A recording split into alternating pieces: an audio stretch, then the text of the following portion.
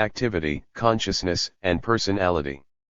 In reality, the philosophic discovery of Marx consists not in identifying practice with cognition but in recognizing that cognition does not exist outside the life process, that in its very nature is a material, practical process. The reflection of reality arises and develops in the process of the development of real ties of cognitive people with the human world surrounding them. It is defined by these ties and, in its turn, has an effect on their development. Human consciousness thus ceases to be an intrinsic quality of the human spirit with no history or intractability to causal analysis. We begin to understand it as the highest form of reflection of reality that socio-historical development creates. A system of objectively existing agents gives birth to it, and causal historical analysis makes it accessible to us. Chapter 1: Marxism and Psychological Science. Foreword. The methodological crisis that world psychology has been trying to solve for the last 100 years destroyed the unified system of psychological knowledge. Psychologists split into several schools and directions, and their representatives argue among themselves about the subject of their science. Considering ways to resolve the crisis, A. Leontev, active member of the Academy of Pedagogical Sciences of the USSR and Lenin Prize laureate, in his new book demonstrates the primacy of Marxist methodology in the resolution of fundamental problems of contemporary psychology.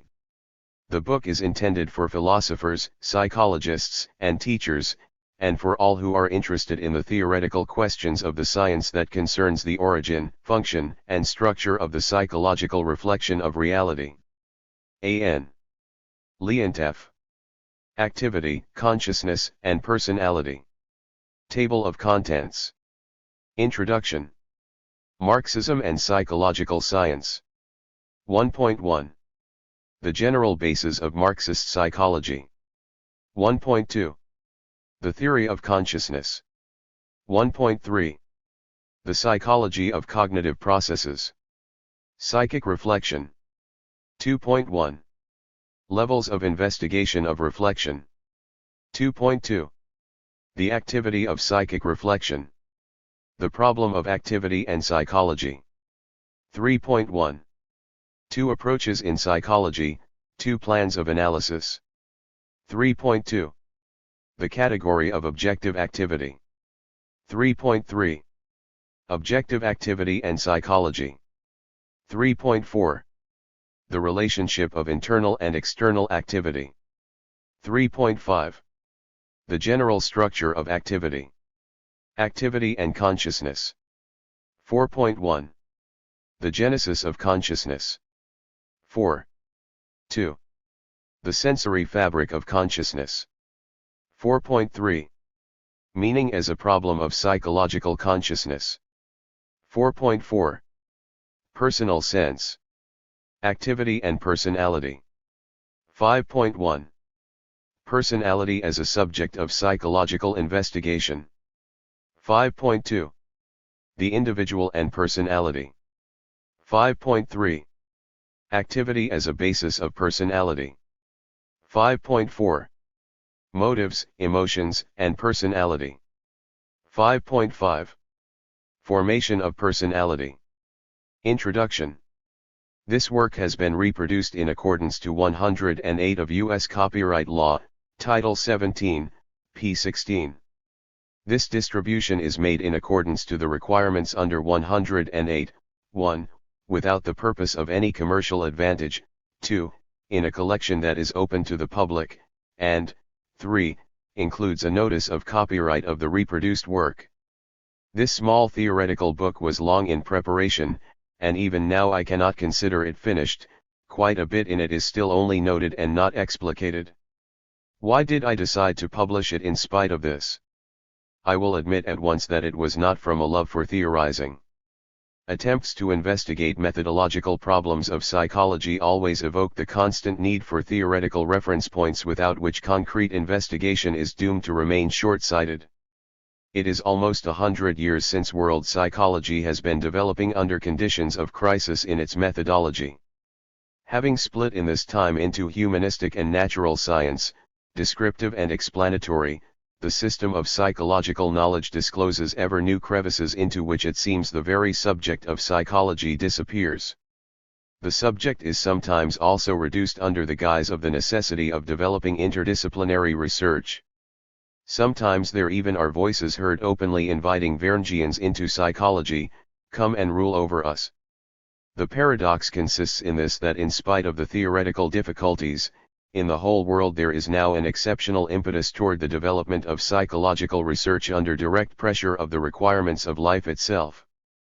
As a result, the contradiction between the mass of factual material that psychology has scrupulously accumulated in excellently equipped laboratories and the pitiful condition of its theoretical and methodological bases has become even sharper.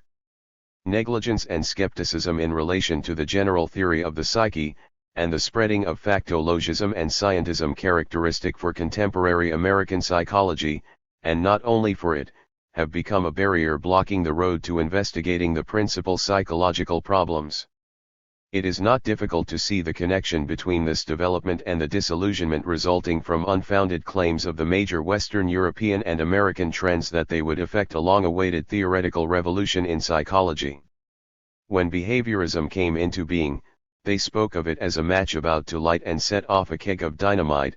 After that it seemed that not behaviorism but Gestalt psychology discovered a general principle capable of leading psychological science out of the blind alley into which it was led by rudimentary, atomistic analysis. Finally, very many had their heads turned by Freudism, as if in subconsciousness he had found a fulcrum that would make it possible to turn psychology right side up and make it really alive. Other bourgeois psychological directions were admittedly less pretentious, but the same fate awaited them. They all found themselves in the general eclectic soup that is now being cooked by psychologists, each according to his own recipe, who have reputations of broad-mindedness. The development of Soviet psychological science, on the other hand, took an entirely different path. Soviet scientists countered methodological pluralism with a unified Marxist-Leninist methodology that allowed a penetration into the real nature of the psyche, the consciousness of man. A persistent search for resolutions of the principal theoretical problems of psychology on the basis of Marxism began. Simultaneously, work continued on the critical interpretation based on positive achievements of foreign psychologists, and specific investigations of a wide range of problems began. New approaches were worked out, as was a new conceptual apparatus that made it possible to bring Soviet psychology to a scientific level very rapidly, a level incomparably higher than the level of that psychology that was given official recognition in pre-revolutionary Russia. New names appeared in psychology, Blinsky and Kornilova, then Vygotsky, Kuznets, Rubinstein, and others. The main point was that this was the way of continuous purposeful battle, a battle for the creative mastery of Marxism-Leninism, a battle against idealistic and mechanistic biologizing concepts in one guise or another. While developing these concepts, it was necessary also to avoid scientific isolationism as much as withstand being identified as a psychological school existing side by side with other schools. We all understood that Marxist psychology is not just a different direction or school but a new historical stage presenting in itself the beginnings of an authentically scientific, consistently materialistic psychology. We also understood something else, and that is that in the modern world psychology fulfills an ideological function and serves class interests. It is impossible not to reckon with this. Methodological and ideological questions remained in the center of attention of Soviet psychology, particularly in the initial period of its development, which was marked by the publication of such books, fundamental in their ideas, as L. S. Vygotsky's Thought and Speech and S. L. Rubinstein's Fundamentals of General Psychology. It is necessary, however, to acknowledge that in the following years the attention of psychological science to methodological problems weakened somewhat. This, of course, does not mean in any way that theoretical questions became of less concern, or that less was written about them. I have something else in mind, the acknowledged carelessness in methodology of many concrete psychological investigations, including those in applied psychology. This phenomenon may be explained by a series of circumstances. One was that there gradually came about a breakdown in internal connections between the working out of philosophical problems of psychology and the actual methodology of those conducting investigations. About the philosophical questions of psychology, and about the philosophical criticism of foreign, non-Marxist tendencies, not a few voluminous books were written, but questions pertaining to concrete means of investigating broad psychological problems have hardly been touched in them. They almost leave an impression of dichotomy. On the one hand there is the sphere of philosophical, psychological problematics, and on the other, the sphere of specific psychological, methodological questions arising in the course of concrete investigation. Of course, the working out of strictly philosophical problems in one area or another of scientific knowledge is indispensable. Here, however, we are concerned with something else, with the working out on a Marxist philosophical basis of the special problems of the methodology of psychology as a concrete science. This requires penetration into the internal economics, so to speak, of theoretical thought. I will explain my idea using an example from one of the more difficult problems which has confronted psychological investigation for a long time, that is, the problem of the connection between psychological processes and physiological processes in the brain. It is scarcely necessary to convince psychologists now that the psyche is a function of the brain and that psychic phenomena and processes must be studied in conjunction with physiological processes. But what does it mean to study them in conjunction? For concrete psychological investigation, this question is extremely complex. The fact is that no direct correlation between psychic and physiological brain processes has solved the problem. Theoretical alternatives that arise with such direct approach are well known.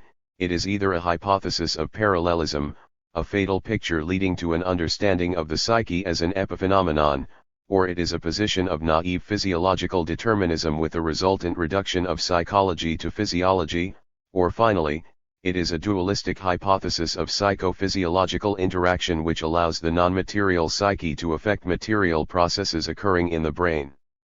For metaphysical thinking there is simply no other solution, only the terminology covering all these alternatives changes. In addition to this, the psychophysiological problem has an entirely concrete and a very real meaning in the highest degree for psychology, because the psychologist must constantly keep in mind the work of morphophysiological mechanisms.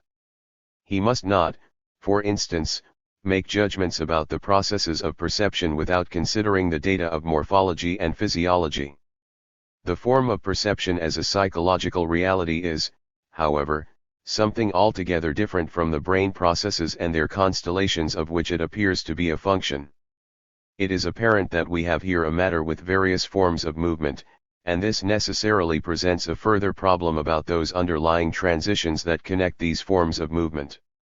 Although this problem appears to be more than anything a methodological problem, its resolution requires analysis penetrating, as I have said, into the results accumulated by concrete investigations at psychological and physiological levels.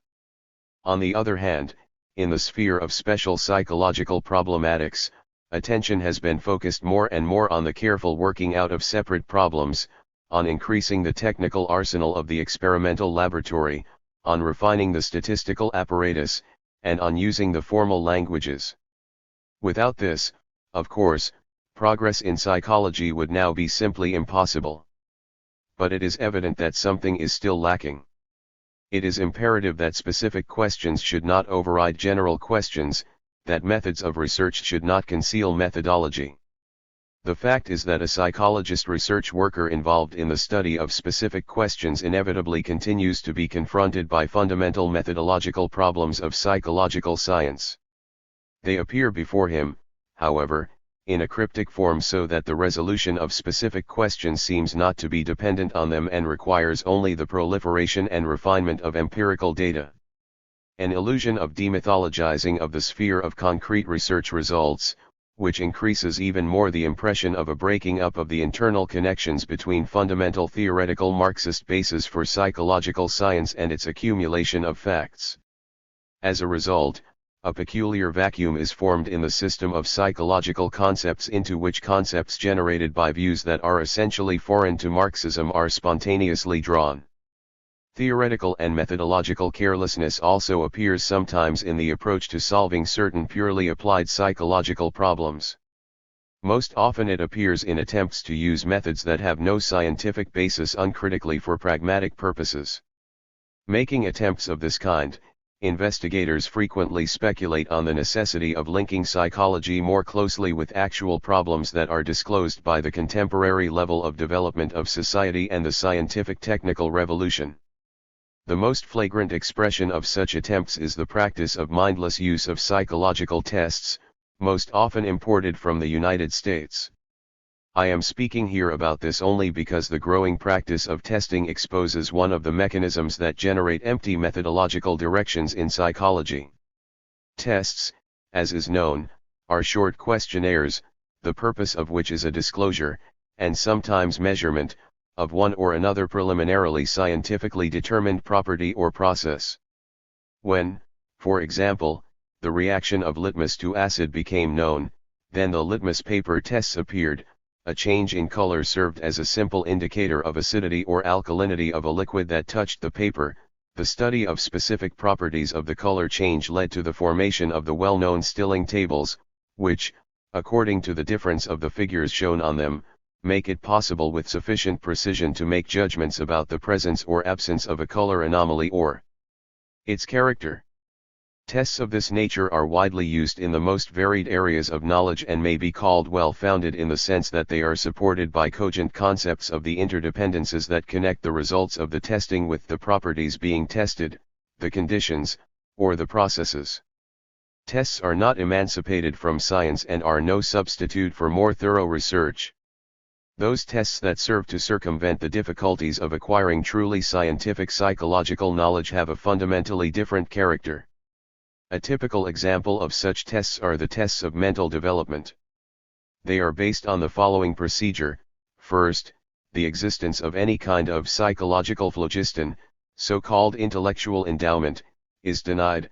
Next, a series of questions problems is devised from which are selected those that have the greatest differentiating capability, and from these a test battery is made up.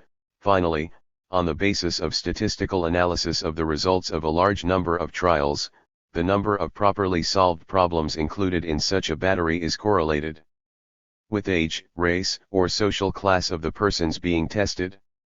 An empirically determined fixed percentage of solutions is used as a unit, and a deviation from this unit is recorded as a fraction that expresses the intelligence quotient of the given individual or group.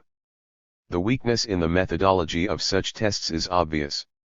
The only criterion for the test problems is item validity, that is, the degree of correlation between the results of the problems being solved and one or another indirect expression of the psychological properties being tested. This brought into being a special psychological discipline, the so-called testology. It is not difficult to see that behind such a transformation of methodology into an independent discipline lurks nothing but a substitution of flagrant pragmatism for theoretical investigation. Am I saying here that we must forego psychological testing? No, not necessarily. I have given an example of a long since discredited test for giftedness in order to emphasize once again the need for a serious theoretical analysis even in deciding such questions, which at first glance seem narrowly methodical. I have given consideration to those difficulties that scientific psychology is experiencing, and I have said nothing about its unquestionable and very substantial achievements. But it is particularly the recognition of these difficulties that makes up, so to speak, the critical content of this book.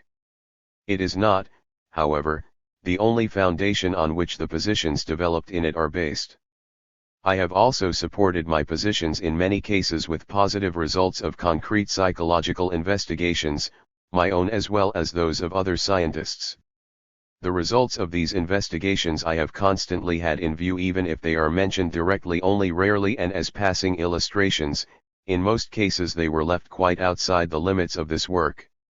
This is explained by the necessity of avoiding long digressions in order to bring out the author's general conceptions more graphically and obviously. For this reason this book does not pretend to be a review of scientific literature covering the questions broached. Many important works that are known to the reader are not cited in it, although they are alluded to. Since this may leave an erroneous impression, I must stress that even if these psychological works are not named, it is by no means because they do not, in my opinion, deserve mention. The situation is the same for philosophical historical sources. Without difficulty the reader will detect theoretical judgments supported cryptically by analysis of some unnamed categories of pre-Marxist classical philosophy. All of these are but losses, which can be made up only in a new, large book written in a completely different way. Unfortunately at this time I have no opportunity to do this. Almost every theoretical work can be read in different ways, sometimes completely differently from the way it appears to the author.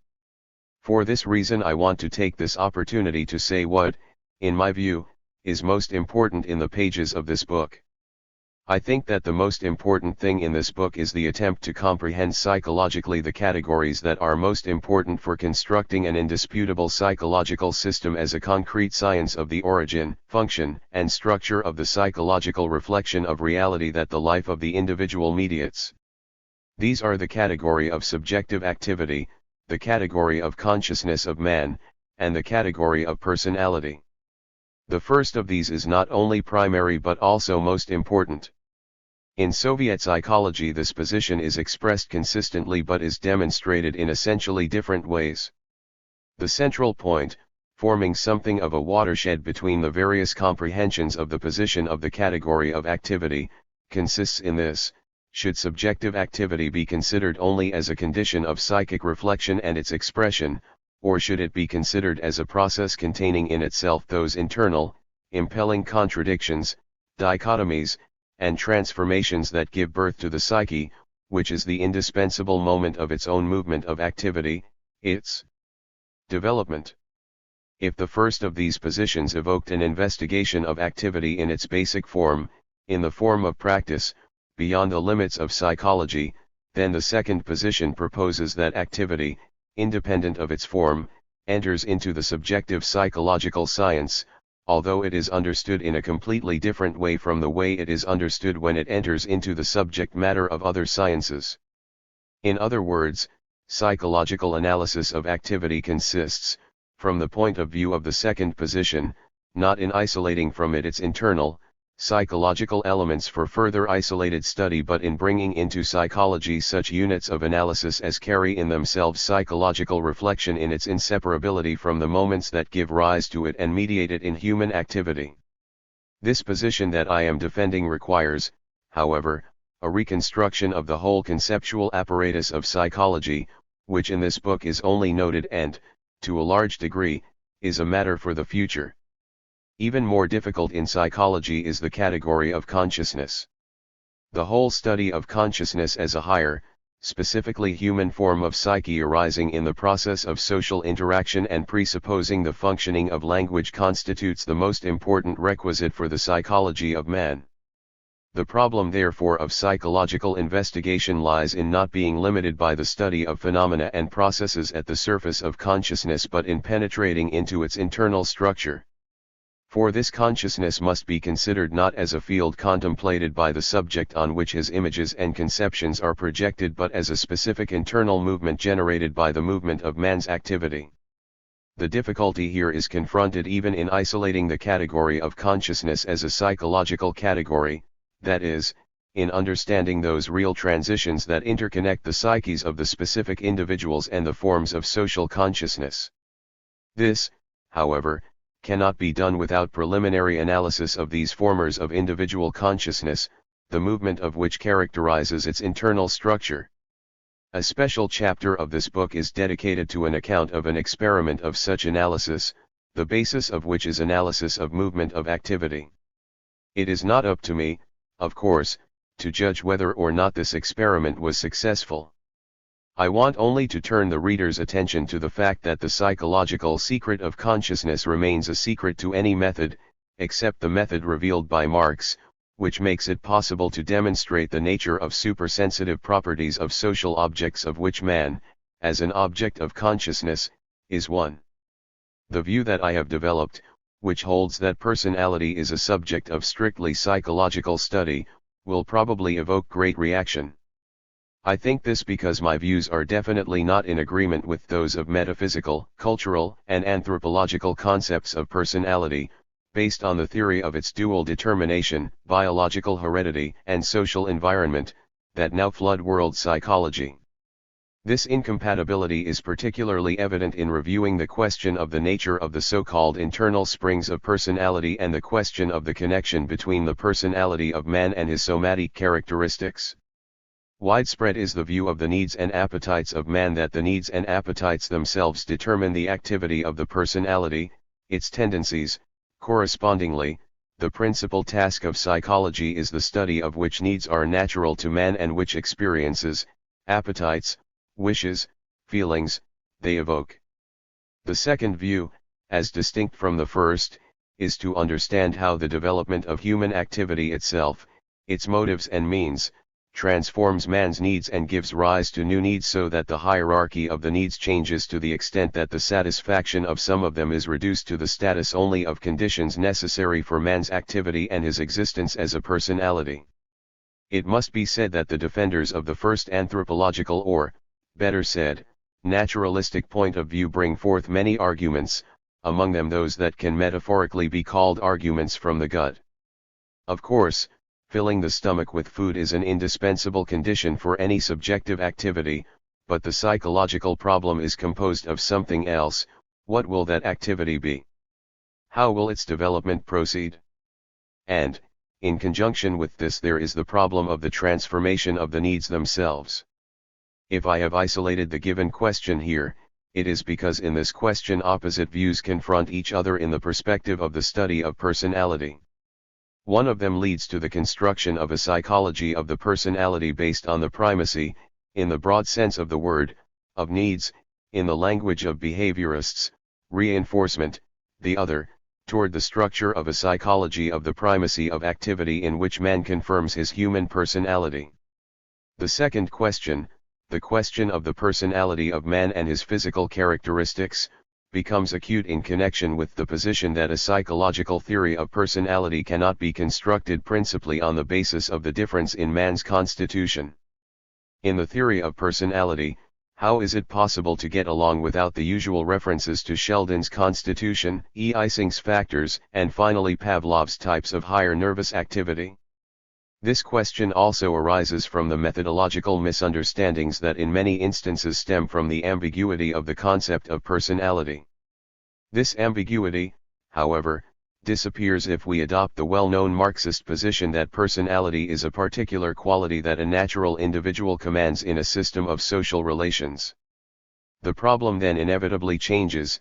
Anthropological properties of the individual appear not as determining personality, or as entering into its structure, but as genetically assigned conditions of formation of personality and, in addition, as that which determines not its psychological traits but only the form and means of their expression. For example, aggressiveness as a trait of personality will, of course, be manifested in a choleric in a different way from the way it is manifested in a phlegmatic, but to explain aggressiveness as a property of temperament is as scientifically absurd as to look for an explanation of wars in the instinct for pugnacity that is natural to people.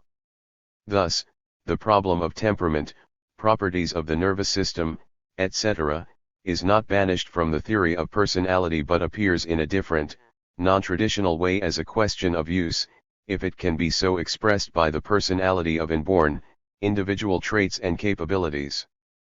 And this is a very important problem for concrete characterology which, like a number of other problems, has not been considered in this book. Slips that occurred in this preface, and they might have been more numerous, are due to the fact that the author saw his problem not so much as a confirmation of one or another concrete psychological position as a search for a method of extracting them as they flow out of the historical materialistic study of the nature of man, his activity, consciousness, and personality. In conclusion, I must say a few words about the composition of the book. The thoughts contained in it were already expressed in earlier publications of the author, a list of which is given in notes to the chapters. Here they are presented systematically for the first time. In its composition, the book is divided into 3 parts. The first part contains chapters 1 and 2, which analyze the concept of reflection and the total contribution that Marxism has made to scientific psychology. These chapters serve as an introduction to the book's central part in which the problems of activity, consciousness, and personality are considered. The last part of the book has a completely different place. It does not seem to be a continuation of the foregoing chapters but is one of the earlier works of the author on the psychology of consciousness. Since the publication of the first edition, which has now become rare, more than 20 years have passed, and much in it has become outdated. It contains, however, certain psychological, pedagogical aspects of the problem of consciousness which are not touched on at all in other parts of this book, although these aspects remain even now close to the heart of the author. This inspired their inclusion in the book. Marxism and Psychological Science. 1.1. The general basis of Marxist psychology.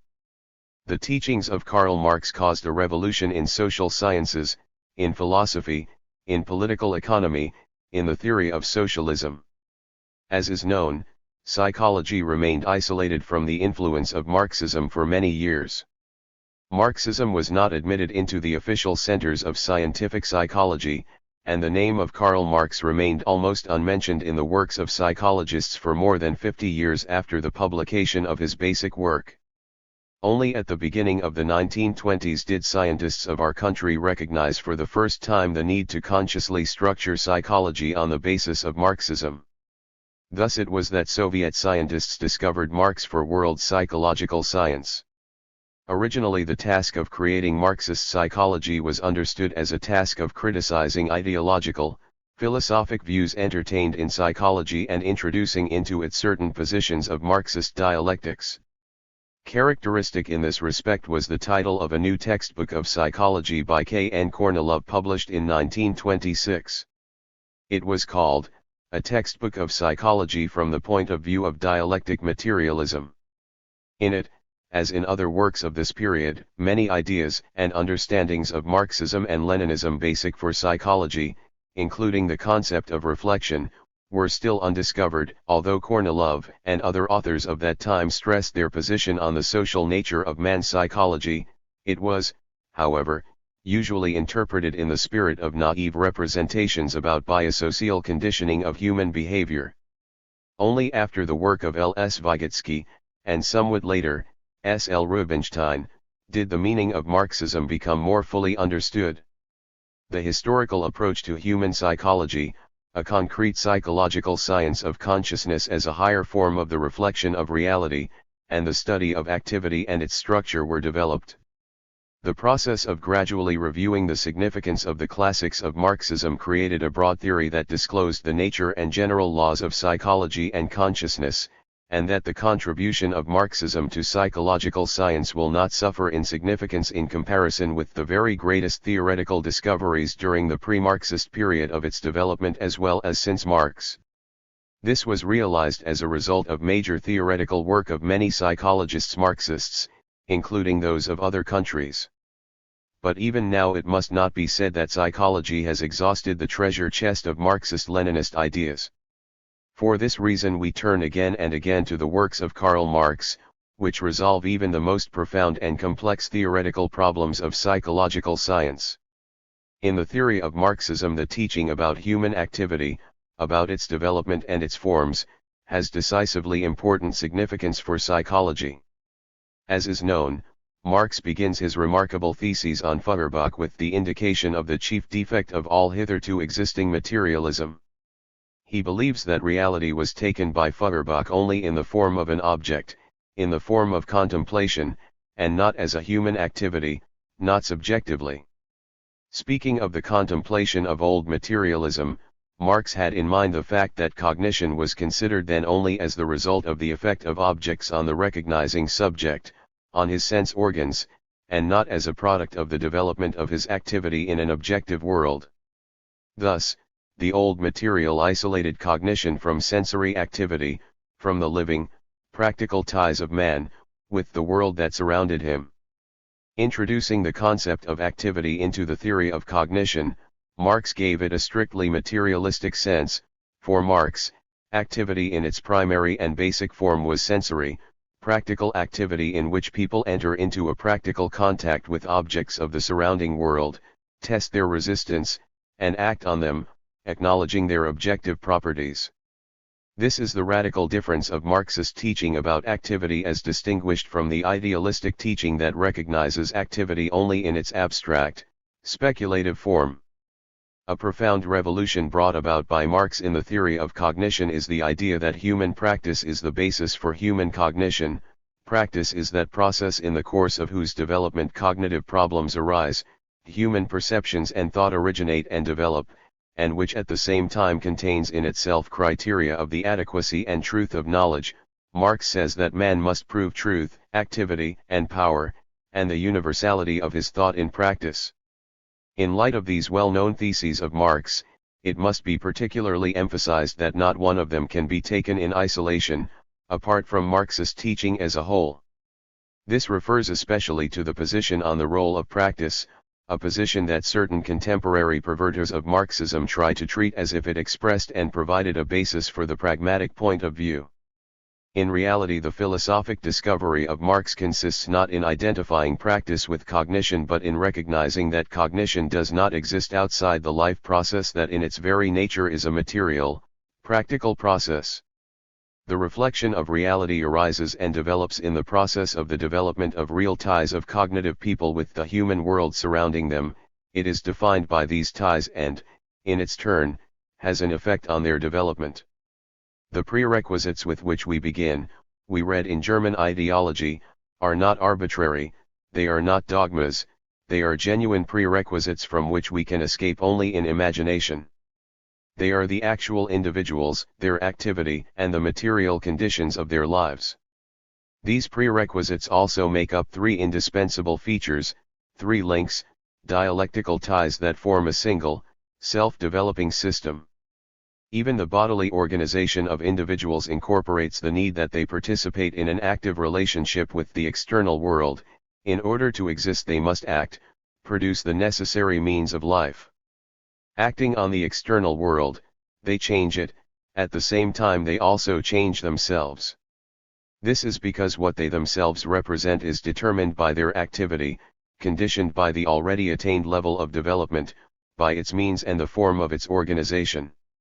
Only in the course of the development of these relations does psychological reflection of reality by people also develop.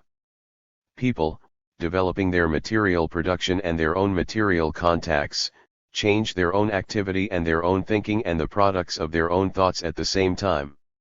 In other words, thought and consciousness are determined by real life, the life of people, and exist only as their consciousness as a product of the development of the system of objective relationships indicated. In its own self-development, this system forms various infrastructures, relations, and processes that may become the objects of study of separate sciences. The Marxist approach, however, requires that these be observed within a general system and not isolated from it. This requirement, it is understood, refers also to the psychological study of people and to psychological science. The old metaphysical psychology knew only abstract individuals being subjected to the action of an environment that resisted them, who on their part exhibited characteristic psychic capabilities, perception, thought, will, feelings. Indifferently, the individual under these circumstances was thought of as some kind of reactive machine, if even a very complexly programmed machine, or he was ascribed innately developed spiritual strength. Like Saint Sancho, who naively believed that with a blow of steel we will chop out fire that is hidden in rock, and who was derided by Marx, the psychologist metaphysician thinks that the psyche can be extracted from the subject himself, from his head. Like Sancho, he does not suspect that the fiery sparks are cast off not by the rock but by the steel, and what is most important, that the whole point is that in the white heat the sparks are the interaction of the rock and the steel. The psychologist metaphysician also drops the main link, the processes that mediate the ties of the subject with the real world, the only processes in which their psychic reflection of reality takes place, the transition of the material into the ideal. And these are the very processes of the activity of the subject that always are external and practical first and then assume the form of internal activity, the activity of consciousness.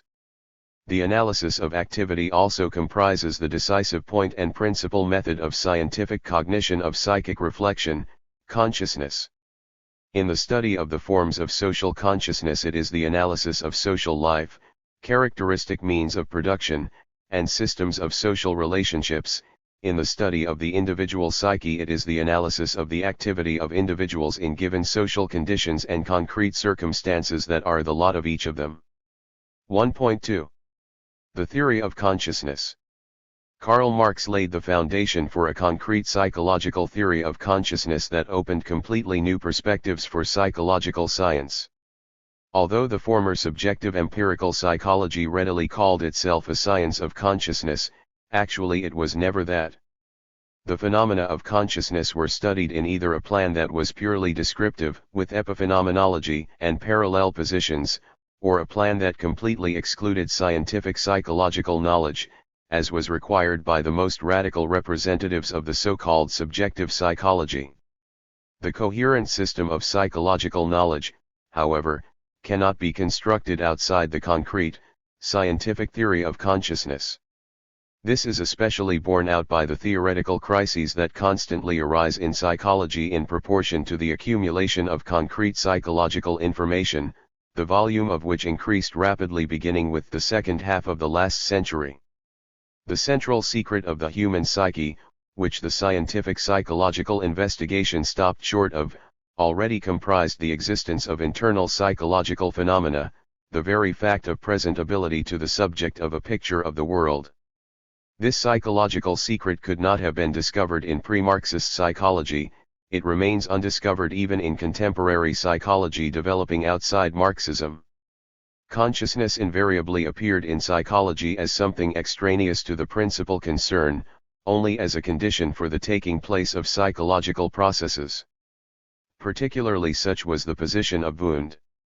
Consciousness, he wrote, is whatever kind of psychic condition we find in ourselves, and for this reason we cannot experience the essence of consciousness. All attempts to define consciousness lead only to tautology or to defining activities which take place in consciousness, which for this reason are not really consciousness since consciousness is a prerequisite for them. The same idea is even more clearly expressed by Nader. Consciousness does not have its own structure, it is only a condition of psychology, not its subject. Although its existence is a basic and fully credible psychological fact, it cannot be defined, and is inferred only from itself. Consciousness is non-qualitative because it is in itself a quality, the quality of psychic phenomena and processes. This quality is expressed in their presentability, predstavlenost, to the subject, stout. This quality cannot be discovered, it can only be or not be. The idea of the non-essential nature of consciousness is included also in the well-known comparison of consciousness to a stage on which the events of a mental life are played out. A stage is necessary for these events to take place, but the stage itself does not participate in them. Thus consciousness is somewhat extraneous to psychology, psychologically non-qualitative. Although this idea is not always expressed directly, it is always understood. It is not contradicted by a single experiment in the past, which attempted a psychological description of consciousness that was most directly expressed by lead. Consciousness is that which can shrink or grow, which is partially lost in sleep, and completely lost in fainting. It is a unique luminescence, a shifting light reflection, or better yet, a projector, the beam of which illuminates the external or internal field. Its shifting over this field is expressed in the phenomena of attention through which alone consciousness gets its psychological character, but still it is only quantitative and spatial. The field of consciousness, or the field of attention, which is the same thing, may be narrower and more concentrated or wider and dispersed, it may be more or less stable, fluctuating, but granted all this, the description of the field of consciousness itself remains non-qualitative, non-structured. Accordingly, the laws of consciousness that had been worked out had a purely formal character. The same can be said of the laws of the relative clarity of consciousness, continuity of consciousness, and stream of consciousness. To the laws of consciousness are sometimes also referred such laws as the law of association or the laws of wholeness and of pregnance, and so forth, developed by Gestalt psychology. These laws, however, refer to phenomena in consciousness, and not to consciousness as a separate form of the psyche, and therefore they are just as applicable to its field as to the phenomena that occur outside this field, at the human level as well as at the animal level. The theory of consciousness leading to the French sociological school, Durkheim, de Roberti, Halbwachs, et al., holds a somewhat different position. As is known, the main idea of this school refers to the psychological problem of consciousness and holds that individual consciousness is the result of the action on man of the consciousness of society under the influence of which his psyche becomes socialized and intellectualized. This socialization and intellectualization of the psyche of man is his consciousness. But even in this conception the psychological non-qualitativeness of consciousness is still retained, only now consciousness presents itself as some kind of plane on which ideas and concepts are projected, which constitute the content of social consciousness. Thus consciousness is identified with knowledge, consciousness is a knowing with, a product of contact between one consciousness and another. Other attempts to describe consciousness psychologically consisted of representing it as a condition of unifying internal psychic life. A unification of psychic functions, capabilities, and properties is also consciousness. For this reason, wrote Lipps, it is at one and the same time self-consciousness. More simply than anyone, James expressed this idea in a letter to K. Stumpf: consciousness is the general master of all psychic functions. But precisely on the basis of James's example it is particularly clear that this understanding of consciousness is completely absent in the teaching about its non-qualitative, interminable nature. It is James who said about himself, "It is already 20 years since I have doubted the existence of a real, so-called consciousness. It seems to me the time has come for everybody to renounce it openly." Neither the experimental introspection of the Wartburgians nor the phenomenology of Husserl nor existentialism was in a condition to penetrate the structure of consciousness. On the contrary, understanding its phenomenological state with its internal ideal relations as consciousness, they insist on the depsychologizing, if that can be said, of these internal relations. The psychology of consciousness completely dissolves in phenomenology. It is interesting to note that authors who have set themselves the goal of seeing beyond consciousness and who are spreading teaching about the non-conscious sphere of the psyche preserve the same understanding of consciousness as a messenger of the organization of psychic processes. Freud. Like other representatives of depth psychology, Freud brings the problem of consciousness out of the sphere of psychology proper. Of course, the principal instance representing consciousness, superego, is essentially metapsychic. Metaphysical positions on consciousness could not bring psychology to any other kind of understanding of consciousness. Although the idea of development penetrated even pre-Marxist psychological thought, particularly during the post-Spencerian period, it was not widely used for the solution of problems about the nature of the human psyche, so that the psyche continued to be considered as something pre-existing and only being filled with new content. These were the metaphysical positions that were also destroyed by the dialectical materialistic view, which opened completely new perspectives before the psychology of consciousness. The basic position of Marxism on consciousness is that it represents a quality of a special form of the psyche. Although consciousness also has its own history in the evolution of the animal world, it first appears in man in the process of the organization of work and social relations. Consciousness from the very beginning is a social product. The Marxist position on the indispensability and the real function of consciousness completely excludes the possibility in psychology of considering the phenomena of consciousness only as epiphenomena accompanying brain processes and the activity that they realize. In addition, psychology cannot simply postulate the activity of consciousness. The task of psychological science consists in explaining scientifically the actual role of consciousness. This is possible only under the conditions of a radical change in the very approach to the problem, and more than anything, under conditions that reject the limited anthropological view of consciousness that looks for its explanation in processes taking place within the head of the individual under the influence of stimuli acting on him, views that inevitably return psychology to the parallelistic position. The real explanation of consciousness lies not in those processes but in social conditions and modes of that activity which makes up its indispensability, in work activity. This activity is characterized by the fact that its materialization, its extinction, according to Marx's expression, results in a product. Marx writes in Capital, that which appeared on the part of the worker in the form of activity, Unruhe, now appears on the part of the product in the form of arresting property, Ruhendeigenschaft, in the form of existence. During the process of work, we read further, work constantly changes from the form of activity to the form of existence, from the form of movement to the form of material. In this process there also takes place an objectification of those ideas that evoke, direct, and regulate the activity of the subject. As a result of this activity they find a new form of existence as external objects perceived by the senses. Now in their external, exteriorized, or exoteric form the products themselves are objects of reflections. Also correlating with initial ideas is the process of their perception by the subject, a process that results in their own reduplication, their own theoretical existence in his head. Such a description of the process of perception appears to be incomplete, however. In order for this process to take place, the object must appear before a man precisely as registering the psychic content of activity, that is, its theoretical side. Isolated activity, however, cannot be understood apart from social ties or from the contacts that inevitably bind those participating in work. Entering into contact with each other, people also formulate a language that serves to represent the objects, the means, and the very process of work itself.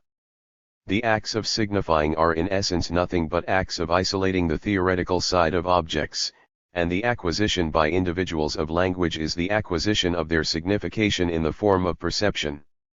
Language, note Marx and Engels, is practical, existing for other people as well as for me alone, a real consciousness. This position, however, can by no means be interpreted as meaning that consciousness has its origin in language. Language is not its demiurge, but a form of its existence. Moreover, words, the language signs, are not simply replacements for things, they're conditional substitutes. Behind philological meanings is hidden social practice, activity transformed and crystallized in them. Only in the process of this activity is objective reality revealed to man. Of course, the development of consciousness in every individual does not repeat the social historical process of the formation of consciousness.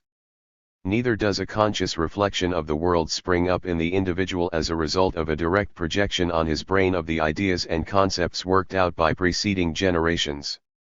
His consciousness too is a product of his activity in an object world. In this activity, mediated by contact with other people, is realized the process of the individual's acquisition, Einennung, of the spiritual riches accumulated by the human race, Menschengattung, and embodied in an objective, sensible form.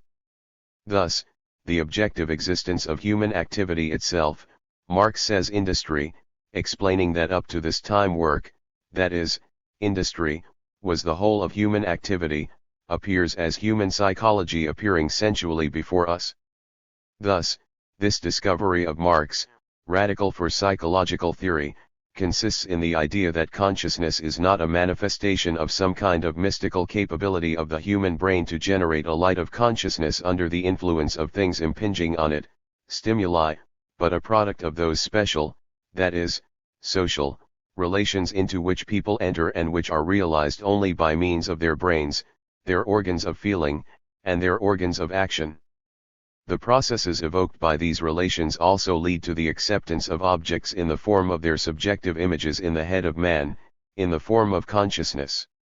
In addition to this theory of consciousness, Marx also developed the basis for the scientific history of human consciousness. The importance of this for psychological science can hardly be exaggerated. Notwithstanding that in psychology there is much material about the historic development of thought, memory, and other psychic processes, collected mainly by historians of culture and ethnographers, the central problem, the problem of historical stages of the formation of consciousness remained unresolved. Marx and Engels not only formulated a general method of historical investigation of consciousness, they disclosed also those fundamental changes that human consciousness undergoes in the course of the development of society. We are speaking here mainly about the stage of the original formation of consciousness and of language, and about the stage of transformation of consciousness into a universal form of specifically human psyche, when reflection in the form of consciousness encompasses the whole range of phenomena of the world surrounding man, his own activity and man himself. Of particularly great significance is the teaching of Marx about those changes in consciousness that it undergoes during the development of division of work in society, a separation of the majority of producers from the means of production, and an isolation of theoretical activity from practical activity. Engendered by the development of private property, economic alienation leads to alienation and to disintegration of human consciousness. This disintegration is expressed in the inadequacy of that sense that gives objective significance to man, to his activity, and to its products. This disintegration of consciousness is eliminated only when the attitudes toward private property that gave rise to it are eliminated with the transition from a class society to communism. Marx wrote, "Communism already considers itself as a reintegration or a return of man to himself, as an elimination of man's alienation." These theoretical positions of Marx have a particularly real sense in our time. They orient scientific psychology in its approach to complex problems of changing the consciousness of man in a socialistic communistic society, in resolving those concrete psychological tasks that appear now not only in the sphere of education of the younger generation but also in the area of organization of work, human contacts, and other spheres where the human personality is evident. 1.3. The psychology of cognitive processes. Marxist teaching about the nature of consciousness produced a general theory of the human psyche. At the same time it found its embodiment in the theoretical resolution of such large problems as the problem of perception and thought. In each of these areas, Marx introduced ideas that are basic for scientific psychology. These ideas anticipated by many years the principal direction of their development in the area of the psychological study of perception and thought activity of man.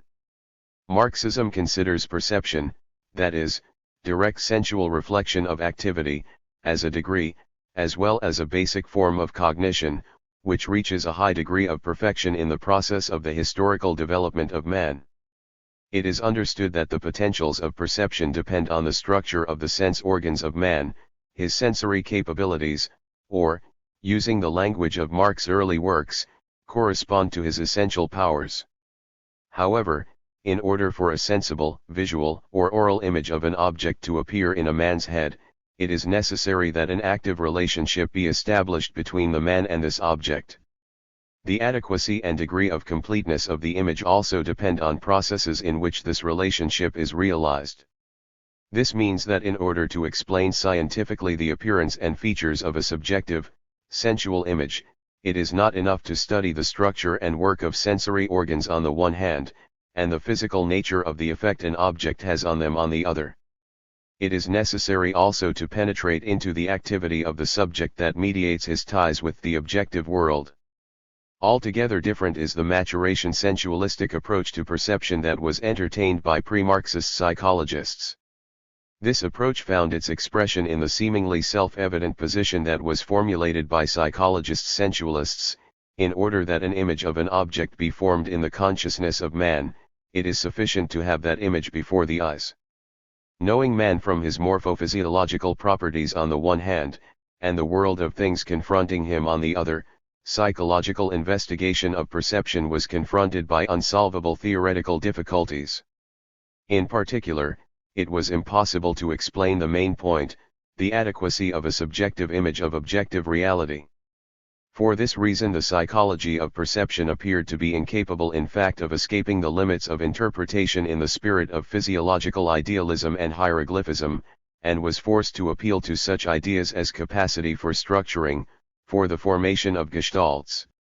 Thus many facts in the area of perception were left entirely unexplained. Prominent among these is the absolutely fundamental fact that effects elicited in our organs through the action of external objects are perceived not as our own unique condition but as something that exists outside us, a fact that was opportunely used by Marx to explain one of the features of conversion in human consciousness of human relations into relations with things found outside. Only under the pressure of ever newer facts, accumulated recently, especially, so to speak, during the post-Gestalt years, were the efforts of investigators directed to the study of that activity of the subject during which images of perception were formed. A great number of works appeared that investigated the genesis of structure and content of perceptive actions, tactile, visual, and, finally, oral. Thus a whole century was necessary for psychology to free itself from the approach that viewed perception as the result of a one-sided action of external things on a passive, world-contemplating subject, and for the introduction of a new approach to the perceptive processes. Of course, in the center of this new approach opposite philosophical lines continue to confront each other, lines of materialism and idealism. The first requires an understanding of the activity of perception as a process included in the living and practical ties of man with objective reality, as a process in which the material is only translated, according to the expression of Marx, into the ideal. The second approach, the idealistic line, treats this activity of perception as if it were forming the world of things. To what has been said we must add that data of contemporary individual experimental investigation of perceptive actions and operations do not in themselves give a theoretical solution to the problem of human perception. Their real significance may be understood only in the wider context of the study of the unity of the subject and object, of the social historical nature of the connections between man and the object world.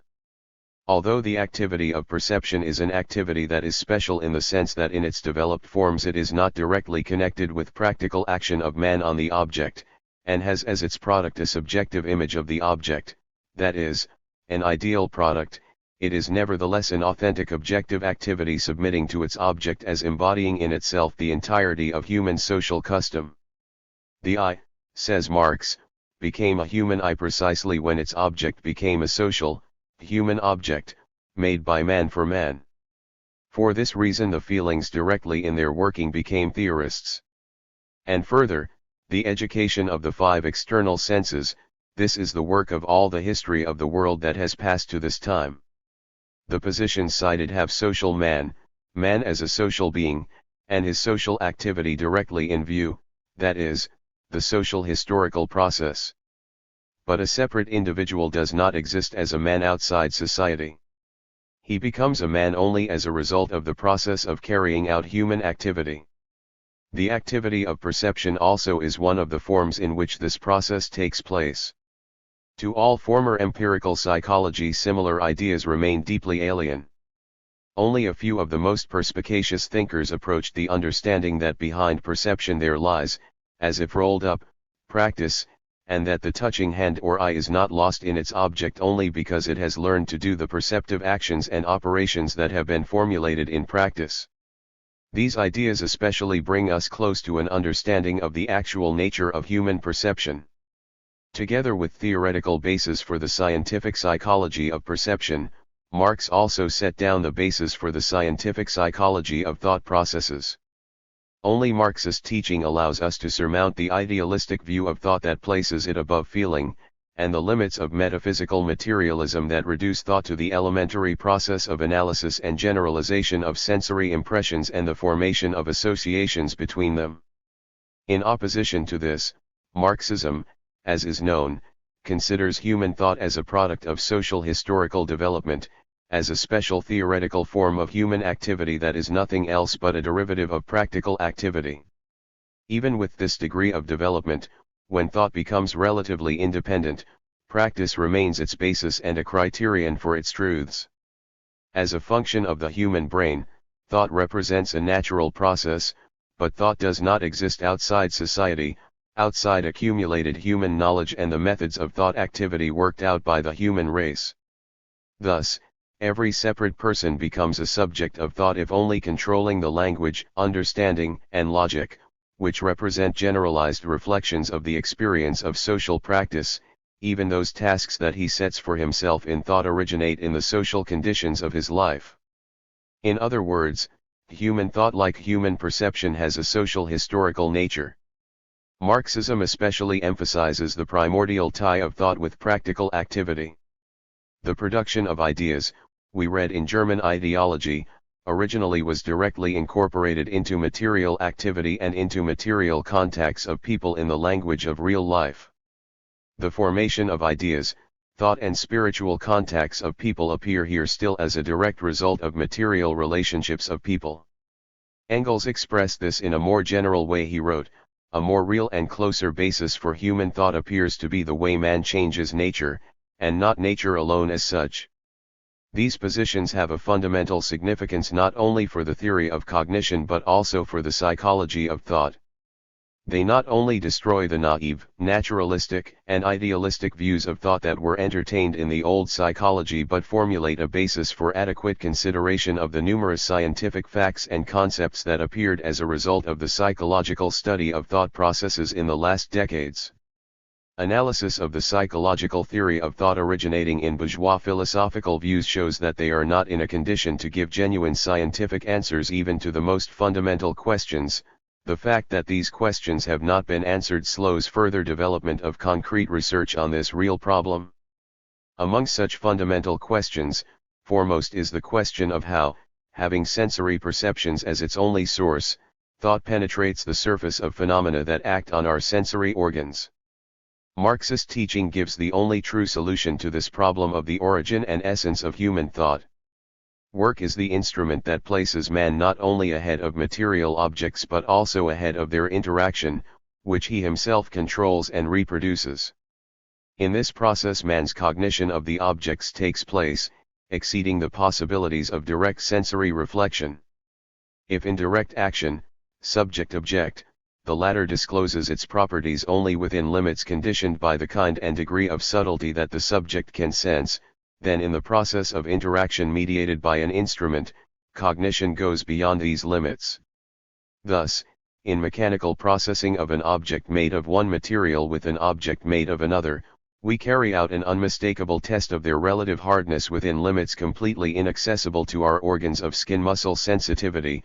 On the basis of the change of form of one of the objects, we draw a conclusion about the greater hardness of the other. In this sense the instrument is the first real abstraction. Only by going further along this line can we isolate objective units, the use of which makes cognition of a given property of objects possible with adequate precision, and, what is most important, independently of the fluctuating thresholds of sensitivity. Initially, cognition of the properties of the object world that are beyond the limits of direct sensory cognition is the unpremeditated result of actions directed to a practical purpose, that is, actions included in work activity of people. Subsequently, it begins to adapt to special tasks, for example, the task of evaluating the suitability of the original material by means of preliminary practical testing, a simple experiment. Actions of this kind, serving conscious, cognitive goals, already represent in themselves real thinking, although it preserves the form of external processes. The recognizable results of these actions, generalized and fixed by means of language, differ essentially from the results of direct sensory reflection, which are generalized in respective sensory formations. They differ from the latter not only in that they include properties, connections, and relations inaccessible to direct sensory evaluation but also in that, transmitted in the process of verbal communication with other people, they form a system of knowledge that comprises the content of the consciousness of the collective, society. Owing to this the concepts, understanding, and ideas that are generated in separate people are formed, enriched, and subject to selection not only in the course of their individual use, unavoidably narrowly limited, and subject to chance, but also on the basis of the immeasurably wider experience that they attain in social use. In addition, the expression in language of what is initially an external object form of cognitive activity formulates a condition that allows a subsequent carrying out of its separate processes on the plane of speech alone. Inasmuch as speech loses its communicative function here and fulfills only a function of cognition, then its pronouncing, sound facet is gradually reduced and corresponding processes take on all the more a character of internal processes carried out for themselves in the mind. Between the initial conditions and the practical carrying out of the action, there is now an ever longer and longer chain of internal processes of thought, comparison, analysis, etc., which finally assume relative independence and the capacity to be separated from practical activity. Such separation of thought from practical activity takes place historically, however, not through itself and not only through the force of its own logic of development, but is engendered by a division of labor that results in mental activity and practical, material activity being assigned to different people. When private ownership of means of production develops and society is differentiated into antagonistic social classes, the activity of thought is torn from physical work and contrasted with practical activity. It now seems completely independent from the latter, which has a different source and a different nature. Such representations of thought activity are also found in the idealistic theory of thought. The separation of thought activity from practical activity and their opposition are not, however, permanent. With the destruction of private ownership of means of production and of antagonistic classes, the chasm between them will gradually disappear. In a developed communistic society, the transition from one form of activity to the other will become a natural means of their existence and development. For this reason, Marx noted that there is no need now for any kind of complex focuses of reflection. Of course, such union of thought activity and practical activity does not mean that the qualitative difference between them will disappear. Thought activity, losing certain traits that it assumed as a result of its separation from practical activity, still preserves its special features, but these features lose their mystification. They are determined mostly by the fact that in their developed form, the form of theoretical thought, thought activity continues without direct contact with objects of the material world. Theoretical thought of the individual man at the outset does not even require a subject sense basis. It may be represented in his head in a reflected, ideal form, as already accumulated knowledge and abstract ideas. For this reason, in distinction from thought that is objectified in the form of work activity or in an experiment and that is sharply limited because of this by real objective conditions, theoretical thought has essentially unlimited possibilities of entering into reality, including a reality quite inaccessible to our influence. Inasmuch as abstract thinking takes place outside direct contacts with the objective world, then, because of its relation to it and the problem of practice as a basis and criterion for the truth of cognition, yet another problem arises. This concerns the fact that testing the truth of theoretical results of thought can seldom be realized immediately after these results are obtained. It may be separated from them by many decades and cannot always be direct, which makes it necessary that the experience of social practice should be a part of the thought activity itself. Such a requirement is met by the fact that thought is subordinated to a logical, and mathematical, system of laws, rules, and regulations. An analysis of their nature shows how the experience of social practice enters into the very course of the process of human thought. In contrast to the views of the laws of logic as if they arise from the principles of the working of the mind, or as if they express immanent laws of a thinking spirit, or finally as if they are evoked by the development of the language of science itself, the Marxist view considers logical laws as representing a generalized reflection of those objective relations of activity that practical human activity produces and to which it is subject. The practical activity of man, notes V. I. Lenin, must have brought the consciousness of man a million times to the repetition of various logical figures in order that these figures might acquire the significance of axioms. Thus, practical activity, practice, is like a guiding thread for theoretical thought that prevents theoretical thought from losing the way leading to adequate knowledge. Such, in the most general sense, are the basic positions of Marxist-Leninist teachings about thought. They decisively change not only the general theoretical representations about the nature of thought but also our understanding of concrete psychological problems. For this reason, the view that Marxist teaching is important only for the general theory of thought and special experimental psychological investigation should somehow remain on purely empirical ground is a great mistake.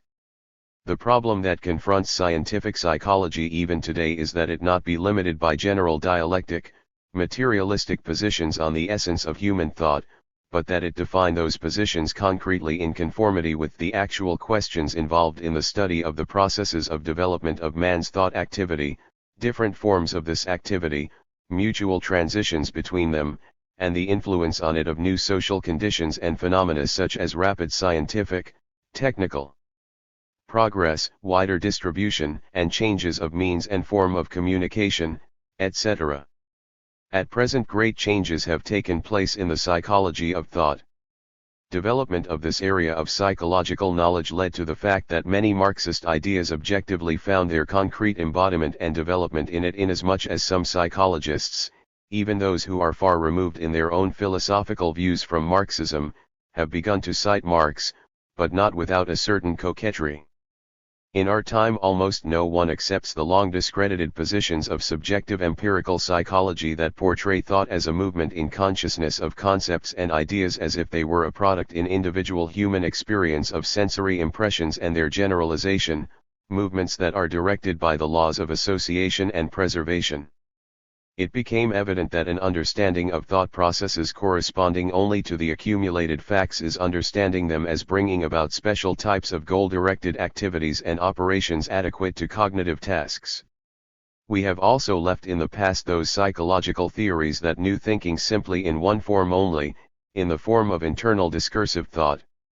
Contemporary genetic research has disclosed the incontestable fact of the existence of thought processes taking place also in the form of external activity with material objects.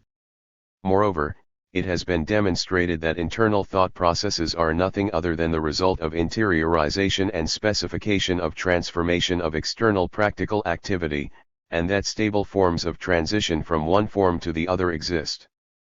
Under conditions of highly developed thought, these transitions appear particularly distinctly in one investigations of so-called technical thought, the thought of a worker-adjuster of complex technical apparatus, the thought of a scientific experimenter, in studies that were necessitated by the requirements of the contemporary level of technological development.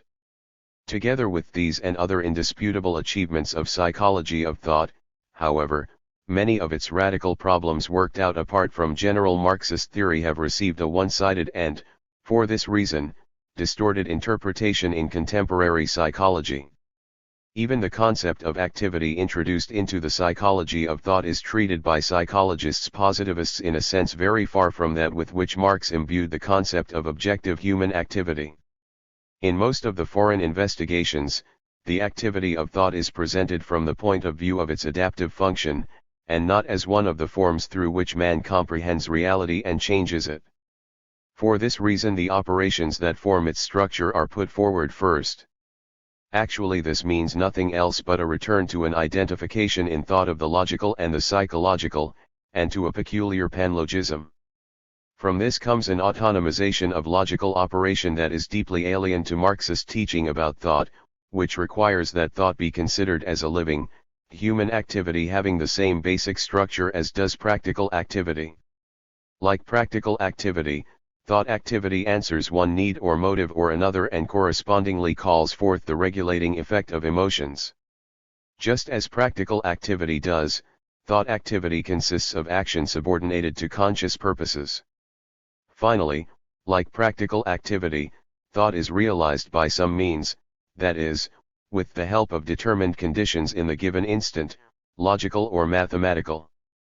But any operations, regardless of whether they are outward directed or inward, mental, represent in their genesis only the product of the development of corresponding actions in which are fixed, abstracted, and generalized the objective relationships characterizing objective conditions of action. They therefore have a relatively independent existence and are capable of being embodied in one material form or another, in the form of instruments, machines, multiplication tables, simple arithmetic, or complex calculator computer apparatus. Nevertheless, they do not cease to be only a means of human activity and its objects. For this reason thought activity of man is no more reduced to a system of one kind or another of logical, mathematical, or other operations than production, for example, is reduced to the technological processes that realize it. Ignoring these indisputable positions creates those illusionary representations of thought in which everything appears upside down, symbolic thought operations resulting from the development of cognitive activity of man seem to give rise to his thought.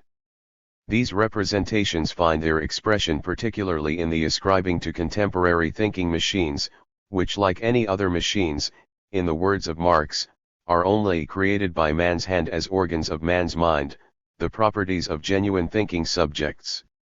It seems that it is not they who serve the thinking of man, but quite the contrary, man serves them. It is not difficult to see that ascribing to machines the intellectual capabilities of man expresses once again the same alienation of thinking from sensory activity only in a new form. Now the operations of thought in their exteriorized forms are separated from human activity and transferred to machines. But the operations in essence are only ways and means of thinking, and not thinking itself. For this reason the psychological consequences of the scientific technological revolution that objectively gives rise to an intellectualization of human work, a uniting in it of mental and practical activity, are apparently dependent not on technological automation in itself but on that social system in which this technology will function. Under conditions of materialism, under conditions of alienation of the means of production, it will only move the line of fracture into the sphere of intellectual activity, separating the elitist, the creators of automation, from those who serve this automation. Under conditions of a socialistic communistic society informing human thought, it will, on the other hand, ensure the development of a creative and intellectual character of work in all of its units and forms. Of course, this is a completely separate problem, which requires special consideration. If I mention it here, it is only to stress once again the indivisibility of thought from the real conditions of its functioning in man's life. The investigation of thought processes, not in isolation from the variety and forms in which they exist in human activity but as a means of this activity, represents only one of the most important tasks confronting Soviet psychologists, confronting all Marxist psychologists. In this chapter only certain problems were touched on. A more detailed explication will be the task of further work. More than anything we must consider the problem of understanding the psyche as a reflection of reality. Psychic reflection. 2.1. Levels of investigation of reflection. The concept of reflection is a fundamental philosophical concept. It also has a fundamental sense for psychological science. Introducing the concept of reflection into psychology as a basic concept laid the foundation for its development on a new Marxist-Leninist theoretical basis. Psychology has developed for 50 years since that time, and its concrete scientific presentations have developed and changed. The main thing, the approach toward the psyche as a subjective image of objective reality, has remained and is unchangeable. In speaking of reflection, one must first of all emphasize the historical sense of this concept. Of primary importance is the fact that its content is not congealed. On the contrary, in the course of the progress of natural science, of man and society, it is developing and becoming enriched. Secondly, also very important is the position that ideas of development and ideas of the existence of various levels and forms of reflection be included in the concept of reflection. We are speaking of various levels of those changes in reflecting bodies that arise as a result of actions experienced by them and that are adequate to them. These levels are very different. But all of these levels have a common relation that is displayed in non-living nature, in the world of animals, and, finally, in man in qualitatively different forms. In connection with this there arises a problem that has a primary significance for psychology, studying the features and functions of various levels of reflection, and tracing the transitions from its simpler levels and forms to more complex levels and forms. It is known that Lenin considered reflection as a property already incorporated in the foundation of the very edifice of material, which at a determined degree of development, and particularly at the level of highly organized living material, assumes the form of sensing, perception, and in man, also the form of theoretical thought, concept. Such a historical understanding of reflection, in the broad sense of the word, precludes the possibility of treating psychic phenomena as removed from the common system of interaction in a world indivisible in its material aspect. The broader significance of this for science is that the psychic, for which idealism postulated a basic quality, is turned into a problem for scientific investigation. The only postulate that remains is the admission of the independence of existing, objective reality from the cognitive subject. In this lies the idea of Lenin's requirement that we go not from sensing to the internal world but from the internal world toward sensing, from the internal world as primary to subjective psychological phenomena as secondary. It is self-evident that this requirement also fully covers concrete scientific study of the psyche and psychology. V.I.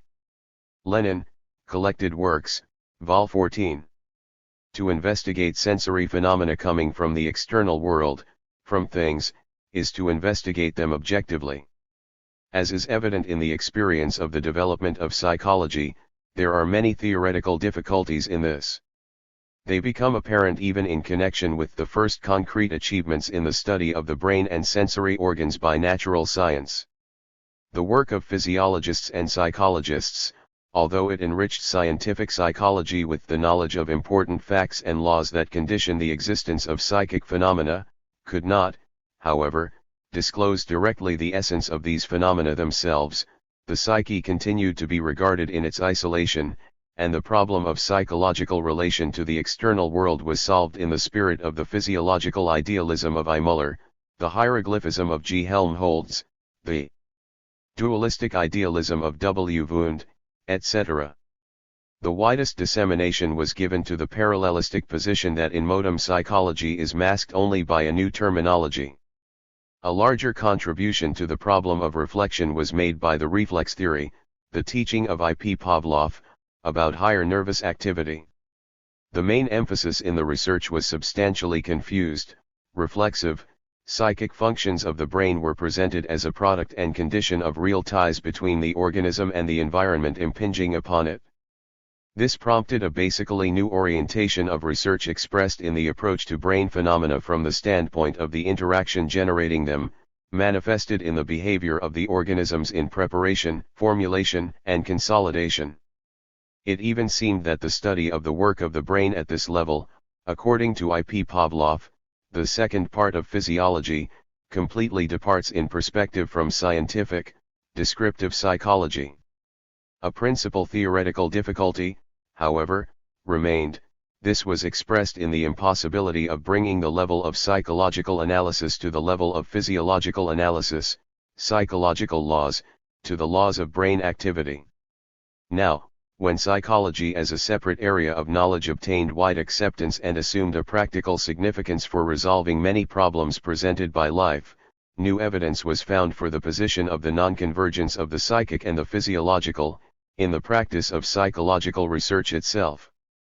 A sufficiently clear-cut factual difference was formulated between psychic processes on the one hand, and the physiological mechanisms that carry out these processes on the other, a distinction without which it would of course be impossible to resolve even the problems of correlations and connections between them. In addition, a system of objective psychological methods was formulated, particularly methods for borderline psychological physiological research. Owing to this, concrete study of the nature and mechanisms of psychic processes far exceeded the boundaries set by natural science representations of the activity of the organ of the psyche, the brain. Of course, this does not mean that all theoretical questions relating to the problem of the psychological and the physiological were answered. It may be said only that there was a serious movement in this direction. New complex theoretical problems also appeared. One of these was presented by the development of the cybernetic approach to the study of processes of reflection. Under the influence of cybernetics, the analysis of regulating the conditions of living systems by means of information directed by them held the center of attention. Thus a new step was taken along the path already marked to the study of the interaction of living organisms with the environment that now appeared from a different perspective, the perspective of transfer, processing, and preserving information. In addition, there occurred a theoretical narrowing of the approaches to qualitative, different directed, and self-directed objects, non-living systems, animals, and man. The very concept of information, one that is fundamental for cybernetics, although it came from the technology of communication, appears to be from its genesis, so to speak, human, physiological, and even psychological. It all began from the study of transfer along technical canals of semantic information from person to person. As is known, the cybernetic approach was applicable implicitly from the very beginning to psychic activity also. Very soon it appeared indispensable in psychology itself, especially in engineering psychology, investigating man-machine systems, which are considered a specific instance of a system of regulation. Now concepts of the type, reversible connection, regulation, information, model, etc. are widely used even in branches of psychology that have no need to apply formal languages capable of describing processes of regulation taking place in given systems, including technological systems. If introduction into psychology of neurophysiological concepts is based on the position of the psyche as a function of the brain, then the use in psychology of the cybernetic approach has a different scientific justification. Psychology is a concrete science dealing with the origin and development of the reflection of reality by man, which takes place in his activity and which by mediating it fulfills a real role in the activity. For its part, cybernetics, studying the processes of intrasystem and intersystem interaction in the sense of information and similarity, allows the introduction of quantitative methods into the study of processes of reflection, and thus enriches the study of reflection as a general property of material. This was indicated in our philosophical literature many times, as was the fact that results in cybernetics have an essential significance for psychological research. The significance of cybernetics for the study of mechanisms of sensory reflection taken from this aspect appears indisputable. We must not forget, however, that general cybernetics, giving a description of the processes of regulation, turns away from their concrete nature. For this reason in almost every special field there arises a question of the proper application of cybernetics. It is known, for instance, how complicated the question is when social processes are considered. It is also complicated for psychology. The cybernetic approach to psychology, of course, does not consist simply of exchanging psychological terms for cybernetic terms. Such an exchange would be as fruitless as the attempt made in its time to replace psychological terms with physiological terms. Incorporating the separate positions and theorems of cybernetics mechanically into psychology is even less allowable. The concrete scientific and methodological significance of the problem of the sensory image and models is especially important among the problems that arise in psychology in connection with the development of the cybernetic approach. Notwithstanding that not a few works of philosophers, physiologists, psychologists, and cyberneticists have been dedicated to this problem, it merits further theoretical analysis in the light of the study of the sensory image as a subject of reflection of the world in the consciousness of man. As is known, the concept of the model has received very wide acceptance and use in very different meanings. For further consideration of our problem, however, we may use the simplest and least refined, that is to say, its definition. We will call such a system, multitude, a model, the elements of which are found to be similar, homomorphic, isomorphic, to elements of another system, the modeled. It is absolutely evident that under such a broad definition of model the sensory image is, of course, also included. The problem, however, is not whether one can approach the psychological image as a model but whether this approach encompasses its essential specific features, its nature. The Lenin theory of reflection considers sensory images in human consciousness as prints, photographs of an independently existing reality. This is also what brings psychic reflections close to related forms of reflection peculiar also to material that does not have a clearly expressed capability of sensing vi. Lenin, Collected Works, Vol. 14. But this forms only one side of the characterization of psychic reflections. The other side consists of the fact that psychic reflection, as distinct from mirror and other forms of passive reflection, is subjective, and this means that it is not passive, not dead, but active, that into its definition enters human life and practice, and that it is characterized by the movement of a constant flow, objective into subjective. These positions, having primarily a gnoseological sense, are also basic for concrete scientific psychological investigations. Especially on the psychological level, there arises the problem of the specific features of those forms of reflection that are expressed by the presence in man of subjective, sensory and thought, images of reality. The position that the psychic reflection of reality is its subjective image means that the image belongs to the real subject of life. But the concept of subjectivity of the image in the sense of its belonging to the subject of life includes in itself an indication of its being active. A connection of the image with what is reflected is not a connection of two objects, systems, multitudes, in mutual similar relations one to another.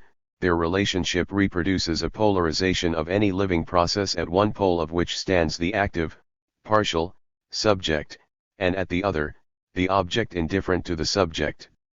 It is this feature of relation of the subjective image to reflected reality that is not included in the relationship modeled. The latter relationship has the property of symmetry, and accordingly the terms model and modeled have relative senses, depending on which of two objects the subject that recognizes them believes theoretically or practically to be the model and which the modeled. The process of modeling, that is, the building by the subject of models of whatever types, or even the recognition by the subject of connections defining such a change of the object that imparts to him characteristics of the model of a certain object, is an altogether different question. Even so, the concept of subjectivity of the image includes the concept of partiality of the subject. Psychology has for a long time described and studied the dependence of perception, representation, and thought on what is necessary to man, on his needs, motives, settings, emotions. It is very important here to stress that such partiality is itself objectively determined and is expressed not in the inadequacies of the image, although it may be expressed in this, but in that it allows an active penetration into reality. In other words, subjectivity at the level of sensory reflection must be understood not as its subjectivism but rather as its subjectness, that is, its belonging to an acting subject. The psychic image is the product of living, practical ties and relations of the subject with the object world.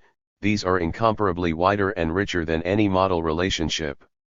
For this reason, the description of the image reproduced in the language of sensory modalities, in a sensory code, the parameters of the object acting on the sense organs of the subject, represents in essence the result of analysis on the physical level. It is exactly on this level that the sensory image discloses itself as poorer in comparison with the possible mathematical or physical model of the object. The situation is different when we consider the image on the psychological level, as a psychic reflection. In this capacity it appears, on the contrary, in all its riches, as taking into itself that system of objective relations in which only the content reflected by them actually exists. All the more does what has been said refer to the conscious sensory image, to the image at the level of a conscious reflection of the world. 2.2. The activity of psychic reflection. In psychology, two approaches have been devised, two views of the process of generating the sensory image. One of these reproduces the old sensualistic concept of perception, according to which the image is a direct result of a one-sided act of the objects on the sensory organs. The second understanding of the dot process of image formation is different in principle and is attributed to Descartes. In his remarkable Dioptics, comparing seeing with the perception of objects by the blind who see as if with their hands, Descartes wrote, "If you consider that the difference between trees, rocks, water, and other similar objects as seen by a blind person with the help of his cane does not seem smaller to him than that which exists between red, yellow, green and any other colors, then whatever the nonconformity between bodies, it appears to be nothing more than just a different way of using a cane or resisting its movement." Subsequently, the ideas about the basic common origins of tactile and visual images were developed, as is known, by Diderot, and particularly by Sechenov. In modern psychology, the position is widely accepted that perception represents an active process that necessarily includes the efferent links. Although the detection and registration of efferent processes presents significant methodical difficulties, so much so that some phenomena seem better evidence for the passive screen theory of perception, nevertheless their obligatory participation must be considered established. particularly important data were obtained in ontogenetic investigations of perception. These investigations have the advantage in that they allow the study of active processes of perception in their, so to speak, unfolded, open, that is, outward moving, not yet interiorized, unreduced forms. The data obtained are well known and I will not quote but will simply note that it is in just these investigations that the concept of perceptive action was introduced. The role of efferent processes was also studied in the investigation of oral perception, the organ receptor of which is, as distinct from the touching hand and the apparatus of vision, completely without exterior activity. For the hearing of speech it was experimentally demonstrated that articulation imitation was necessary, and for hearing sound, a cryptic activity of the voice apparatus. Now it is almost tried to repeat that for the appearance of an image it is not sufficient to have a one-sided action of the object on the sensory organs of the subject, but that it is necessary to have an active anticipating process on the part of the subject also. It is natural that the main direction in the investigation of perception was the study of active perceptive processes, their genesis and structure. Despite all the differences in concrete hypotheses with which researchers approached the study of perceptive activity, they are united in the admission that it is indispensable and in the conviction that particularly in it is realized the process of translation of the sensing of external objects acting on the organs into the psychic image. And this means that it is not the sensory organs that receive the image, but man with the help of the sensory organs. Every psychologist knows that the retinal image, the retinal model, of the object is not the same as its apparent, psychic, image, just as, for example, the so-called after-images can be called images only by convention since they do not have any constancy, follow the movement of the eye, and are subject to Emmert's law. There is no need, of course, to discuss the fact that processes of perception are included in the living, practical ties of man with the world, with material objects, and for this reason they are necessarily subjected, directly or indirectly, to the properties of the objects themselves. This also determines the adequacy of the subjective product of perception, the psychic image. Whatever form perceptive activity might assume, whatever degree of reduction or automation it might be subjected to in the course of its formation and development, essentially it is formed in the same way as the activity of the touching hand photographs the contours of objects. Like the activity of the touching hand, all perceptive activity finds the object there where it really is, in the external world, in objective space and time. It is this that constitutes that most important psychological feature of the subjective image that is called its objectivity or, much less fortuitously, its objectivization.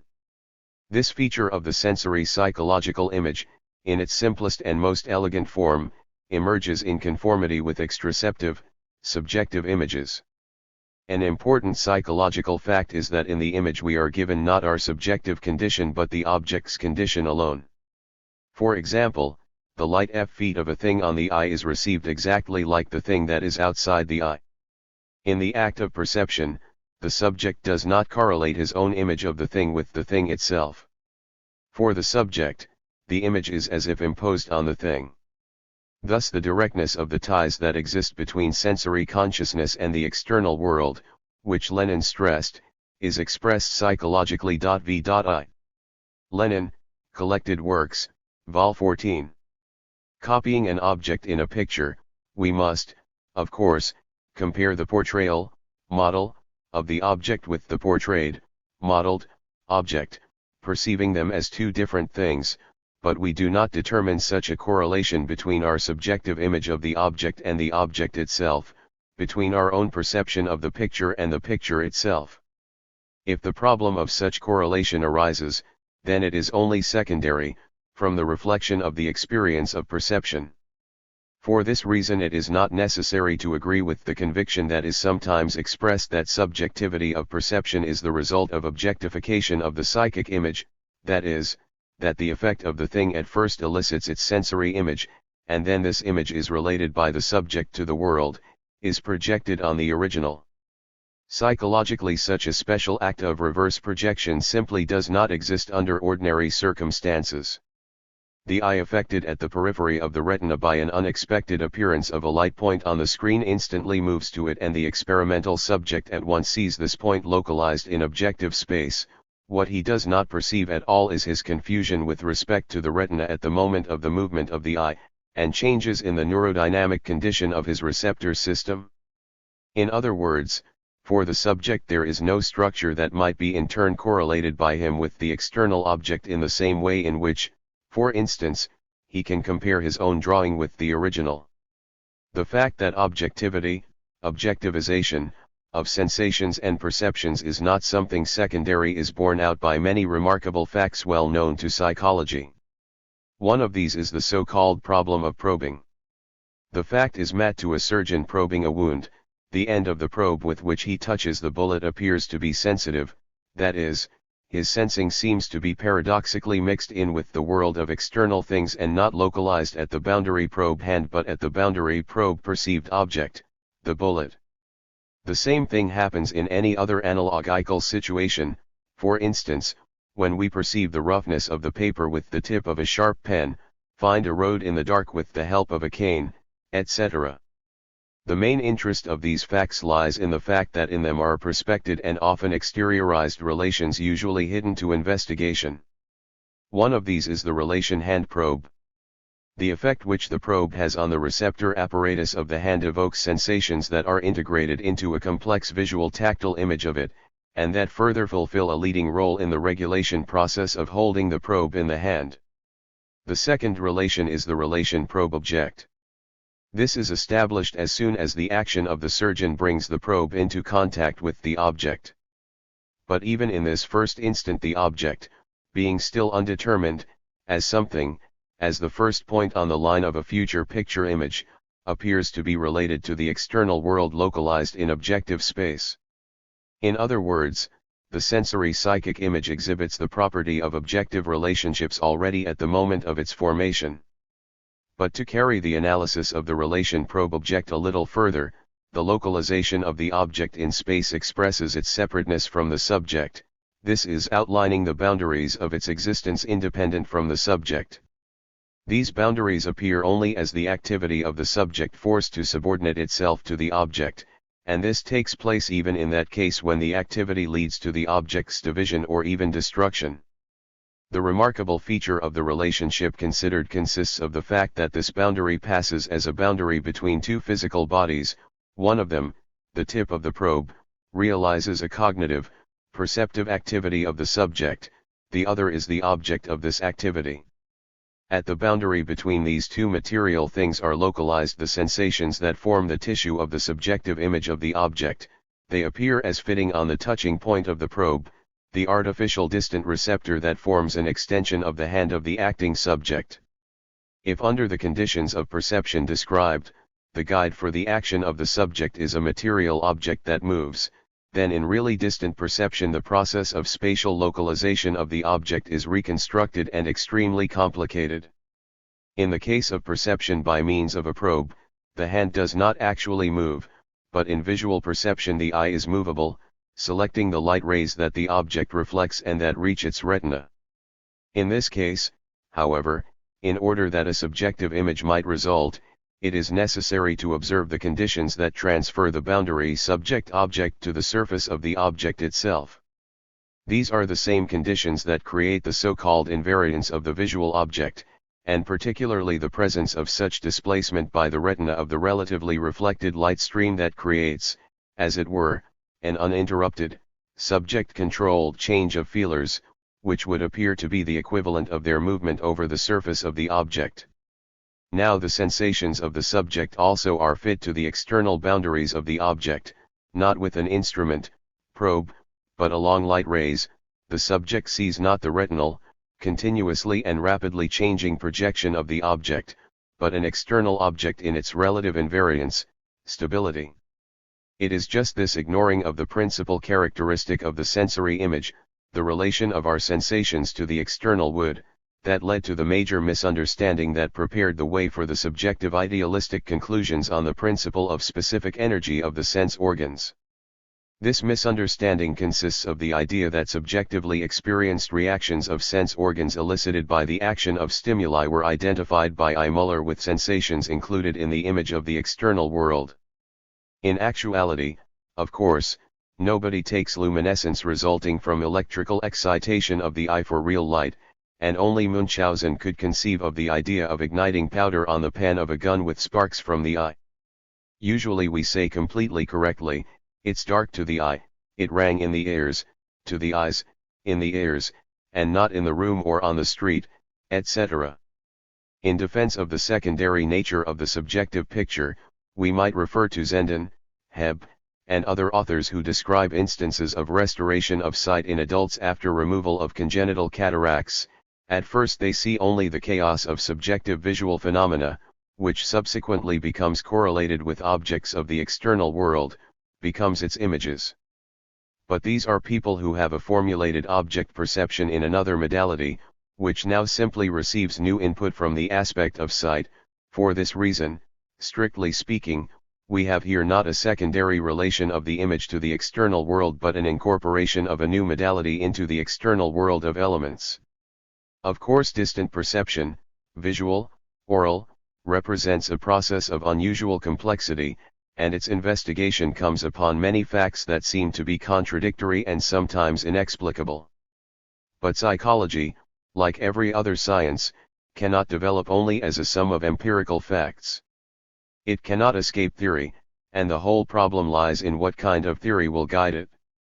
In the light of the theory of reflection, the scholastic classical scheme candle its projection onto the retina of the eye image of this projection in the brain emitting some kind of metaphysical light is no more than a superficial, grossly one-sided, and consequently not true, presentation of psychic reflection. This formula leads directly to the admission that our sensory organs, having specific energies, which is a fact, are a barrier between the subjective image and the external objective reality. It is understandable that no description of this formula of the process of perception in terms of distribution of nerve excitation, information, model construction, etc., will be able to change its essence. Another aspect of the problem of the sensory subjective image is the question of the role of practice in its formation. It is common knowledge that introducing the category of practice into the theory of cognition constitutes the main point of difference between Marxist understanding of cognition and the understanding of cognition in pre-Marxist materialism on the one hand, and in idealistic philosophy on the other. The point of view of life, of practice, must be the first and basic point of view of the theory of cognition, says Lenin v.I.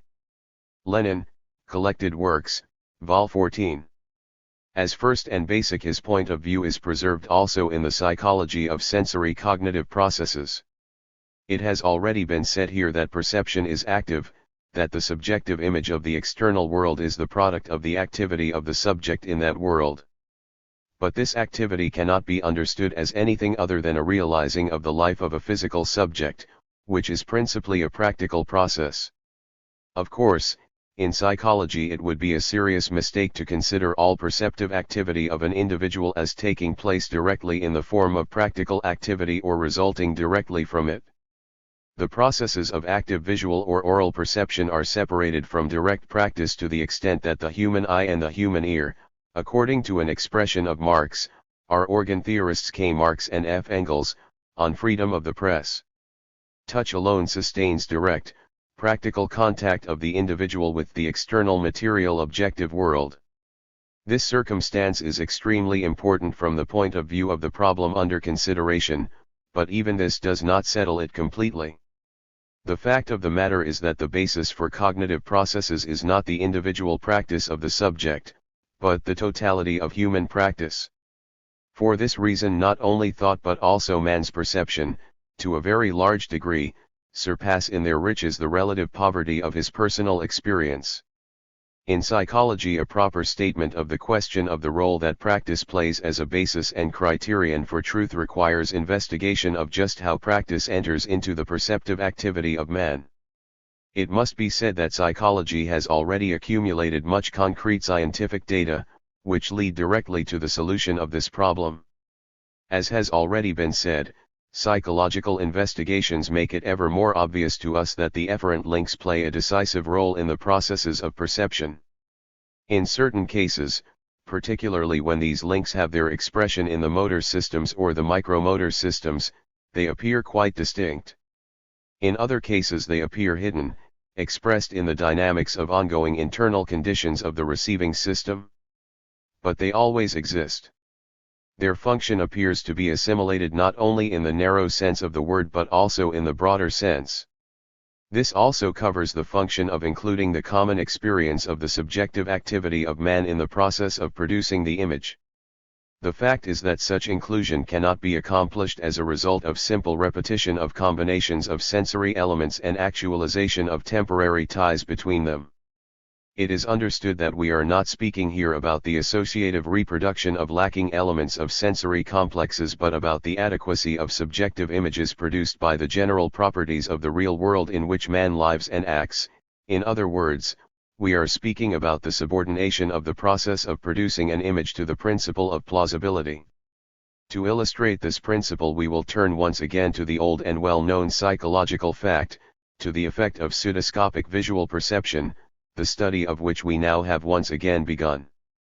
As is known, the pseudoscopic effect is produced by looking at objects through binoculars composed of two dove prisms, which produce an irregular distortion of perception. The closer points of the object seem farther away and vice versa. As a result, for example, a concave plaster mask of a face appears under certain kind of illumination as a convex relief representation, and a relief representation, on the other hand, appears like a mask. But the main interest in pseudoscopic experiments is that the apparent pseudoscopic image results only when it is plausible. The plaster mask of the face is as plausible from the point of view of reality as its plaster convex sculptured presentation, or when it is possible by some means to block the inclusion of the apparent pseudoscopic image in the picture of the real world being formed by the subject. It is known that if the plaster head is replaced by the head of a real man then the pseudoscopic effect completely disappears. Particularly effective are the experiments in which a subject with a pseudoscope sees two objects appear simultaneously in one and the same visual field, both the real head and its convex plaster representation. Then the head of the man is seen as usual, and the plaster head is seen pseudoscopically, that is, like a concave mask. Such phenomena are observed only when the pseudoscopic image is plausible. The second feature of the pseudoscopic effect is that it appears more readily if an object is placed against an abstract non-objective background, that is, outside the system of concrete objective ties. Finally, this same principle of plausibility is expressed in the completely striking effect of the appearance of such additions to the apparent pseudoscopic image as make its existence objectively possible. Thus, if before a surface we place a screen with openings through which parts of the surface may be seen, in pseudoscopic perception we get this picture: the portions of the surface that lie behind the screen seen through its openings are seen by the subject as being closer to him than the screen, that is, as if they were freely hanging before the screen. The situation actually is quite different. Under suitable conditions, just as in pseudoscopic perception, the subject sees parts of the surface that are behind the screen in front of it. They do not, however, hang in the air, which is improbable, but are perceived as some kind of three-dimensional physical bodies coming out through the openings in the screen. In the apparent image side surfaces appear to be added to form boundaries of these physical bodies. And finally, the following, as systematic experiments demonstrated, the processes of emergence of the pseudoscopic image as well as the elimination of its pseudoscopic quality, although they take place instantly, are by no means automatic or self-directed. They appear as the result of perceptive operations carried out by the subject. This is borne out by the fact that the subject may learn to direct both of these processes. It is not the purpose of the experiments with the pseudoscope to show with the help of special optics that by producing a distorted projection on the retina of the eye it is possible, under given conditions, to obtain a spurious subjective visual image. The actual purpose lies, as in the analogous, classical, chronic experiments of Stratton, Kohler, and others, in the promise these experiments hold for investigating the process of transformation of information such as takes place at the sensory entry and is subject to the general properties, connections, and rules of real activity. It is a different, fuller expression of the objectivity of the subjective image that appears now not only in its initial relationship to the object reflected but also in its relationship to the objective world as a whole. It is understood that man must already have a picture of this world. This picture, however, is accumulated not only directly at the sensory level but also at higher cognitive levels, as a result of the individual's experience with social practice reflected in the form of language in the system of knowledge. In other words, the operator of perception is not simply the previously accumulated associations of sensation, and not apperception in the Kantian sense, but social practice. Early psychology, developed along metaphysical lines, moved in the analysis of perception invariably on a plane of two kinds of abstraction, the abstraction of man from society and the abstraction of the perceived object from its ties with objective reality. A subjective sensory image and its object were treated as two things opposed to each other. But the psychic image is not a thing. In spite of the physicalistic representation, it does not exist in the matter of the brain in the form of a thing, just as there does not exist any kind of a discoverer of this thing that may be only a soul, only a spiritual I. The truth is that the actual and acting man with the help of his brain and his organs perceives external objects, their appearance to him is their sensory image. We will emphasize once more, the appearance of the objects, and not physiological states evoked by them. In perception there is always an active process of extracting from real activity its properties, relationships, etc., their fixation in short-term or long-term states of the receiving systems, and reproduction of these properties in the acts of forming new images, in the acts of recognizing and remembering objects. Here we again must interrupt our account with a description of a psychological fact that illustrates what we have just said. Everyone knows what puzzle pictures are. In such a picture it is necessary to find a representation of a hidden object indicated in the puzzle, for example, where is the hunter, etc. A trivial explanation of the process of perception, recognition, in the picture of the hidden object is that it takes place as a result of successive comparisons of the visual image of the given object that the subject has with the separate combinations of elements of the picture. A correspondence of this image to one of the elements in the picture leads to its being guessed. In other words, this explanation is derived from the idea that there are two comparable things, the image in the head of the subject and its representation in the picture. The difficulty here is an insufficient separability and completeness of the representation of the hidden object in the picture. This requires multiple comparisons of the image to it. The psychological implausibility of such an explanation suggested to the author the idea of a simple experiment consisting in no indication being given to the subject of the object hidden in the picture. The subject was told, before your ordinary puzzle pictures for children, try to find the object that is hidden in each of them. Under these conditions the process could not proceed on the basis of comparison of the image of the object that the subject had with its representation contained in the elements of the pictures. Nevertheless, the puzzle pictures were solved by the subjects. They extracted the representation of the image from the picture, and the image of an object that was familiar to them became apparent. We have come now to a new aspect of the problem of the sensory image, to the problem of representation. In psychology, representation is usually the generalized image that is registered in the memory. The old substantive understanding of the image as some kind of a thing led also to a substantive understanding of the representation. This is a generalization resulting from a superimposition of one sensory impression on another, in the manner of Galton photography, to which word designations were attached associatively. Although within the limits of such understanding there was the possibility of transformation of representations, just the same, they were thought of as some kind of ready representations, stored on the shelves of our memories. It is easy to see that such an understanding of representation agrees well with the formal logical teaching about concrete ideas but is scandalously contradictory with respect to the dialectical materialistic understanding of generalization. Our sensory, generalized images, like our understanding, contain in themselves movement and, it seems, contradiction. They reflect the object in its various connections and its indirectness. This means that no sensory knowledge is a set impression. Although it is preserved in the head of a man, yet it is not a ready thing, but only virtual, in the form of formulated, physiological brain constellations, which are capable of realizing subjective images of the object as it becomes apparent to man in one system or another of objective connections. The representation about the object includes not only similarity in objects but also its various facets, among them some that cannot be superimposed one on another and are not found in relationships of structural or functional similarity. Not only concepts but also our sensory representations are dialectical.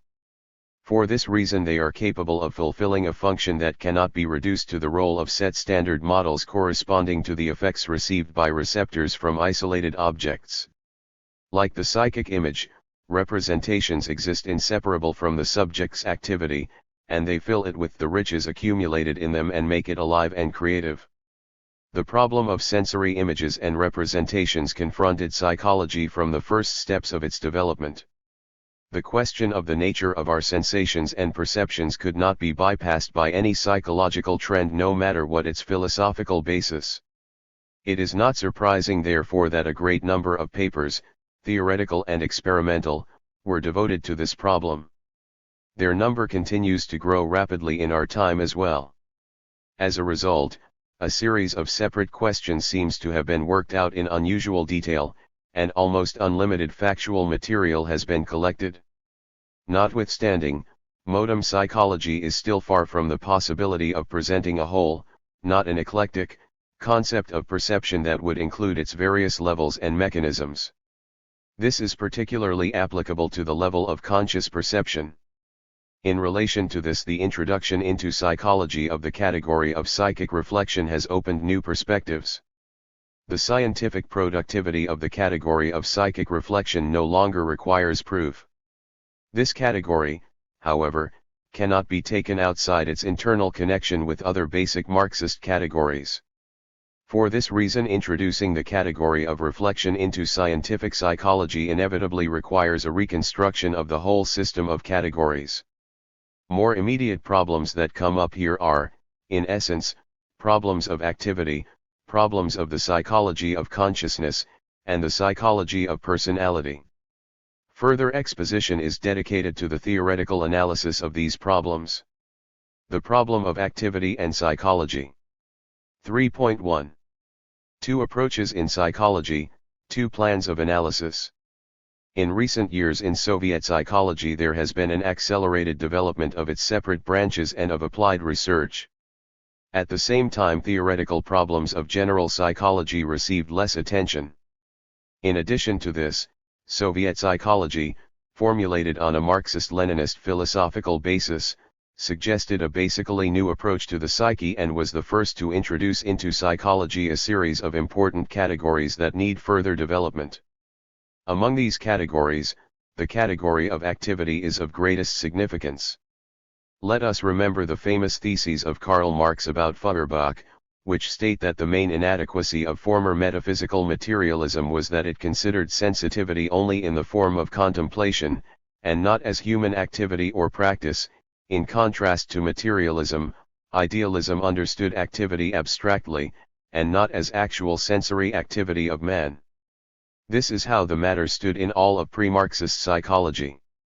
Moreover, in modern psychology that is being developed outside Marxism, the situation remains unchanged. In it, activity is interpreted either within the framework of idealistic concepts or along the lines of materialistic and natural science tendencies, as a response to external actions of a passive subject conditioned by his innate organization and training. But it is just this that divides psychology into a natural science on the one hand, and psychology as a science of the spirit, into behavioral and mentalistic psychology on the other. The crises that this caused in psychology continue even now. They only retreated into the depths and began to be expressed in less open forms.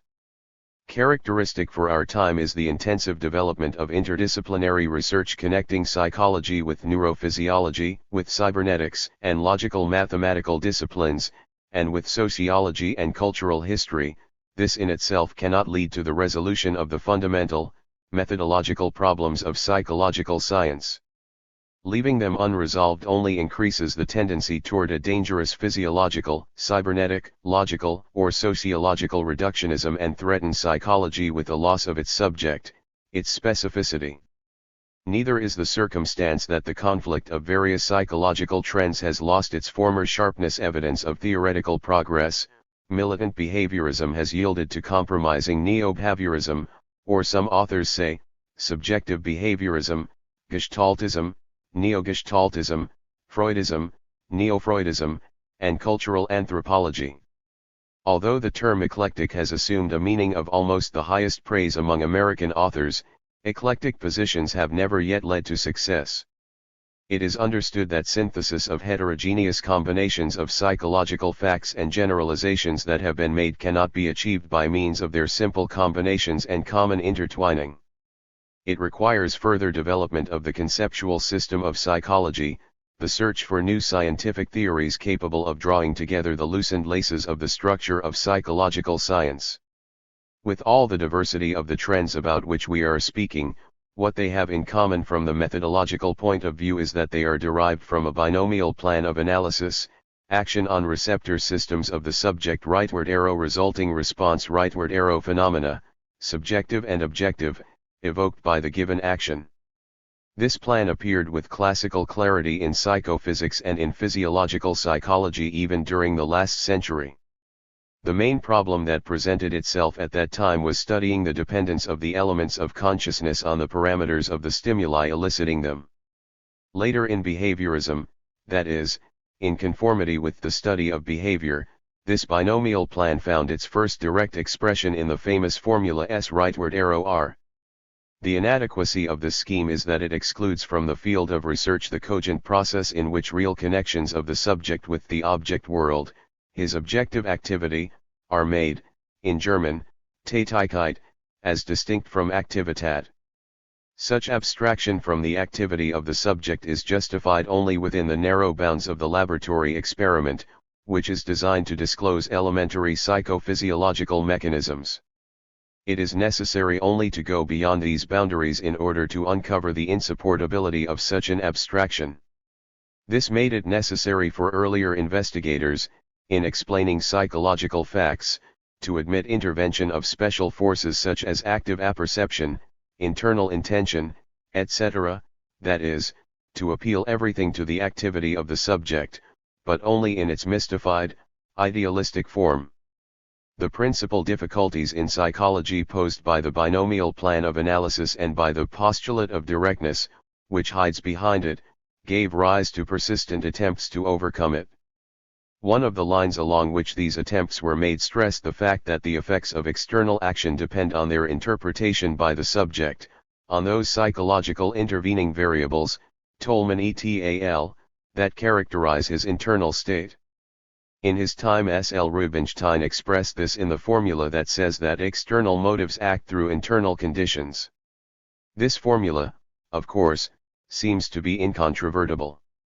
If, however, we understand as internal conditions the ongoing condition of the subject exposed to the effect, then it will contribute nothing essentially new to the formula S rightward arrow R. Even non-living objects, when their condition is changed, reveal themselves in various ways in interaction with other objects. On damp, softened soil, tracks will be sharply imprinted, but on dry, hardened soil they will not. Even more clearly is this apparent in animals and in man.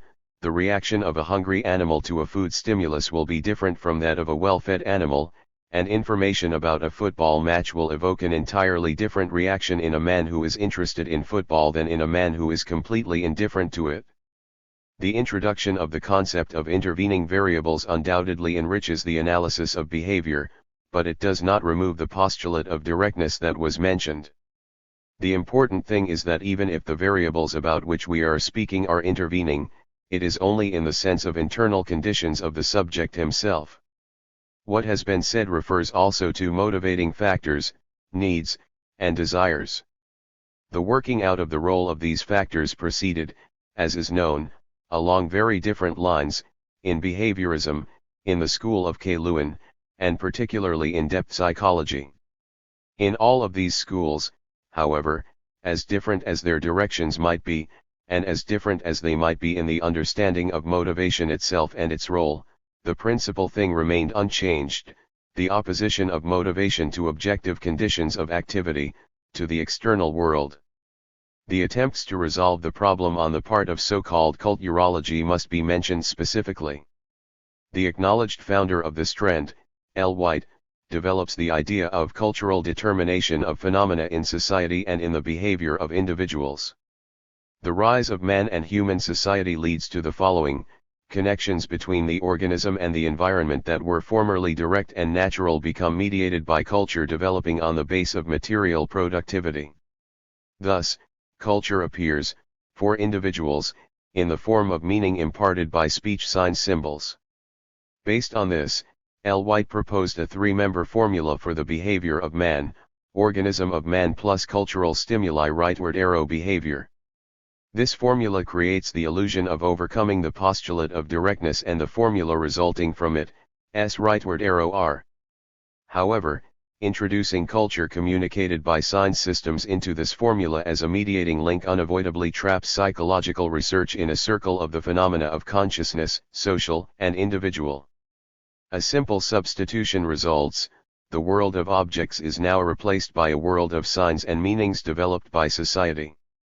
Thus, we again stand before the binomial formula, S rightward arrow R, but now the stimulus is interpreted as a cultural stimulus. This is also expressed by the later formula of White, through which he explains the difference in the determination of psychic reactions, minding, of animals and man. He writes these formulas thus: Vm equals F, Vb, in animals. Vm equals F, Vc, in man. Where V is the variable, M is the mind, B is the body condition, and C is culture.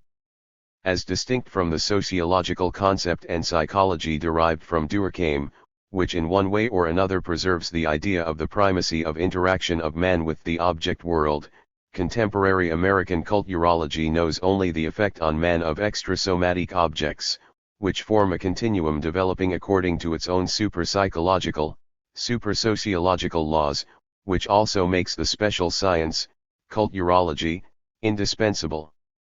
From this cult urological point of view, human individuals appear as only catalytic agents and means of expression of the cultural process. Nothing more. An altogether different line that emerged from the postulate of directness and along which complication of the analysis proceeded was the result of the discovery of regulating behavior by means of reverse connections, evidently formulated some time earlier by N. Lang. Even the first investigations of the structure of complex motion processes in man made it possible to understand the mechanism of a wide circle of phenomena in a new light. Here the work of N. Bernstein, which showed the role of the reflex ring with reverse connection, must be mentioned. During the time that separates us from the early works carried out in the 1930s, theories of regulation and information assumed general scientific significance and encompassed processes in living systems as well as in non-living systems. It is interesting that the concepts of cybernetics during these years were later accepted by the majority of psychologists as completely new. They had something of a second birth in psychology, a circumstance that caused certain enthusiasts for the cybernetic approach to think that at last new methodological bases were found for an all-encompassing psychological theory. Very soon, however, it developed that the cybernetic approach to psychology also had its limits, which could be breached only at the price of replacing scientific cybernetics with some kind of cybernetic mythology. It is true that psychological realities such as the psychic image, consciousness, motivation, and purpose actually seemed lost. In this sense there even came about a well-known renunciation of early works in which were developed the principle of activity and ideas about levels of regulation, among which the level of object effect and higher cognitive levels may be specially mentioned. Ideas of contemporary theoretical cybernetics form a very important plane of abstraction, which allows a description of the features of structure and motion of a wider class of processes that could not have been described with the help of earlier ideational apparatus. But investigations taking place in this plane of abstraction, notwithstanding their indisputable productivity, in themselves were not capable of resolving the fundamental methodological problem of one or another special area of knowledge. For this reason there is nothing paradoxical in the fact that in psychology the introduction of concepts on regulation, informational processes, and self-regulating systems still does not change the postulate of directness mentioned above.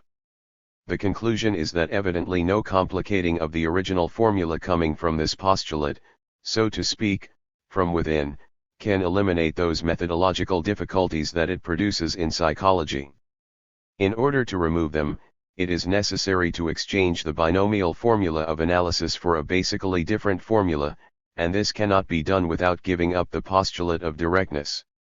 The main thesis, the substantiation of which will be presented in a subsequent work, is that the real way to overcome this postulate, which, according to D.K. Uznadze, is cancerous for psychology, is through the introduction into psychology of the category of object activity. Bringing forth this proposal, it is necessary at once to specify it. The question is one of activity and not one of behavior, and not one of neurophysiological processes that produce activity. The fact is that the units isolated by analysis and language, with the help of which behavioral, cerebral, or logical processes are described on the one hand, and objective activity on the other, do not agree with one another. Thus, in psychology the following alternative was devised: either to keep the basic binomial formula, action of the object rightward arrow change in ongoing condition of the subject, or which is essentially the same thing, the formula S rightward arrow R, or to devise a trinomial formula including a middle link, middle term, the activity of the subject and, correspondingly, conditions, goals, and means of that activity, a link that mediates the ties between them. From the point of view of the problem of determining the psyche, this alternative may be formulated thus: we will take either the position that consciousness is determined by the surrounding objects and phenomena, or the position that consciousness is determined by the social existence of people, which, in the determination of Marx and Engels, is nothing more than the real process of their life. But what is human life? It is that totality, more precisely, that system of activities replacing one another. In activity there does take place a transfer of an object into its subjective form, into an image, also in activity a transfer of activity into its objective results, into its products, is brought about. Taken from this point of view, activity appears as a process in which mutual transfers between the poles subject-object are accomplished. In production the personality is objectivized, in need the thing is subjectivized, noted Marx. 3.2. The category of objective activity. Activity is a molar, not an additive unit of the life of the physical, material subject. In a narrower sense, that is, at the psychological level, it is a unit of life, mediated by psychic reflection, the real function of which is that it orients the subject in the objective world. In other words, activity is not a reaction and not a totality of reactions but a system that has structure, its own internal transitions and transformations, its own development. Introducing the category of activity into psychology changes the whole conceptual system of psychological knowledge. But for this it is necessary to take this category as a whole with its most important dependencies and determinations, from the aspect of its structure and in its specific dynamics, in its various aspects and forms. In other words, what we are concerned with here is answering the question of how exactly the category of activity enters into psychology. This question presents a series of theoretical problems that are far from being resolved. It is self-evident that I can touch on only certain of these problems. Human psychology is concerned with the activity of concrete individuals that takes place either in conditions of open association, in the midst of people, or eye to eye with the surrounding object world, before the potter's wheel or behind the writing desk. Under whatever kind of conditions and forms human activity takes place, whatever kind of structure it assumes, it must not be considered as isolated from social relations, from the life of society.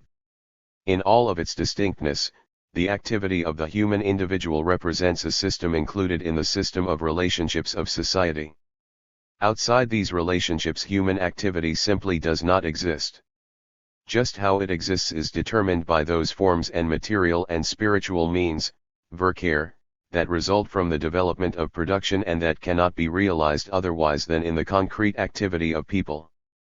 It is self-evident that the activity of every individual man depends on his place in society, on the conditions that are his lot, and on how this lot is worked out in unique, individual circumstances.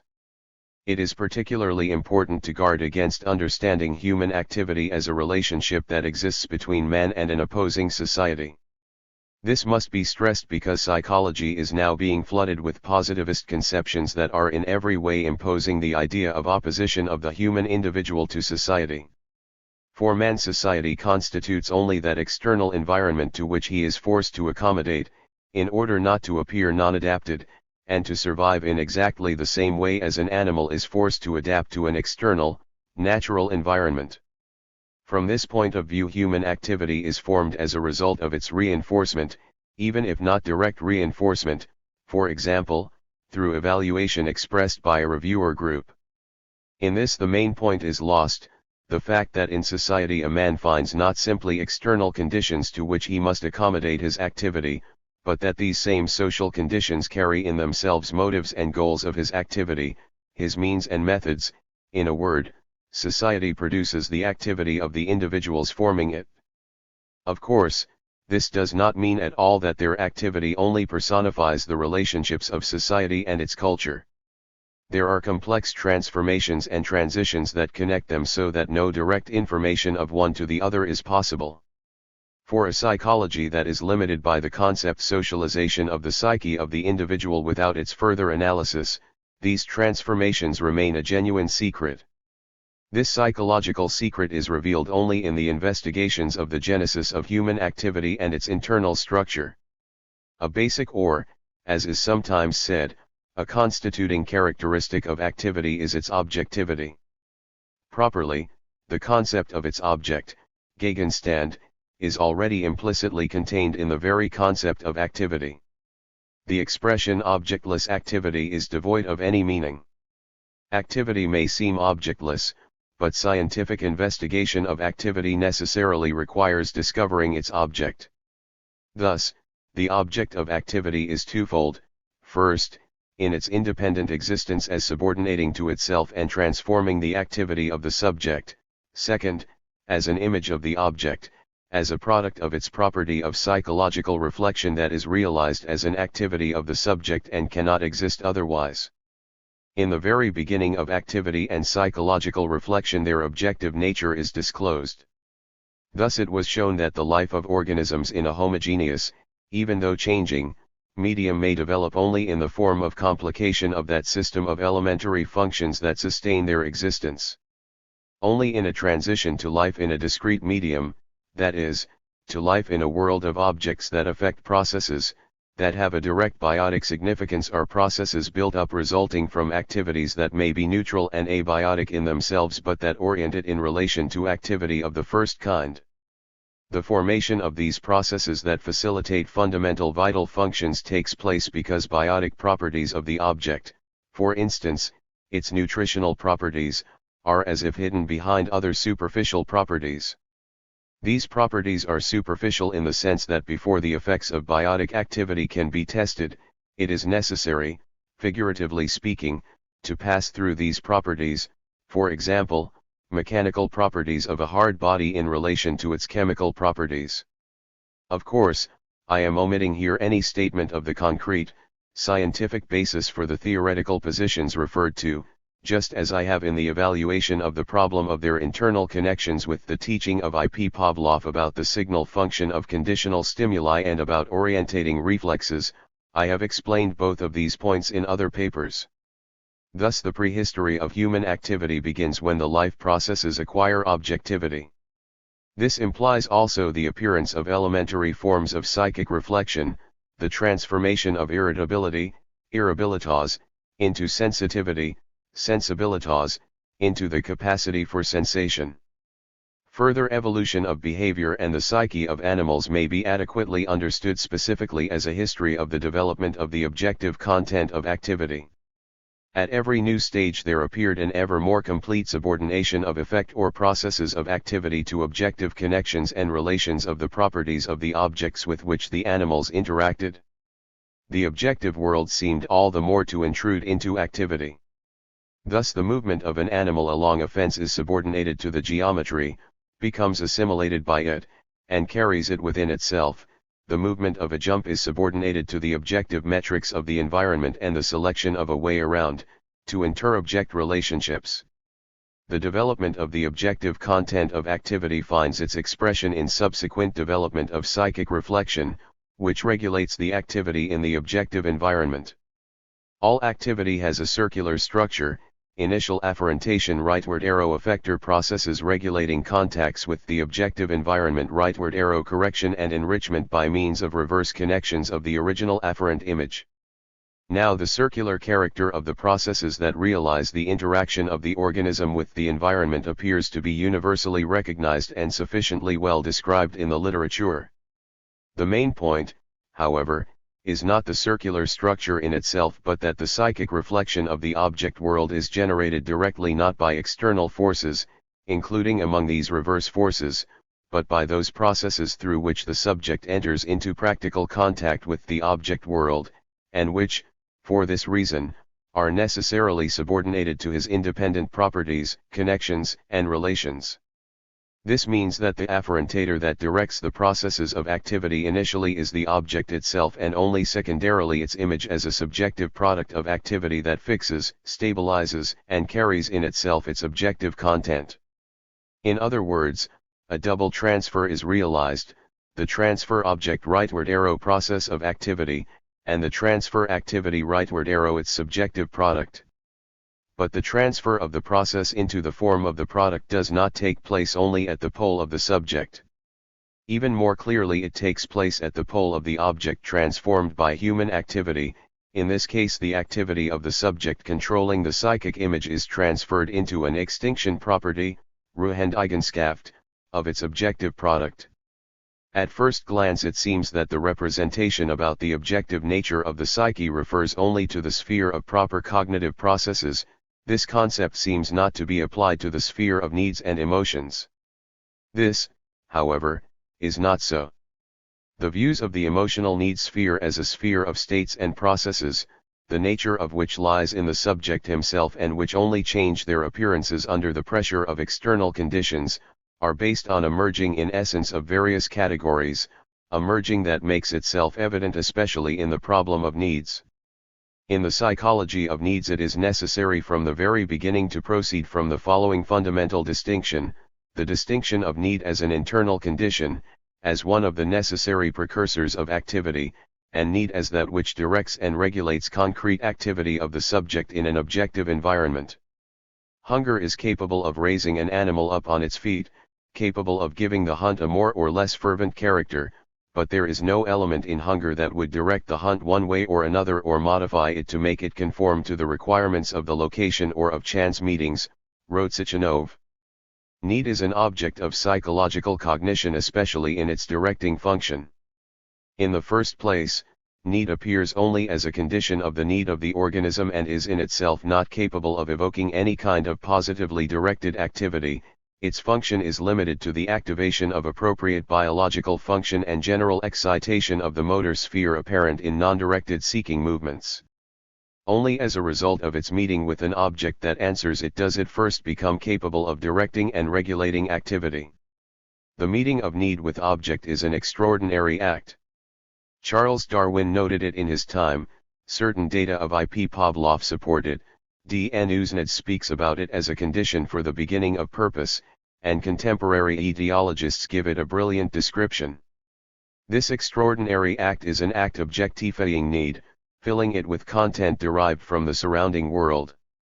This is what brings need to a truly psychological level. The development of needs at this level takes place in the form of development of their objective content.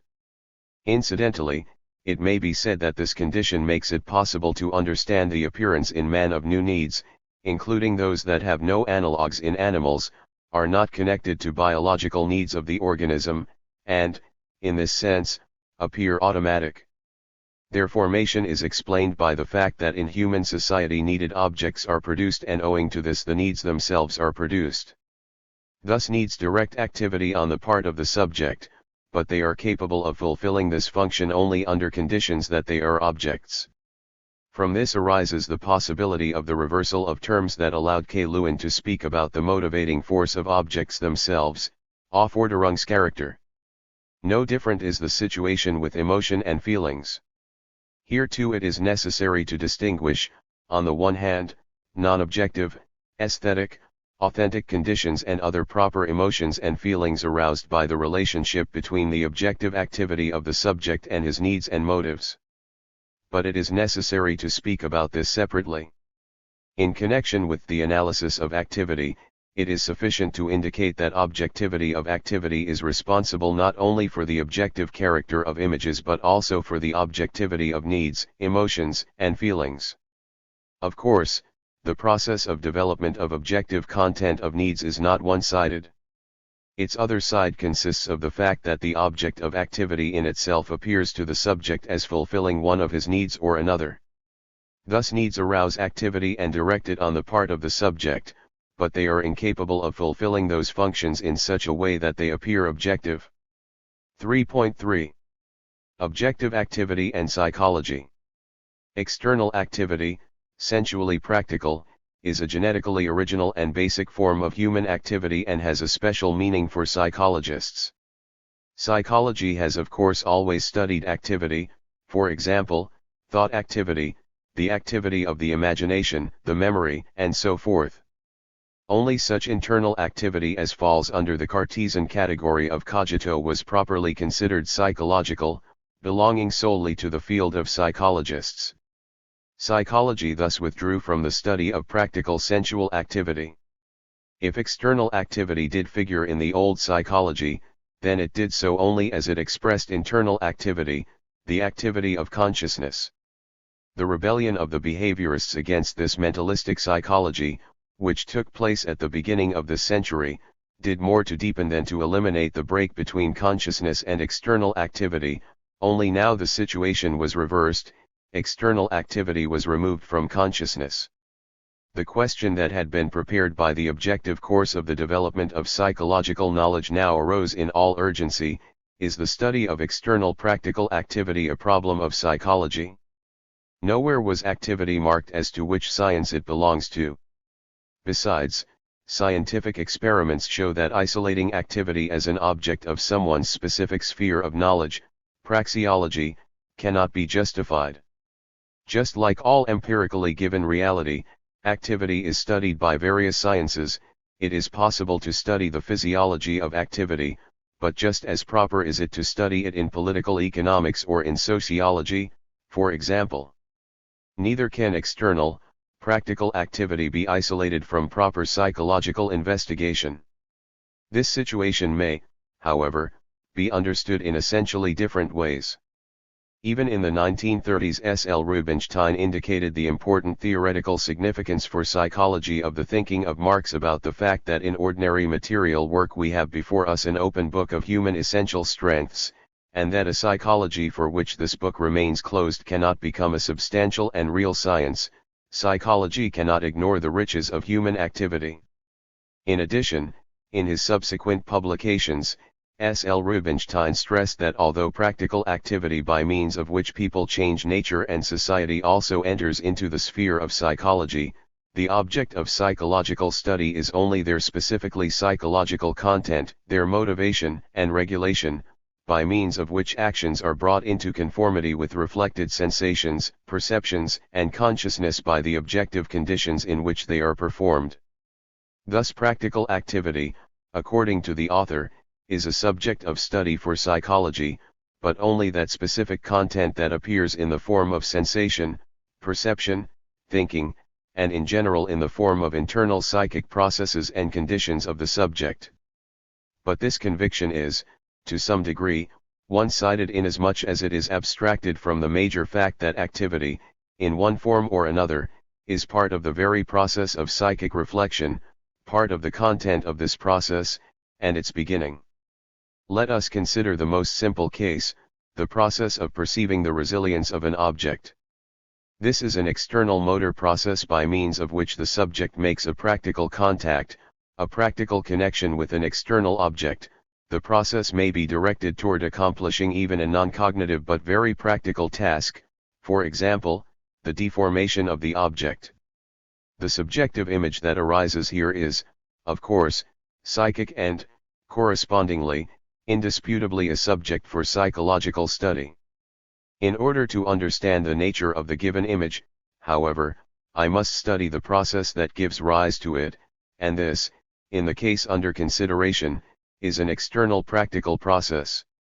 Whether I want this or not, whether it agrees with my theoretical views or not, I am all the same obliged to include in the subject of my psychological investigation the external, objective action of the subject. This means that it is incorrect to think that although the external, objective activity presents itself for psychological investigation, it does so only to the extent that it includes internal psychic processes and that psychological investigation advances without studying external activity itself or its structure. One may agree with this only if one can accept a one-sided dependence of external activity on a psychic image representation of goals or a mental plan directing the activity. But this is not so. Activity necessarily enters into practical contact with objects that confront man, that divert it, change it, or enrich it. In other words, especially in external activity there occurs an opening up of the circle of external psychic processes as if to meet the objective object world imperiously intruding into the circle. Thus activity enters into the subject matter of psychology, not in its own special place or element but through its special function. This is the function of entrusting the subject to an objective reality and transforming this reality into a form of subjectivity. Let us return, however, to the case of initiating psychic reflection of an elementary property of a material object under conditions of practical contact with it. This case was cited only as an illustrative, much oversimplified example. It has, however, a real genetic sense. It is hardly necessary now to prove that at initial stages of its development, activity necessarily has the form of external processes and that, correspondingly, the psychic image is a product of these processes connecting the subject in a practical way with objective reality. It is evident that at various genetic stages the scientific explanation of the nature and specific features of psychic reflection is impossible except on the basis of the study of these external processes. At the same time, this does not mean replacing the study of the psyche with the study of behavior but only a demystification of the nature of the psyche. Otherwise we will be left with nothing more than having to acknowledge the existence of a secret psychic faculty, which consists in this, that under the influence of external stimuli falling on the receptors of the subject, in his brain, in the order of a phenomenon parallel to physiological processes, there arises some kind of internal light that illuminates the world for man, that something like an irradiation of images takes place that subsequently is localized or objectivized by the subject in the surrounding space. It is evident that reality with which the psychologist deals is incontrovertibly more complex and rich than it is portrayed to be by the crude outline given here of the production of an image as a result of practical contact with an object. However, no matter how far psychological reality should depart from this crude outline, no matter how deep the metamorphosis of activity should be, under all conditions it will remain as a factor that realizes life for a physical subject, and this, in its essence, is itself a sensory, practical process. Complication of activity and, correspondingly, complication of its psychic regulation presents an extraordinarily wide circle of scientific psychological problems from whose number it is necessary first of all to isolate the question of the forms of human activity and their interconnections. 3.4. The relationship of internal and external activity. The old psychology had to do only with internal processes, with the movement of representations, their associations in consciousness, with their generalizations, and the movement of their substitute, words. These processes, and non-cognitive internal experiences as well, were considered as exclusively constituting the subject matter for psychological study. A reorientation of the old psychology began with the posing of the problem of the origin of internal psychic processes. A decisive step in this regard was taken by I.M. Sechenov, who indicated 100 years ago that psychology unlawfully extracts from the total process links that were forged by nature itself, its center, the psychic, and contrasts it with the material. Just as psychology was born from this, according to Sechenov, unnatural operation, then afterwards no device could glue together these broken links. Such an approach to the matter, wrote Sechenov, must be changed. Scientific psychology and all its contents cannot be anything else than a series of teachings about the origin of psychic activity. It is a matter for the historian to trace the stages of the development of this idea. I will only note that the thorough study of the phylogenesis and ontogenesis of thought that had begun has in fact extended the limits of psychological investigation. Into psychology entered such paradoxical concepts, from the subjective empirical point of view, as the concept about the practical intellect or manual thinking. The position that internal intellectual action is genetically preceded by external action became almost universally accepted. On the other hand, that is, starting from the study of behavior, a hypothesis was developed on the direct mechanically comprehensible transition of external processes to cryptic internal processes. We may remember, for example, the formula of Watson: speech behavior rightward arrow whisper rightward arrow completely soundless speech. The main role in the development of concrete psychological views on the origin of internal thought operations, however, was played by the introduction into psychology of the concept of interiorization.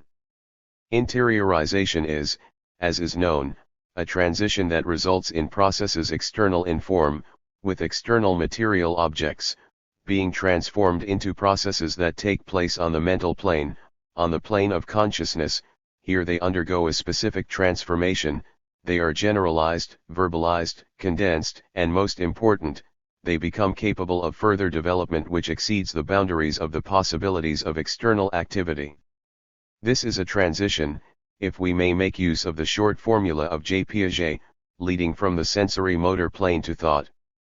The process of interiorization is now being studied in detail in the context of many problems, ontogenetic, psychological, pedagogical, and in general psychology. Here serious differences are appearing in the theoretical basis of investigation of this process as well as in its theoretical interpretation. For J. Piaget, the most important basis for investigation of the origin of internal thought operation from sensory motor acts consists apparently in the impossibility of introducing operative schemes of thought directly from perception. Such operations as unification, ordering, and centering originate initially in the course of carrying out external actions with external objects and subsequently continue to develop in the plan of internal mental activity according to its own logical genetic laws. Other original positions on the transition from action to thought were determined by the views of P. Janet, A. Vallon, and J. Brunner. In Soviet psychology, the concept of interiorization, turning, is usually connected with the name of L. S. Vygotsky and his followers, who have done important research on this process.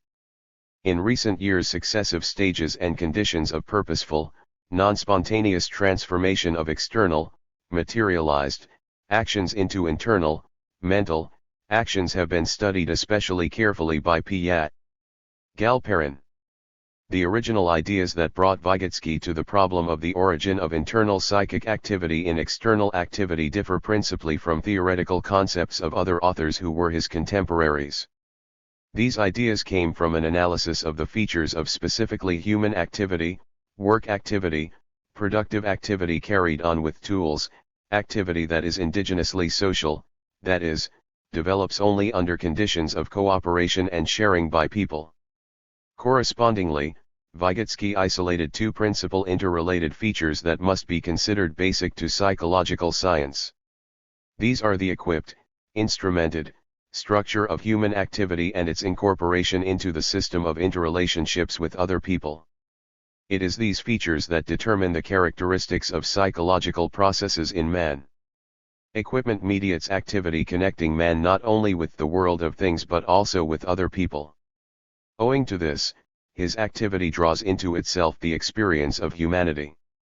This is also the basis for the fact that psychological processes in man, his higher psychological functions, assume a structure that has as its obligatory link socially historically formed means and methods transmitted to him by the people around him in the process of cooperative work in common with them. But to transmit a means or a method of carrying out one process or another is impossible except in an external form, in a form of action or in the form of external speech. In other words, the higher, specifically human, psychological processes may originate only in the interaction of man with man, that is, as intrapsychological actions, and only subsequently do they begin to be finished by the individual independently. In this process certain of them continue to lose their original external form, and turn into interpsychological processes. To the proposition that internal psychological activities originate from practical activity, historically accumulated as a result of the education of man based on work in society, and that in separate individuals of every new generation they are formed in the course of ontogenetic development, is attached yet one more very important proposition. It consists of this, that simultaneously there takes place a change in the very form of the psychological reflection of reality. Consciousness appears as a reflection by the subject of reality, his own activity, and himself. But what is consciousness? Consciousness is co-knowing, but only in that sense that individual consciousness may exist only in the presence of social consciousness and of language that is its real substrate. In the process of material production, people also produce language, and this serves not only as a means of information but also as a carrier of the socially developed meanings fixed in it. The older psychology considered consciousness as some kind of metapsychological plane of movement of psychic processes. But consciousness is not granted initially and is not originated by nature. Consciousness is originated by society, it is produced. For this reason consciousness is not a postulate and is not a condition of psychology but its problem, a subject for concrete scientific psychological investigation. Thus the process of interiorization is not external action transferred into a pre-existing internal plan of consciousness, it is the process in which this internal plan is formed. As is known, as a result of the first cycle of works dedicated to the study of the role of external means and their turning, L.S. Vygotsky turned to the study of consciousness, its cells, verbal meanings, their formation and structure. Although in these investigations meaning appeared in its, so to speak, reverse movement and, for this reason, as if it were something that lies behind life and directs activity, for Vygotsky an opposite thesis remained unshakable, not meaning, not consciousness lies behind life, but life lies behind consciousness. An investigation of the formation of mental processes and meanings, ideas, may express only one part of the total movement of activity, but this may be a very important part, the assimilation by the individual of methods of thought worked out by humanity. But this does not cover only cognitive activity, its formation, or its function. Psychological thought, and individual consciousness as a whole, is wider than those logical operations and those meanings in whose structures they are encased. Meanings in themselves do not give rise to thought but mediate it, just as tools do not generate activity. At a later stage of his research, L.S. Vygotsky stated that major important proposition many times in various forms. He saw the last remaining secret plan of oral thinking in its motivation, in the affective volitional sphere. The deterministic view of psychic life, he wrote, excludes ascribing to thought a magical power of determining the behavior of man through one specific system. The positive program resulting from this, having preserved the active function of meaning and thought, requires that the problem be considered once again. And for this it was necessary to turn to the category of objective activity, applying it also to internal processes, the processes of consciousness. It is exactly in the course of the movement of theoretical thought along this line that the principal community of external and internal activity is uncovered as mediating the interrelations of man with the world in which his real life is realized. Corresponding to this, the principal distinction lying in the basis of classical Cartesian Lockean psychology, the distinction, on the one hand, of the external world, the world of space to which external physical activity also belongs, and on the other hand, the world of internal phenomena and processes of consciousness, must yield its place to another distinction, on the one hand, objective reality and its idealized, transformed forms, verwandelt Formen, and on the other hand, activity of the subject, including both external and internal processes. This means that splitting activity into two parts or sides as if they belong to two completely different spheres is eliminated. Also, this presents a new problem, the problem of investigating the concrete relationship and connection between the various forms of human activity. This problem existed even in the past. Only in our time, however, did it assume a completely concrete meaning. Now before our eyes there is an ever tighter intertwining and intimacy between external and internal activity, physical work accomplishing a practical transformation of material objects, ever more intellectualized, incorporates into itself the carrying out of more complex mental acts, at the same time the work of the contemporary researcher, activity that is specially cognitive, intellectual par excellence, is ever more filled with processes that in their form are external actions. Such unification of processes of activity, which vary according to their form, even now cannot be interpreted as a result only of those transitions that are described by the term interiorization of external activity. It necessarily presupposes the existence of regularly occurring transitions in the opposite direction also, from internal to external activity. In social conditions that ensure a well-rounded development of people, intellectual activity is not separated from practical activity. Their thinking becomes reproducible to the extent of the need of the moment in the integral life of the individuals. Moving ahead somewhat, we must say at once that the mutual transitions about which we are speaking form a most important movement of objective human activity in its historical and ontogenetic development. These transitions are possible because external and internal activity have a similar general structure. The disclosure of the common features of their structure seems to me to be one of the more important discoveries of contemporary psychological science. Thus, activity that is internal in its form, originating from external practical activity, is not separated from it and does not stand above it but continues to preserve an essential, twofold connection with it. 3.5. The general structure of activity. The community of the macrostructure of external practical activity and internal activity theoretically allows analyzing it, abstracting it initially from the form in which it occurs. The idea of analyzing activity as a method of scientific human psychology was proposed, as I have already said, in the early works of L.S. Vygotsky. The concept of tooled, instrumental, operations, the concept of purposes, and later the concept of motive, motivational sphere of consciousness, were introduced. Years passed, however, before it was possible to describe, in a first approach, the common structure of human activity and individual consciousness. This first description now, after a quarter century, appears in many ways unsatisfactory and too abstract.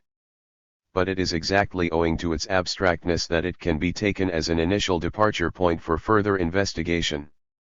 Up to this point we were talking about activity in the general collective meaning of that concept.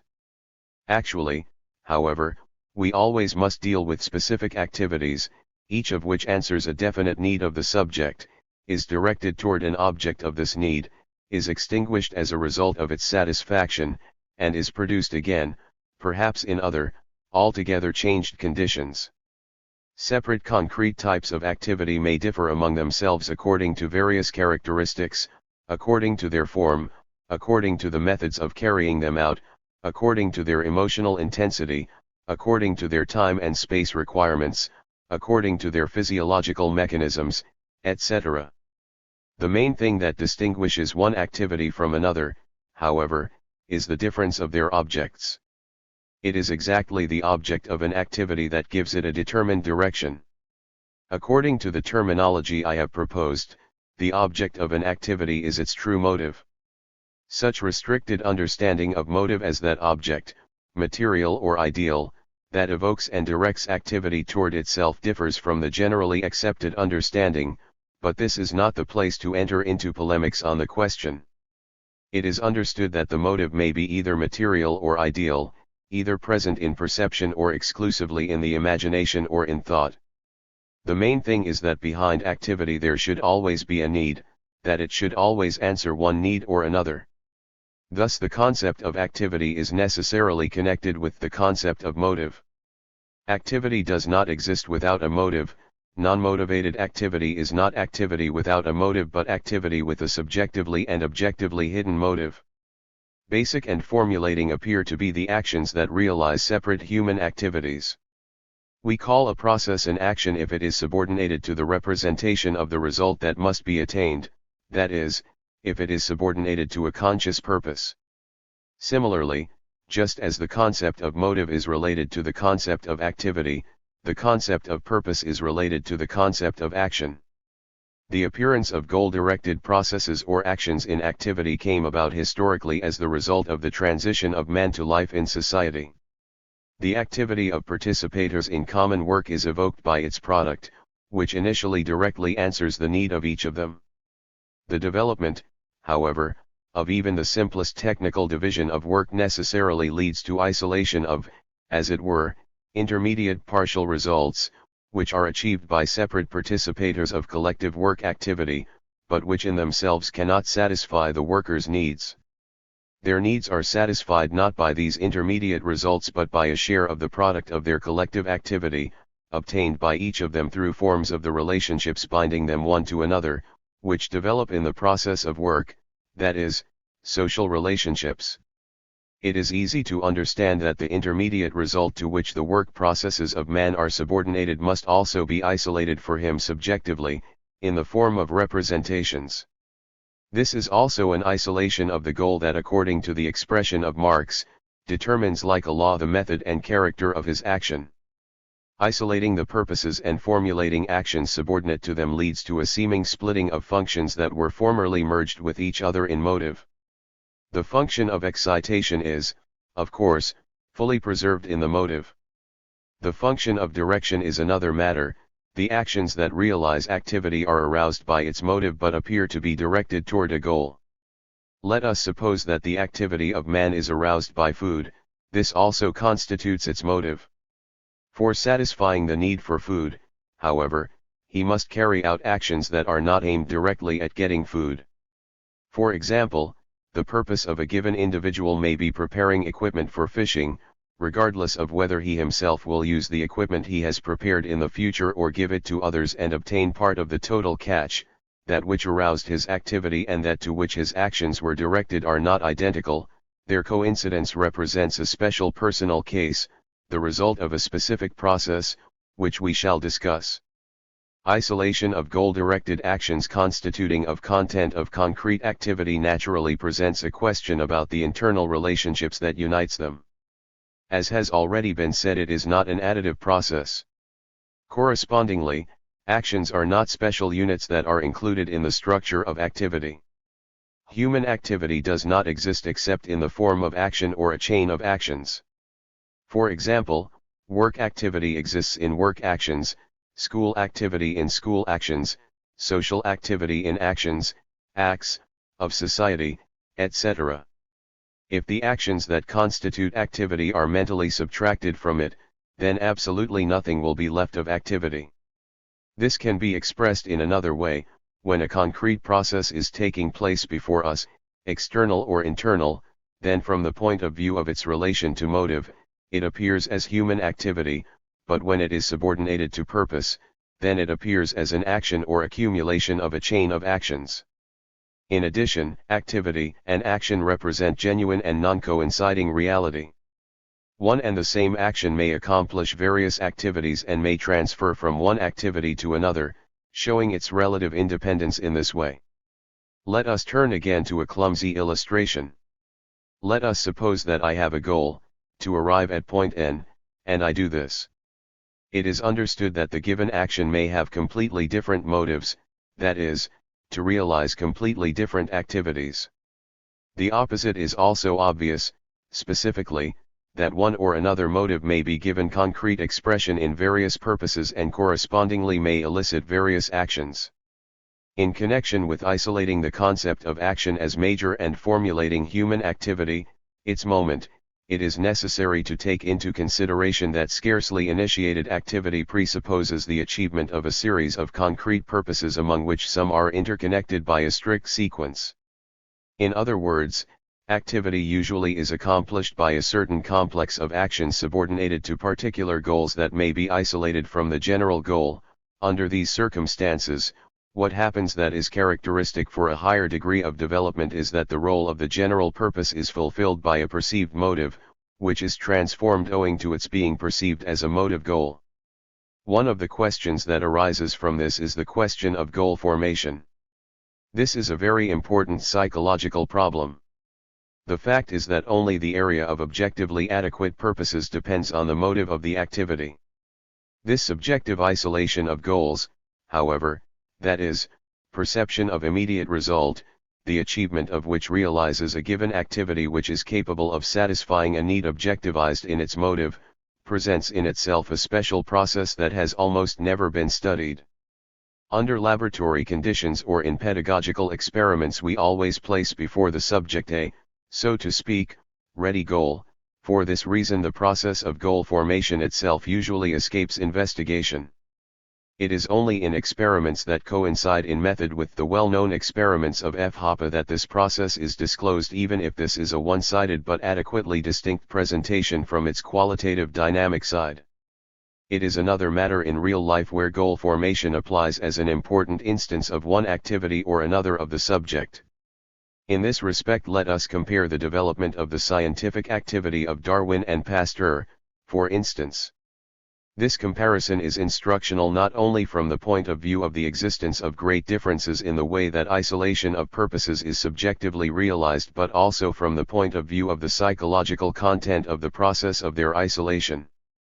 First of all, in both cases it is very clear that purposes are not contrived, are not posed by the subject arbitrarily. They are given in objective circumstances. Besides, isolation and perception of goals by no means occurs automatically, nor is it an instantaneous act but a relatively long process of approbation of the goals by action and by their objective filing, if this can be expressed in such a way.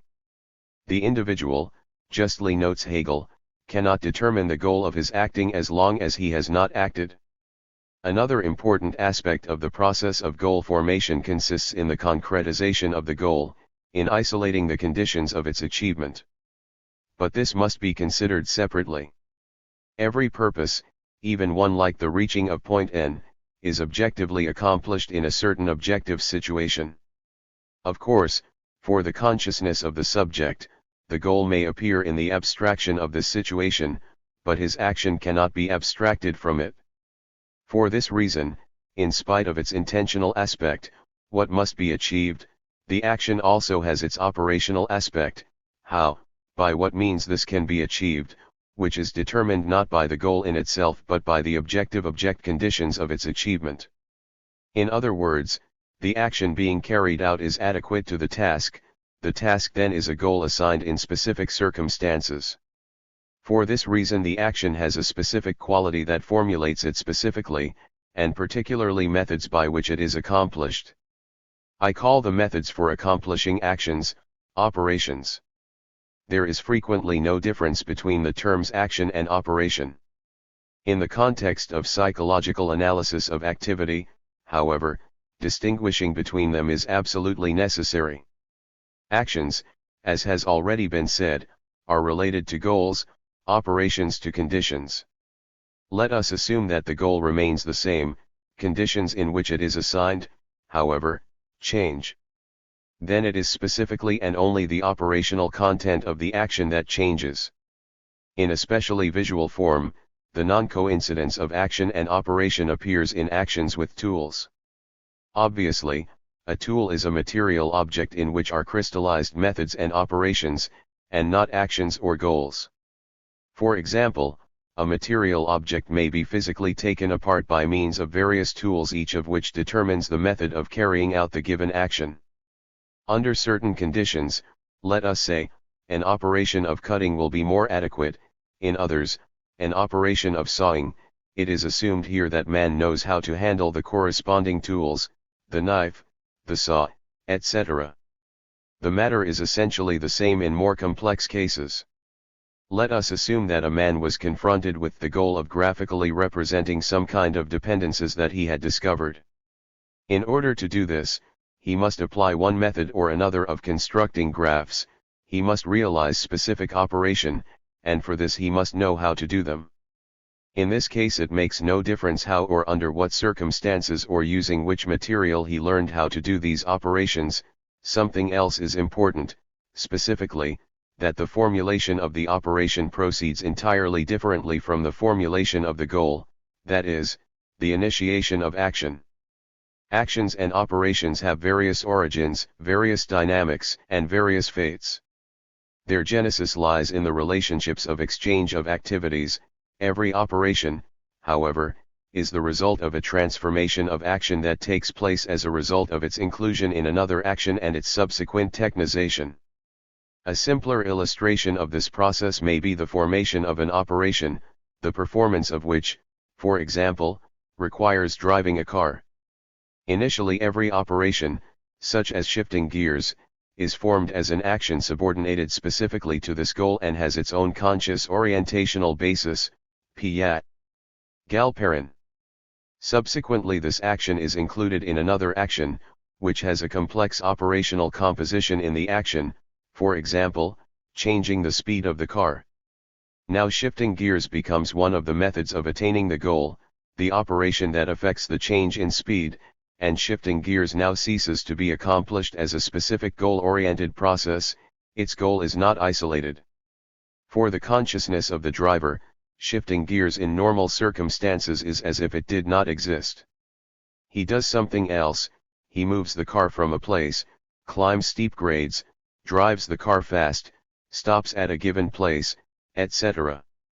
Actually this operation may, as is known, be removed entirely from the activity of the driver and be carried out automatically.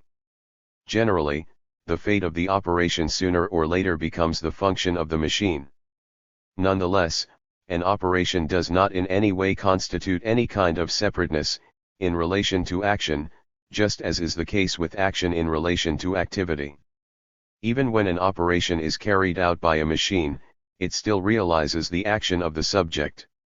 In a man who solves a problem with a calculator, the action is not interrupted at this extracerebral link, it finds in it its realization just as it does in its other links. Only a crazy machine that has escaped from man's domination can carry out operations that do not realize any kind of goal-directed action of the subject. Thus in the total flow of activity that forms human life, in its higher manifestations mediated by psychic reflection, analysis isolates separate, specific, activities in the first place according to the criterion of motives that elicit them. Then actions are isolated, processes that are subordinated to conscious goals, finally, operations that directly depend on the conditions of attaining concrete goals. The units of human activity also form its macrostructure. The special feature of the analysis that serves to isolate them is that it does so not by means of breaking human activity up into elements but by disclosing its characteristic internal relations. These are the relations that conceal transformations that occur as activity develops. Objects themselves can become stimuli, goals, or tools only in a system of human activity. Deprived of connections within this system, they lose their existence as stimuli, goals, or tools. For example, a tool considered apart from a goal becomes the same kind of abstraction as an operation considered apart from the action that it realizes. Investigation of activity requires an analysis specifically of its internal systemic connections. Otherwise we will not be in a position to decide even the simplest problems, such as making a judgment about whether or not we have an action or an operation in a given case. In this respect, activity represents a process that is characterized by continuously proceeding transformations. Activity may lose the motive that elicited it, whereupon it is converted into an action realizing perhaps an entirely different relation to the world. A different activity, conversely, an action may turn into an independent stimulating force and may become a separate activity. Finally, an action may be transformed into a means of achieving a goal, into an operation capable of realizing various actions. The mobility of separate forming systems of activity is expressed, on the other hand, in the fact that each of them may become a smaller fraction or, conversely, may incorporate in itself units that were formerly relatively independent. Thus, in the course of achieving an isolated general goal there may occur a separation of intermediate goals, as a result of which the whole action is divided into a series of separate sequential actions. This is especially characteristic for cases where the action takes place under conditions that inhibit its being carried out by means of already formulated operations. The opposite process consists of consolidating isolated units of activity. This is the case when objectively attained intermediate results flow one into another and the subject loses conscious awareness of them. In a corresponding manner there is a fractionation or, conversely, a consolidation also of units of psychic images. A text copied by the inexperienced hand of a child breaks up in his perception into separate letters and even into their graphic elements. Later in this process the units of perception become for him whole words or even sentences. Before the naked eye the process of fractionation or consolidation of units of activity and psychic reflection, in external observation as well as introspectively, is hardly distinguishable. This process can be investigated only by means of special analysis and objective indicators. Among these indicators is, for example, the so-called ontokinetic nystagmus, the changing cycles of which, as investigations have shown, make it possible to determine the amount of movement units entering into the composition of graphic actions. For example, writing words in a foreign language is divided into significantly smaller units than writing ordinary words of the native language. It may be considered that such a separation, distinctly appearing on oculograms, corresponds to the division of action into the operations that make it up, which are evidently simpler and more primary. Isolating the units that form activity has a paramount significance for resolving a series of major problems. One of these problems, on which I have already touched, is the problem of uniting processes of activity that are internal and external in their form. The principle or law of this uniting is that it always takes place precisely along the seams of the structure described. There are separate activities, all links of which appear to be essentially internal. For example, cognitive activity may be such an activity. More commonly, internal activity that serves a cognitive motive is carried out by processes that are essentially external. This may be through either external actions or external motor operations, but never through their separate elements. The same thing applies also to external activity. Some of the actions and operations that realize external activity may have an internal form, as mental processes, but again specifically only as actions or as operations, in their integrity and indivisibility. The basis for such a primarily factual position of things lies in the very nature of the processes of interiorization and exteriorization. No type of transformation of separate splinters of activity is possible in general, since this would mean not a transformation of activity but its destruction. Separating actions and operations in activity does not exhaust its analysis. Behind activity and regulating its psychic images there is the grandiose physiological work of the brain.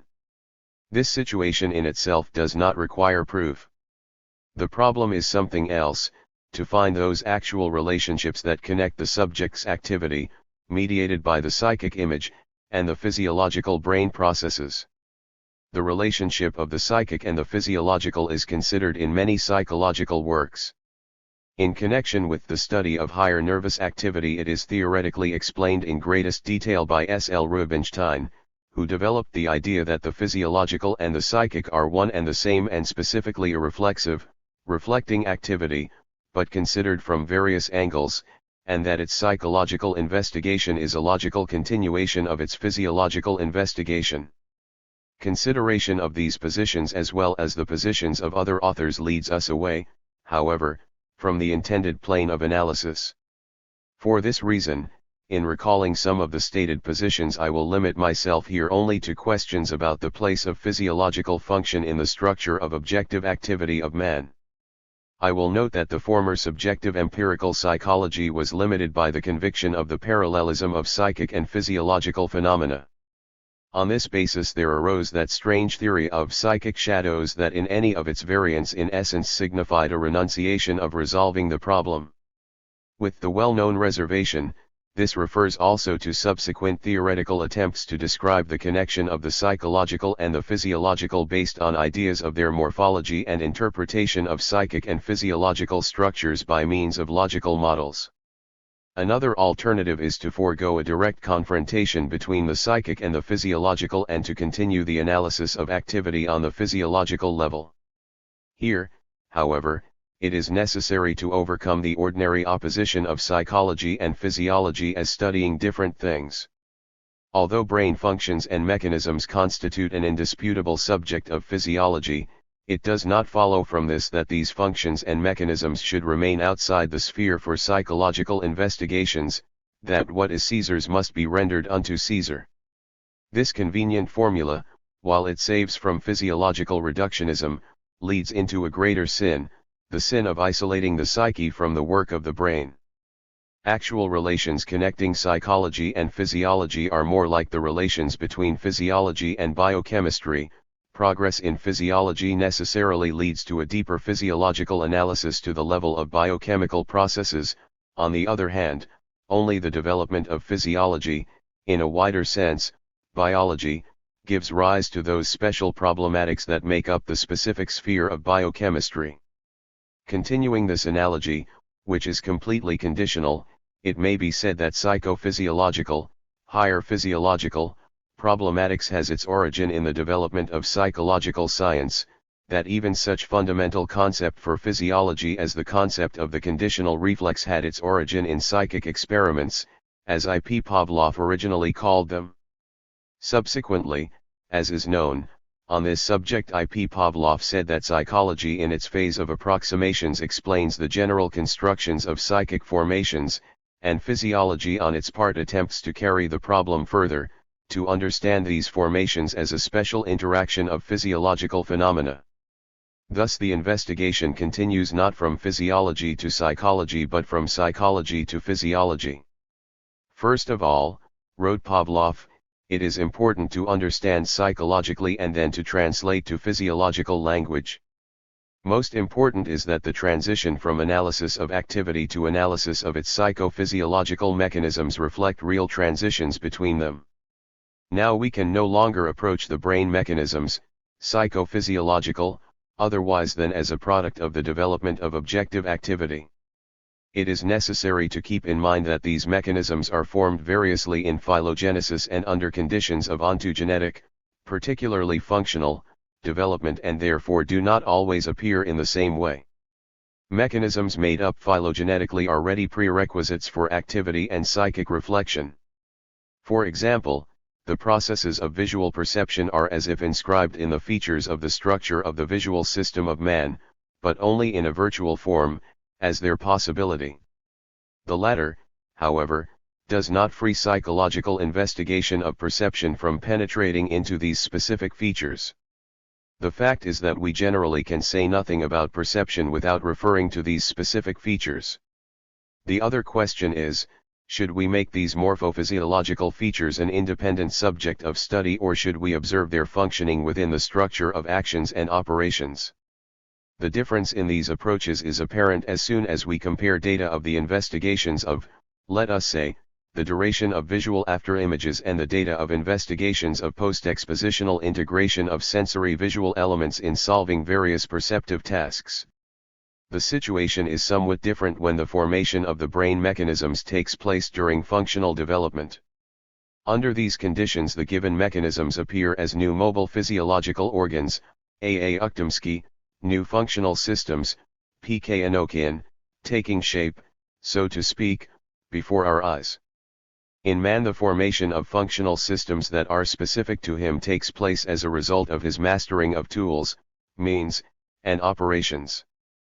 These systems represent nothing other than exterior motor and mental, for example, logical, operations deposited, materialized in the brain. This is not a simple calque of them but rather their physiological allegory.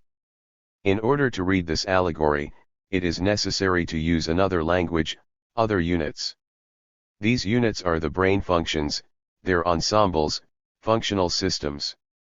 Including in the investigation activity at the level of the brain functions, psychophysiological, makes it possible to encompass very important realities from which the study of experimental psychology actually began its development. It is true that the first works dedicated, as was then said, to psychological functions, sensory, mnemonic, elective, tonic, were theoretically hopeless regardless of the significance of the concrete contribution they made. This was the case because these functions were investigated in isolation from the subject's objective activity that they realized, that is, as phenomena of certain faculties of the spirit or the brain. The essence of the matter lies in that in both cases they were considered not as elicited by activity but as eliciting it. The fact of the changeability of the concrete expression of psychophysiological functions depending on content of the activity of the subject became apparent very quickly. The scientific problem, however, was not to ascertain this dependence. It had long ago been ascertained in countless works of psychologists and physiologists, but to investigate those transformations of activity that lead to a reconstruction of the ensemble of brain psychophysiological functions. The significance of psychophysiological investigations is that they disclose those conditions and consequences of the formation of processes of activity that require a reconstruction or formation of new ensembles of psychophysiological functions, new functional brain systems, for their accomplishment. A simple example is the formation and consolidation of operations. The initiation of one operation or another is of course determined by the presence of conditions, means, and methods of action that are made up or assimilated from outside, the joining, however, of one elementary link to another forming the composition of the operation, their compression and their transfer to lower neurological levels, takes place in subordination to physiological laws with which psychology cannot but reckon. Even for the study, for example, of exterior motor or mental habits we always intuitively depend on empirically compounded representations about the mnemonic function of the brain. Repetition is the mother of learning, and it only seems to us that the normal brain is psychologically mute. It is another matter when investigation requires precise qualification of the activity processes studied, particularly activity that occurs under deficit time conditions, increased demands, and precision, selection, etc. Here psychological investigation of activity cannot but include as a special problem analysis of the activity at the psychophysiological level. In engineering psychology the problem of separating activity into its elements, determining their time characteristics and the carrying capacity of separate receiving and exit apparatuses, becomes most urgent.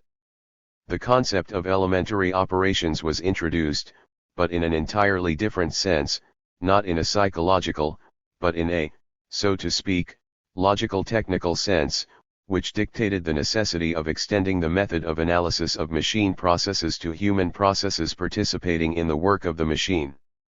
This kind of fractionation of activity for the purposes of describing it formally and applying theoretical informational measures, however, was confronted by the fact that it resulted in a complete disappearance of the main forming activities from the field of investigation. Its main determining factors and activities were, in a manner of speaking, dehumanized. Besides, it was wrong to give up that study of activity that would have gone beyond the limits of the analysis of its general structure. Thus a peculiar controversy arose. On the one hand, while their various connections with the world serve as a basis for isolating the units of activity, an individual entering into social relations in this world could initiate activity with its goals and objective conditions before the units could be divided further within the limits of the given system of analysis.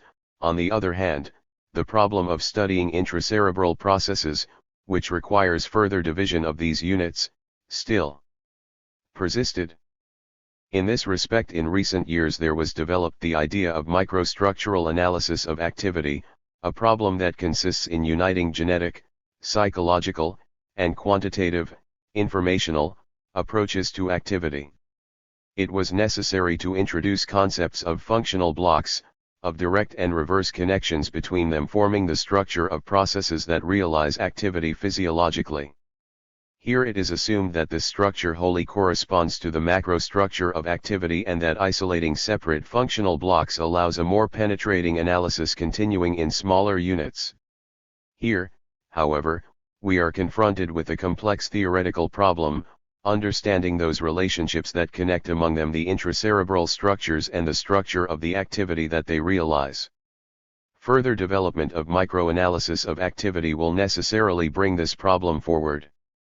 The very procedure, for example, of investigating reverse connections of excited elements of the retina of the eye and brain structures responsible for constructing primary visual images is based on the registration of phenomena that take place only because of a subsequent treatment of these primary images in such hypothetical semantic blocks, the function of which is determined by a system of relations that in their very nature appear to be extracerebral, and this means non-physiological. According to the character of their mediation, the transfers about which we are speaking are comparable to the transfers that connect the technology of production and production itself. Of course, production is realized with the help of tools and machines, and in this sense production appears to be a consequence of their functioning. However, tools and machines originate in production, which is already a category not technical but social economic.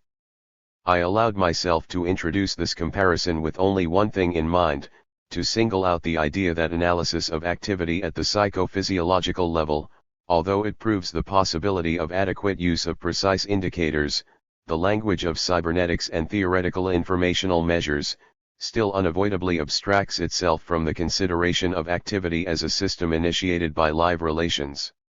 Speaking more simply, objective activity, just like psychic images, is not produced by the brain but is its function, which consists in the images being realized by means of the physical organs of the subject. As was already said, an analysis of the structure of intercerebral processes, their blocks or constellations, presents a further division of activity, its moments.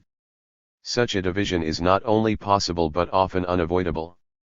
It is necessary only to be clearly aware of the fact that it transfers the investigation of activity to a special level, to the level of the study of a transition from units of activity, actions, operations, to units of brain processes that realize them.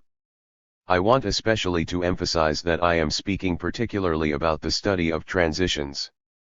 This distinguishes the so-called microstructural analysis of objective activity from the study of higher nervous activity in concepts of physiological brain processes and the neural mechanisms, the data of which can only be compared with corresponding psychological phenomena. On the other hand, investigation of intercerebral processes that realize activity leads to a demystification of the concept of psychic functions in its former classic meaning, that of a bundle of faculties. It becomes apparent that this is a manifestation of common functional physiological, psychophysiological, properties that generally do not exist as separate units. One must not think, for example, about the mnemonic function as separated from the sensory, or vice versa. In other words, only physiological systems of function realize perceptive, mnemonic, motor, and other operations. But let me repeat, operations cannot be reduced to these physiological systems. Operations always are subject to objective-subjective, that is, extracerebral, relations. As noted by L.S. Vygotsky, the neuropsychological and pathopsychological are another very important way of penetrating into the structure of activity of the brain. Their general psychological significance is that they allow the observation of activity in its degeneration, depending on exclusion of separate portions of the brain or on the character of those more general disturbances of its function that are expressed in mental illness. I will note only certain data obtained from neuropsychology. As distinct from naive psychomorphological representations according to which external psychological processes are identified with the function of separate brain centers, centers of speech, writing, thinking in concepts, etc., neuropsychological investigations indicated that these complex processes of social historical origin, formed in the course of life, have a dynamic and systemic localization. as a result of comparing the analysis of extensive data collected in experiments with individuals ill with various disturbances of localized centers of the brain, a picture appears of how various components of human activity are specifically deposited in its morphology. Thus neuropsychology on its part, that is, from the standpoint of brain structures, allows a penetration into the performing mechanisms of activity.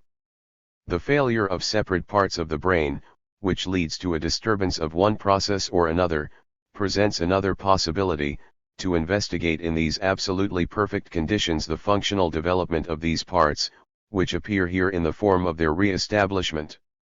More precisely, this relates to the re-establishment of external and mental actions, the carrying out of which became impossible for the patient as a result of the fact that the central disturbance excluded one of the links of one operation or another that these actions carried out.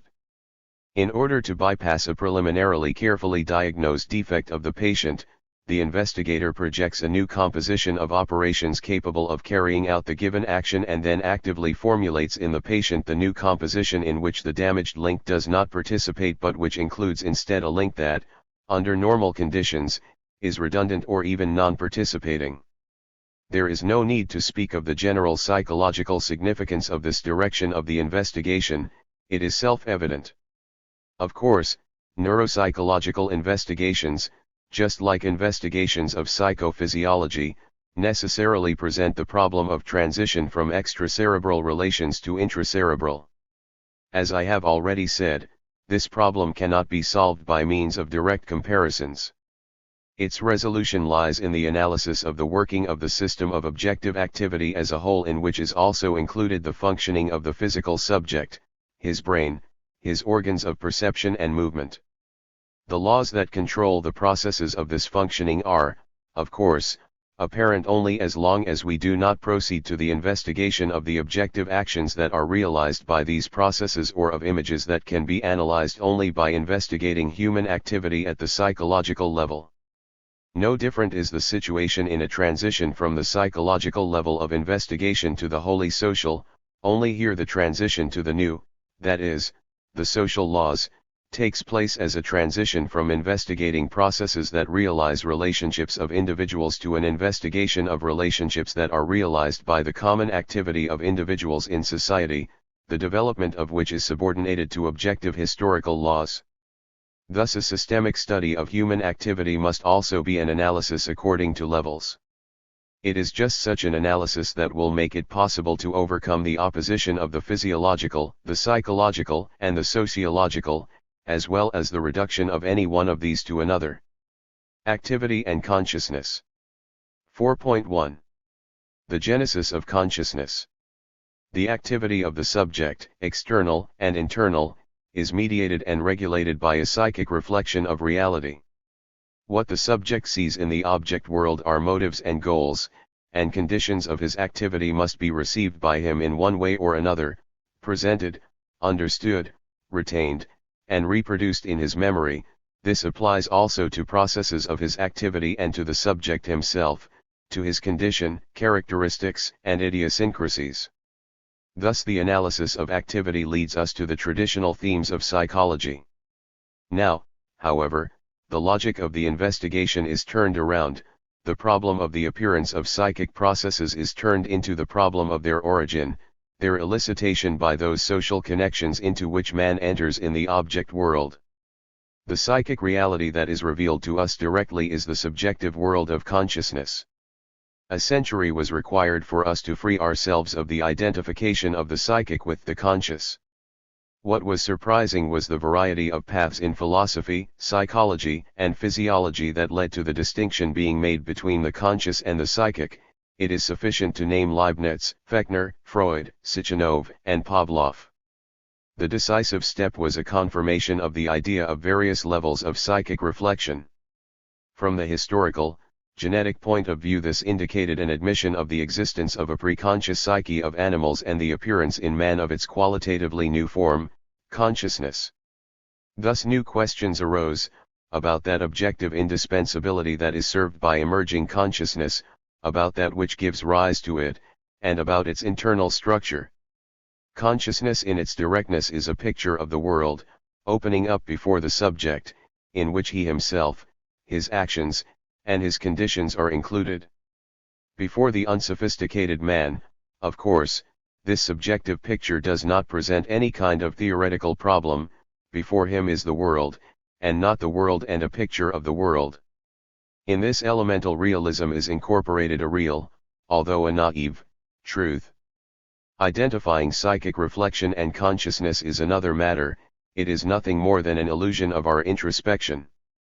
It follows from the seemingly unlimited broadness of consciousness. If we ask ourselves whether we are conscious of one or another phenomenon, we are posing a problem of perception, and of course we resolve it practically instantly.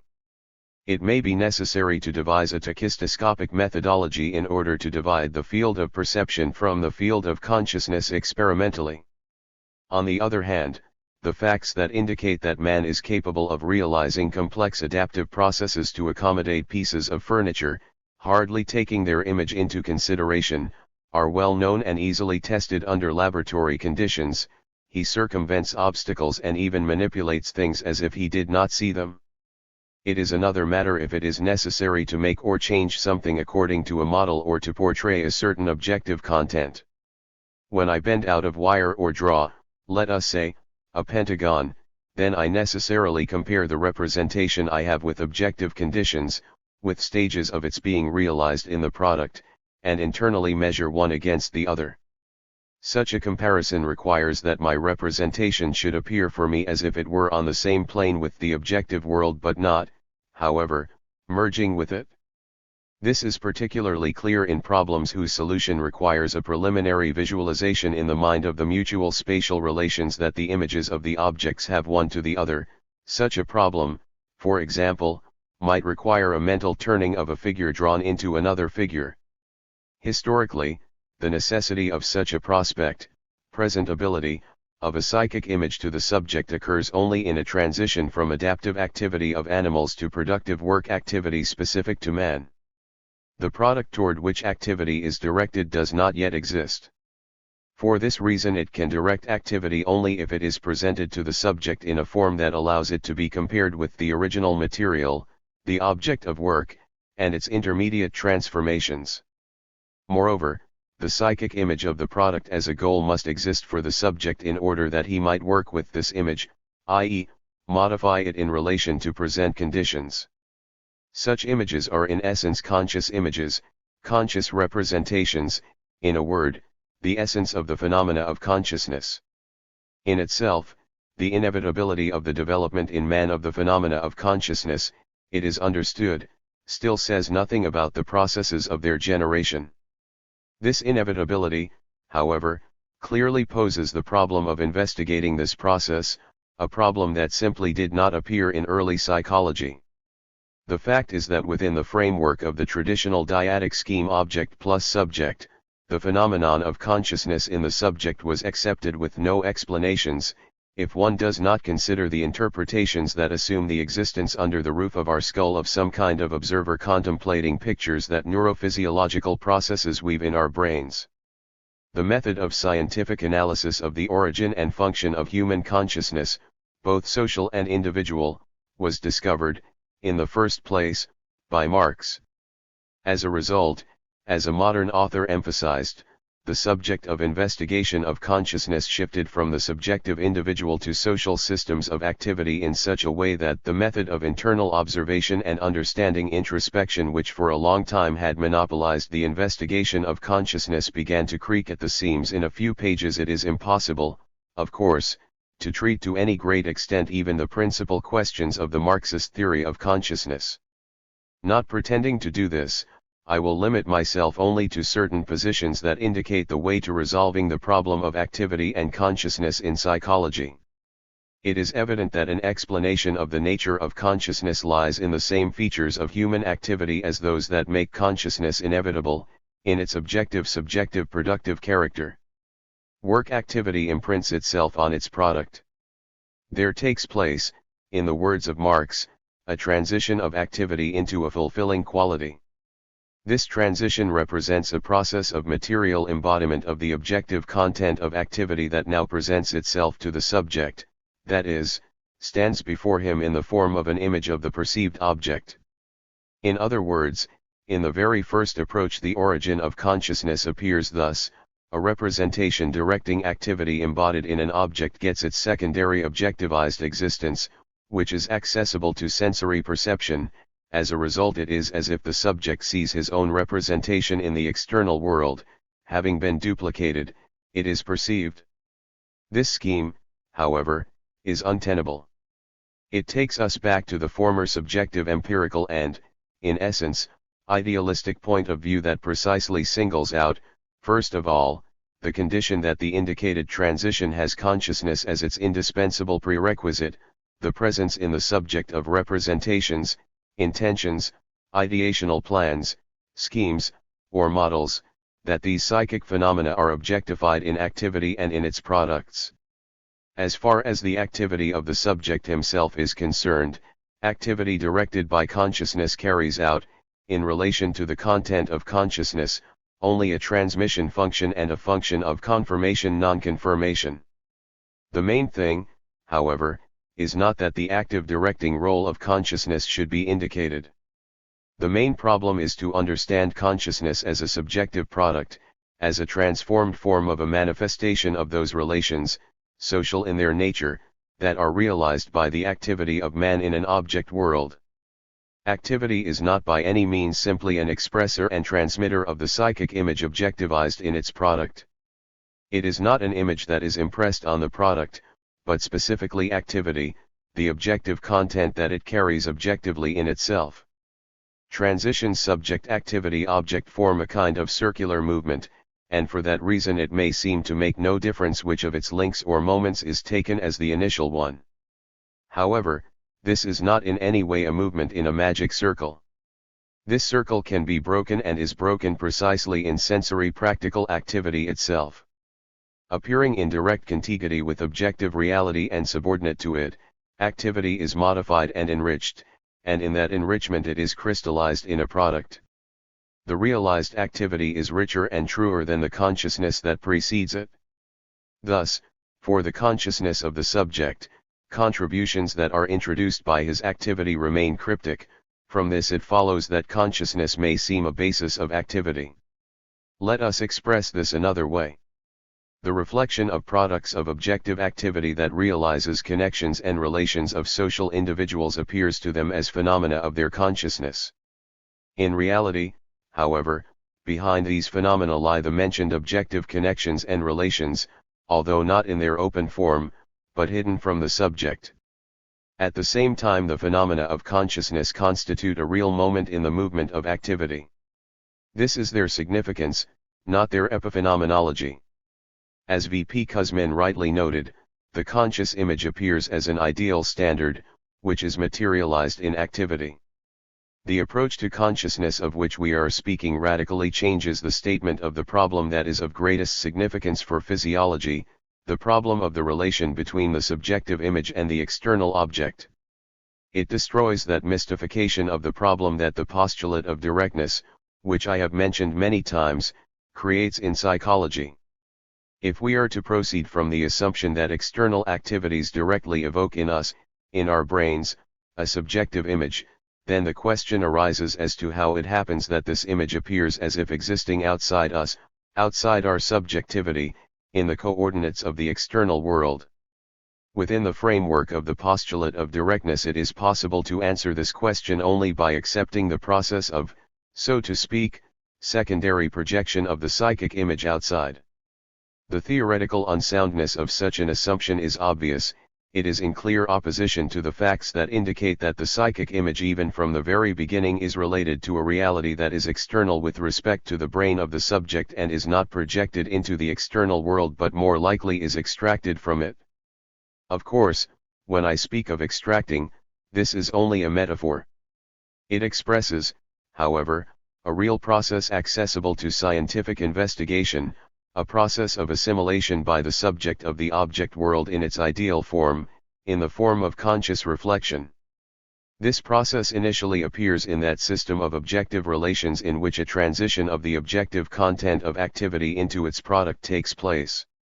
In order that this process might be realized, however, it is not sufficient for the product of activity, having absorbed activity into itself, to appear before the subject with its material properties.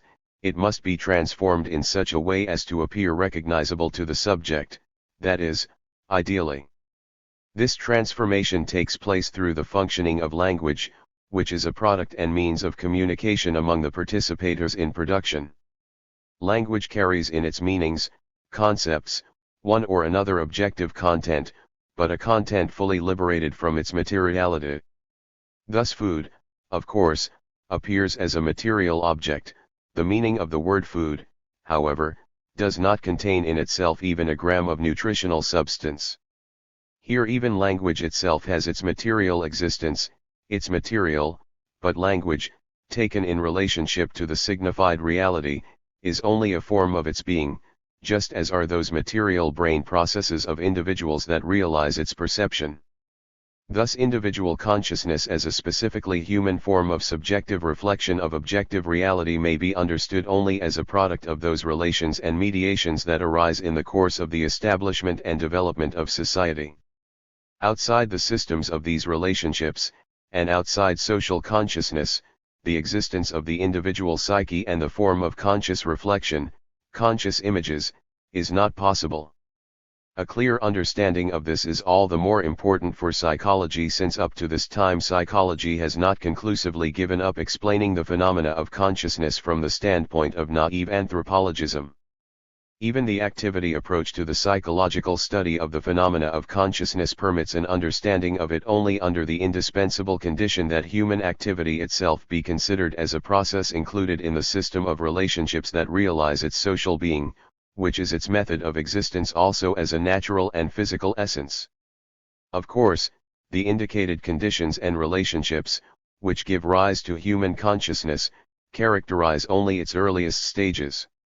Subsequently, in connections with the development of material production and social contact, a distinguishing of and then an isolation of spiritual production and the resulting technization of language, people's consciousness is freed from the direct connection with their direct practical work activity. The circle of awareness becomes ever wider so that consciousness in man becomes a universal, although not the only form of psychic reflection. In the process it undergoes a series of radical changes. At first, consciousness exists only in the form of the psychic image, I, which discloses for the subject the world surrounding him, but activity remains, as formerly, practical, external. At a much later stage activity also becomes a subject of consciousness, actions of other people are perceived and through them also the actions of the subject himself. Now they are communicated, signified by means of gestures or oral speech. This is a prerequisite for the genesis of internal actions and operations that take place in the mind, on the plane of consciousness.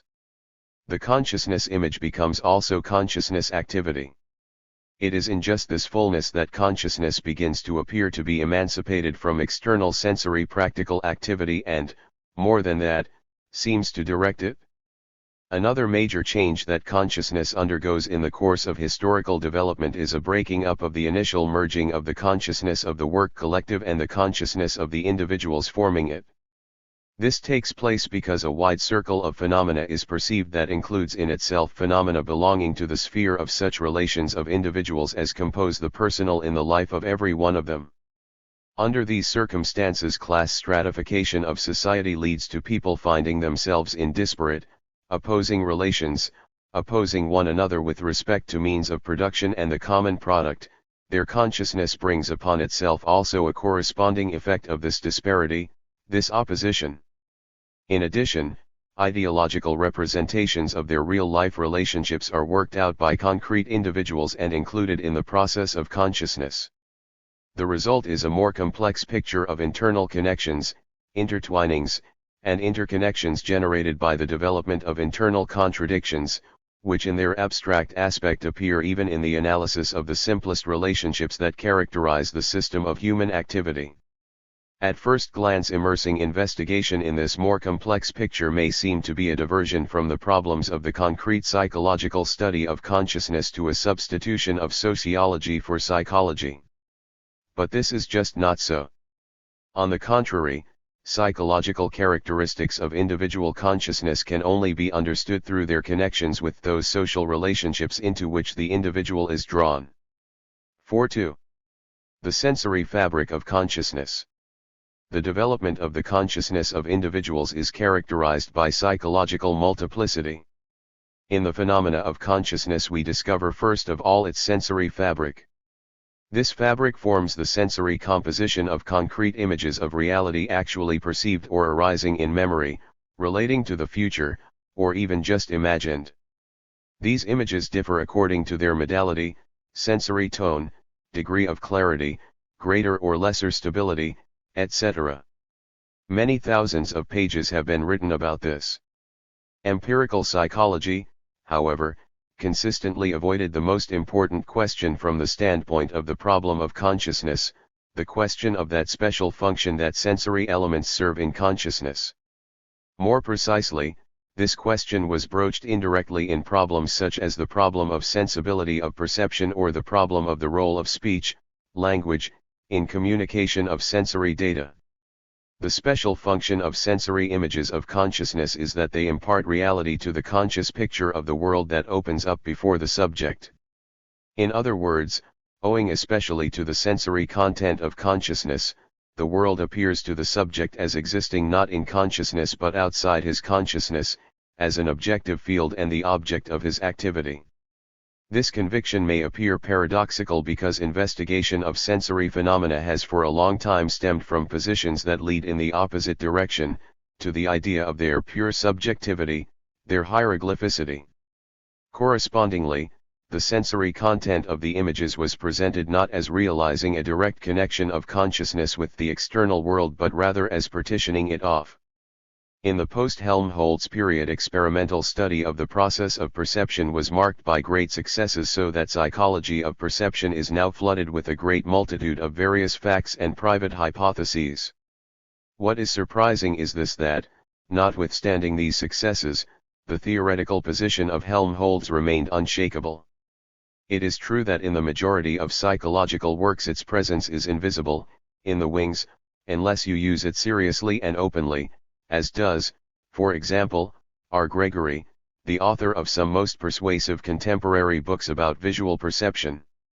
The strength of the position of Helmholtz is that in studying the physiology of vision he understood the impossibility of deriving images of objects directly from sensations, of identifying them with those patterns that light rays draw on the retina of the eye. Within the framework of the ideational system of the natural science of that time, the resolution of the problem suggested by Helmholtz, specifically, that to the work of the sensory organs the work of the brain is necessarily joined, and this forms a hypothesis about objective reality on the basis of sensory hints, was the only one possible. The fact is that objective images of consciousness were thought of as some kind of psychic things depending on other things making up their external cause.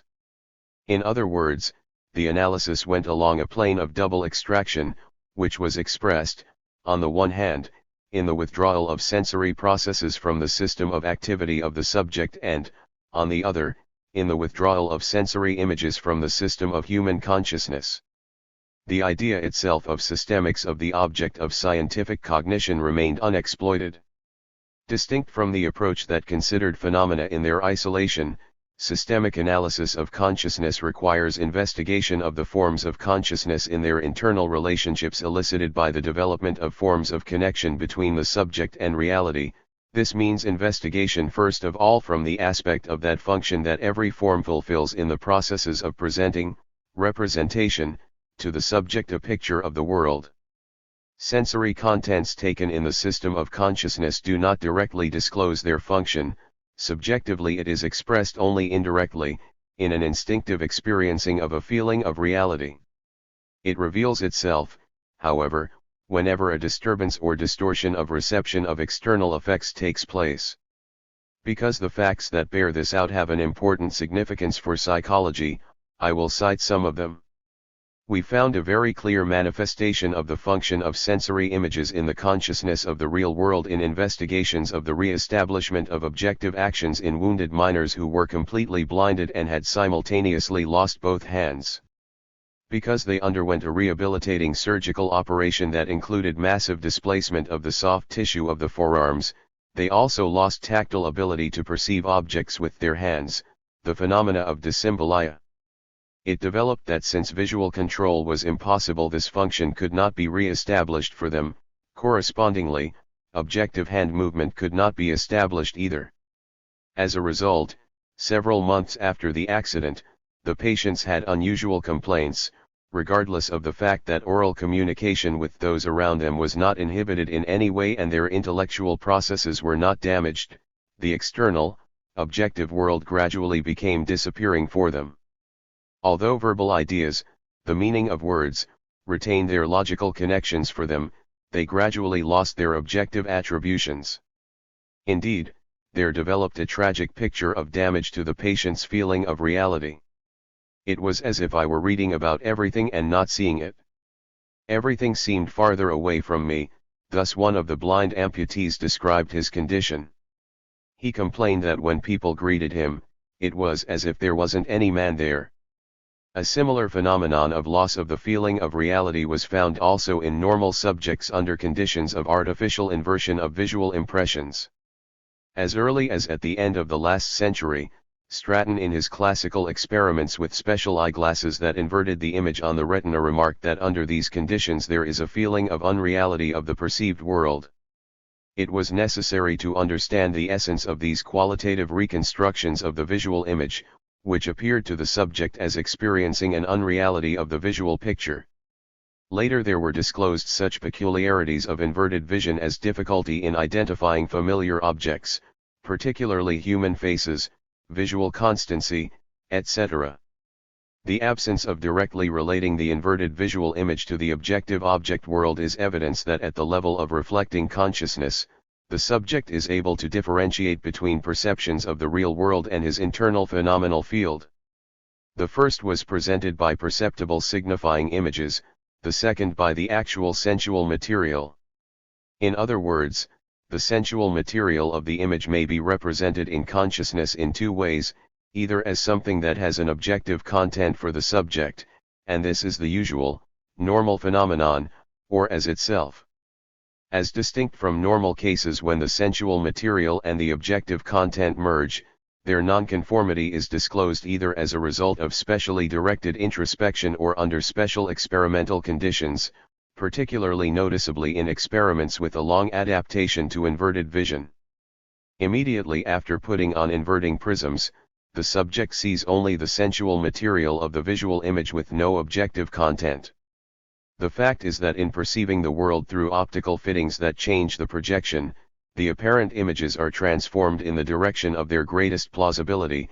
In other words, in adapting to optical distortion, what takes place is not simply a different decoding of the projected image but a complex process of structuring the perceived objective content, which has a determined objective logic different from the projected logic of the retinal image.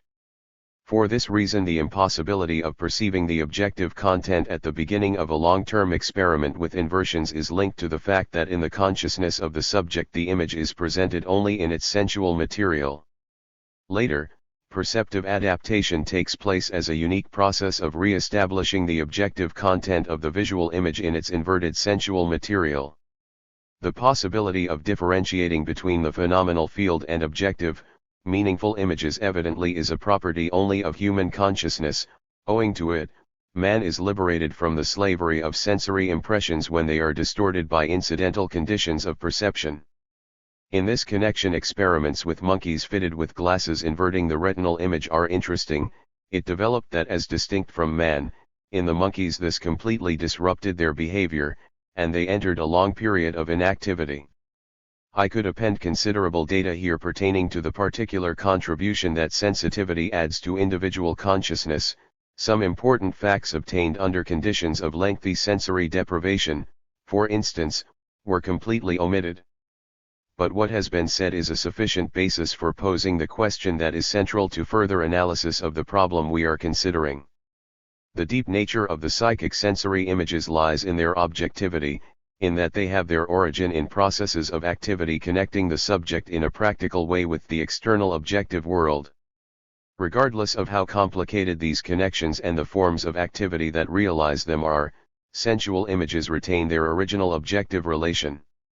Of course, when we compare the vast richness of the cognitive results of human mental activity with those contributions that our sensitivity introduces directly into it, then these contributions are almost insignificant and their extreme limitations are most obvious. To this is added the fact that sensory impressions constantly contradict the more complete meaning. From this comes the idea that sensory impressions serve only as a stimulus bringing into action our cognitive capabilities, and that images of objects are engendered by internal mental operations, conscious or unconscious, that, in other words, we would not perceive the object world if we did not think it. But how could we think this world if it did not initially disclose itself to us specifically, in its objectivity, sensually perceived? 4.3. Meaning as a problem of psychological consciousness. Sensory images represent a universal form of psychic reflection having its origin in the objective activity of the subject. In man, however, sensory images assume a new quality, specifically, their signification. Meanings are the most important formers of human consciousness. As is known, a loss in man of even the most important sensory systems, vision and hearing, does not destroy consciousness. Even in blind, deaf-mute children who have mastered specifically human operations involving objective actions and language, which, of course, can only take place under conditions of special education, a normal consciousness is formed different from the consciousness of sighted and hearing people only in its extremely poor sensory fabric. It is another matter when because of these or other circumstances a humanization of activity and social contact does not take place. In this case, regardless of how complete the preservation of sensory motor spheres is, consciousness does not develop. This phenomenon, we will call it the phenomenon of Kasper-Gauser, is now widely known. Thus meanings interpret the world in the consciousness of man. Although language appears to be the carrier of meaning, yet language is not its demiurge. Behind linguistic meanings hide socially developed methods of action, operations, in the process of which people change and perceive objective reality. In other words, meanings represent an ideal form of the existence of the objective world, its properties, connections, and relationships, disclosed by cooperative social practice, transformed and hidden in the material of language. For this reason meanings in themselves, that is, in abstraction from their functioning in individual consciousness, are not so psychological as the socially recognized reality that lies behind them. Meanings constitute the subject matter for study in linguistics, semiotics, and logic. Also, as one of the formers of individual consciousness, meanings necessarily enter into the circle of problems of psychology. The main difficulty of the psychological problem of meaning is that in meaning arise all of those contradictions that confront the broader problem of the relationship of the logical and the psychological in thought, in logic, and in the psychology of comprehension.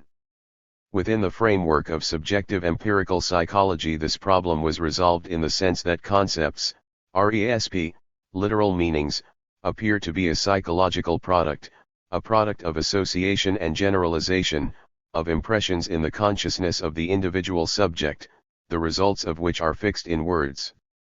This point of view found its expression, as is known, not only in psychology but also in the concepts of those who psychological logic. Another alternative is acknowledging that concepts and operations with concepts are directed by objective, logical laws, and that psychology has to do only with deviations from these laws that are found in primitive thinking, under conditions of pathology or strong emotions, and finally, that the problem of psychology includes the study of the ontogenetic development of concepts and thought. Investigation of this process did occupy the main place in the psychology of thought. It is enough to indicate the work of Piaget and Vygotsky and the large number of Soviet and foreign papers on the psychology of learning. Research on the formation in children of concepts and logical, mental, operations contributed significantly to science. It was shown that concepts are by no means formed in the head of a child in the same way that sensory generic images are formed, but that they represent the result of a process of appropriating ready, historically developed meaning, and that this process takes place in the activity of the child under conditions of communication with people around him. In learning how to carry out one action or another, he masters corresponding operations, which in their compressed, idealized form are also present in meaning. It is understood that at first the process of mastering meanings takes place in external activity of the child with material objects and in sympaxic contacts. At early stages the child acquires concrete meanings directly related to objects. Later the child also masters purely logical operations, but these are also in the external, exteriorized form, because, of course, otherwise they simply cannot be communized. Being interiorized, they form abstract meanings and concepts, and their movement constitutes an internal mental activity, an activity in the plane of consciousness. This process was studied in detail in recent years by Piat Galperin, who developed an elegant theory that he called the theory of formation of mental actions and concepts by levels. At the same time he was developing a concept about the orientational basis of actions, the characteristics of this basis, and suitable types of training. The practical and theoretical productivity of these and subsequent numerous investigations is indisputable. At the same time the problem under investigation was, from the very beginning, strictly limited. It is the problem of goal-directed, non-spontaneous formation of mental processes on externally imposed matrices or parameters. Correspondingly, the analysis concentrated on carrying out assigned actions, as far as their origins were concerned, that is the process of goal formation and motivation of activity that they realized, in the given case, training, that remained beyond the limits of direct investigation. It is understood that under these conditions there is no need to distinguish precisely in the system of activity between actions and means of carrying them out. There is no need for systemic analysis of the individual consciousness. Consciousness as a form of psychic reflection, however, cannot be reduced to the functioning of meanings learned from outside which, unfolding, direct the external and internal activity of the subject. Meanings and the operations contained within them in themselves, that is, in their abstraction from internal relations of the system of activity and consciousness, are not at all the subject of psychology. They become its subject only if they are taken in those relationships, in the movement of the system of relationships. This follows from the very nature of the psyche. As has already been said, psychic reflection comes about as the result of the splitting of life processes of the subject into processes that carry out his direct biotic relations and signal processes that mediate them. The development of internal relations, elicited by this splitting, finds its expression in the development of the structure of activity and, on this basis, also in the development of the forms of psychic reflection. Further, at the level of the individual there takes place such transformation of these forms that, having been fixed in languages, they assume a quasi-independent existence as an objective, ideal phenomenon. And they are constantly repeated by processes taking place in the heads of concrete individuals. This constitutes the internal mechanism of their transmission from generation to generation and the condition of their enrichment by means of individual contributions. Here we approach in earnest the problem that is a real stumbling block for the psychological analysis of consciousness. This is the problem of the characteristics of functioning of knowledge, concepts, and mental models, on the one hand, in the system of social relations in social consciousness, and on the other hand, in the activity of the individual realizing his social connections, in his consciousness.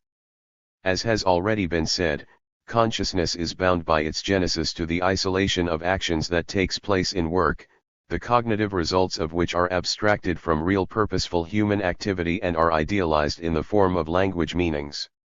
Communized, they become the property of the consciousness of individuals. Here they do not in the least lose their abstractness, they carry in themselves methods, objective conditions, and results of actions regardless of the subjective motivation of the human activity in which they are formed.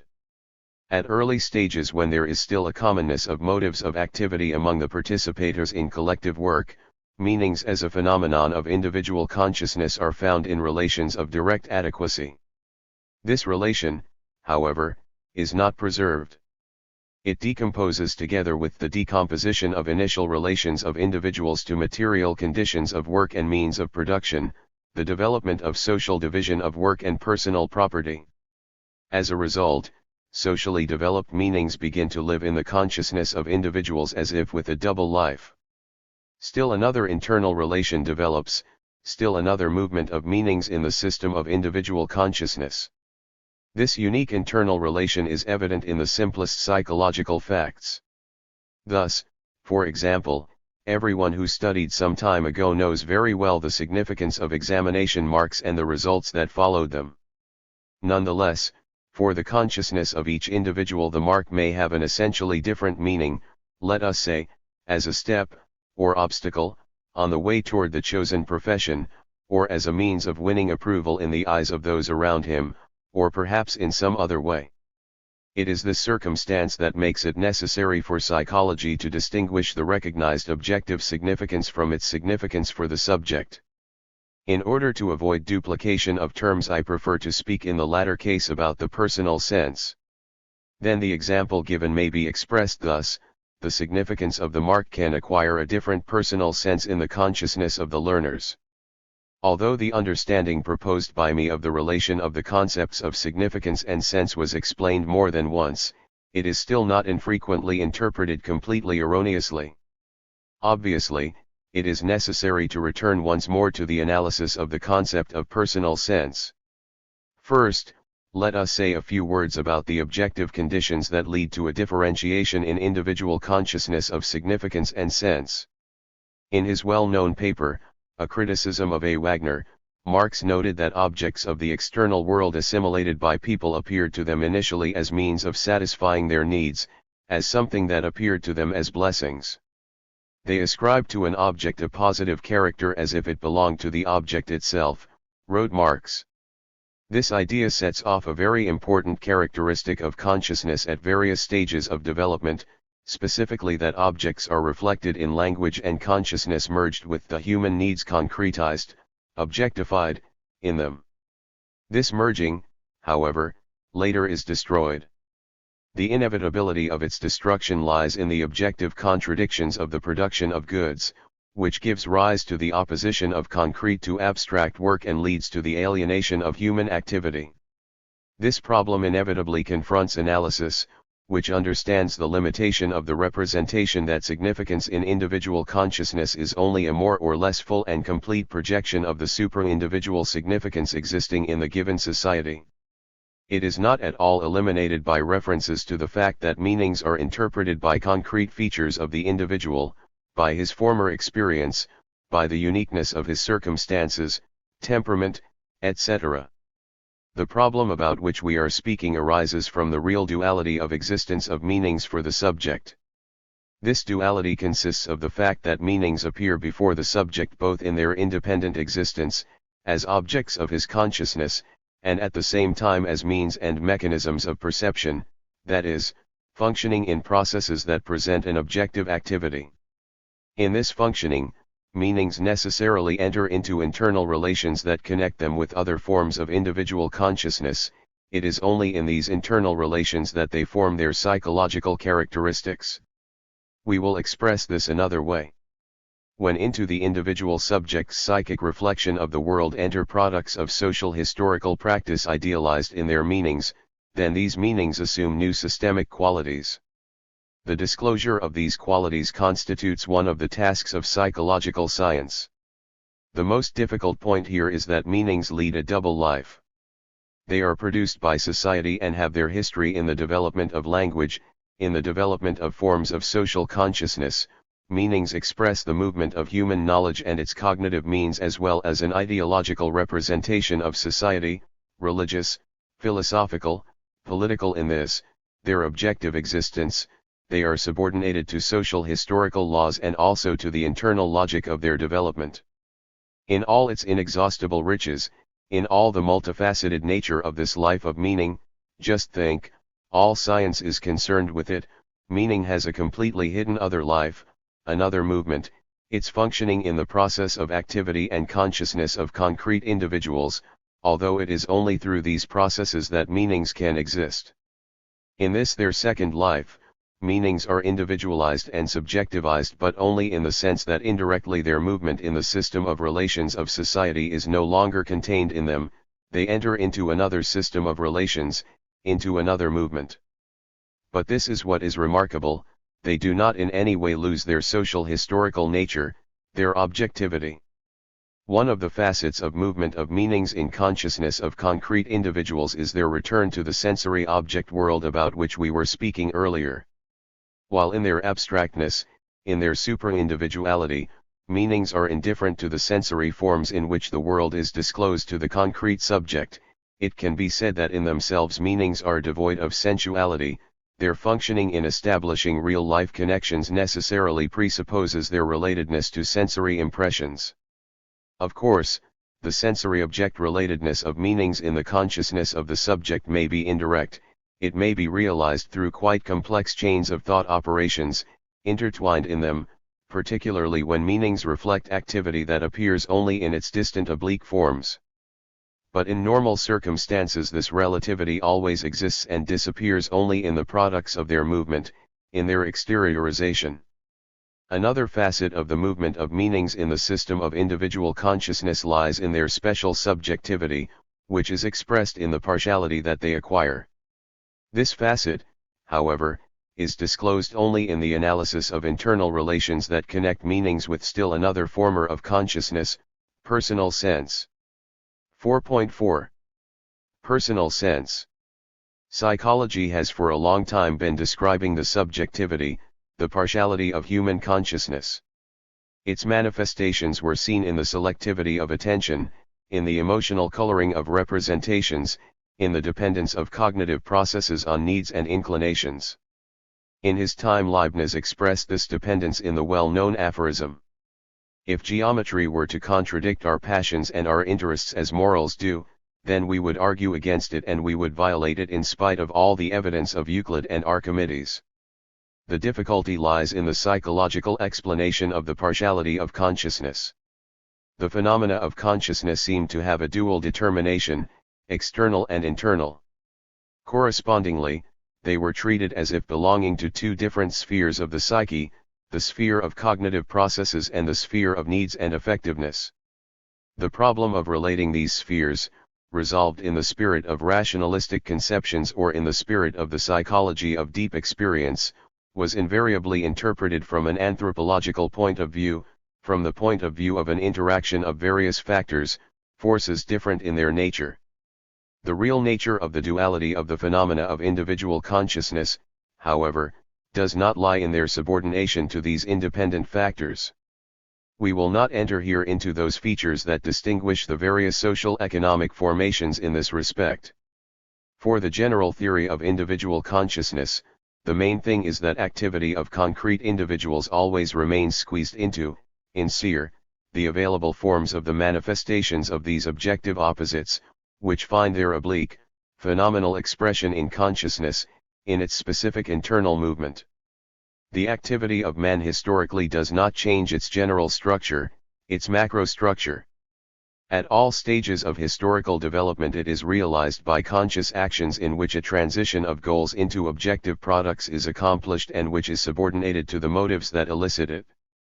What is radically changed is the character of the relationships that connect goals and motives of activity. These relationships are also psychologically decisive. The fact is that for the subject himself, perception and achievement by him of concrete goals, mastery of means and operations, of action is a method of conforming his life, satisfying and developing his material and spiritual needs, which are objectified and transformed in the motives of his activity. No matter whether these motives are or are not perceived by the subject, they signal themselves in the form of his experiencing an interest, a desire, or a passion. Their function, taken from the aspect of consciousness, is that they evaluate the life significance for the subject of objective circumstances and his actions in these circumstances, giving them personal sense that does not directly correspond to their understood objective meaning. In given circumstances the lack of correspondence of sense and meaning in individual consciousness may take on the character of a real alienation between them, even their opposition. In a manufacturing society this alienation appears inevitably, and in people at both social poles.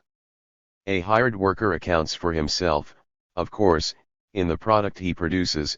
In other words, the product appears before him in the objective meaning, Bedeutung, for the most part within limits necessary to enable him to carry on his work functions sensibly.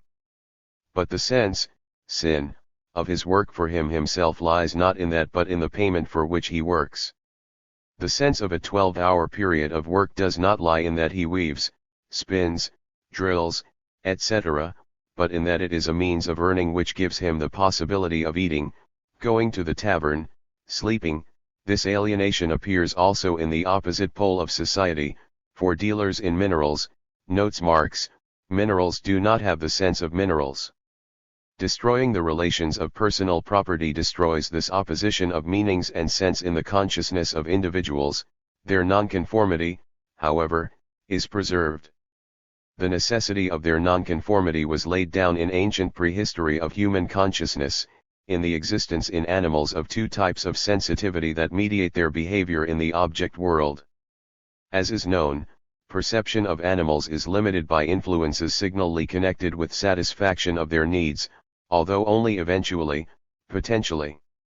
But needs may realize a function of psychic regulation appearing only in the form of stimulating objects, and correspondingly, of means of mastering them or defending against them.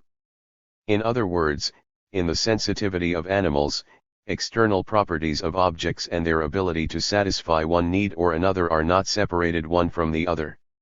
Let us remember, a dog in response to the action of a conditioned food stimulus strains toward it and licks it. The inseparability of the perception by animals of the external appearance of objects from its needs does not mean, however, that these coincide.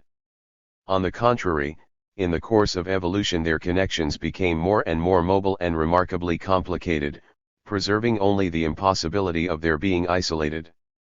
They can be distinguished only at the human level when verbal meanings are forced into the internal connections of both of these forms of sensuality. I say that the meanings are forced in, although perhaps it would have been better to say enter in or are immersed in, only in order to stress the problem.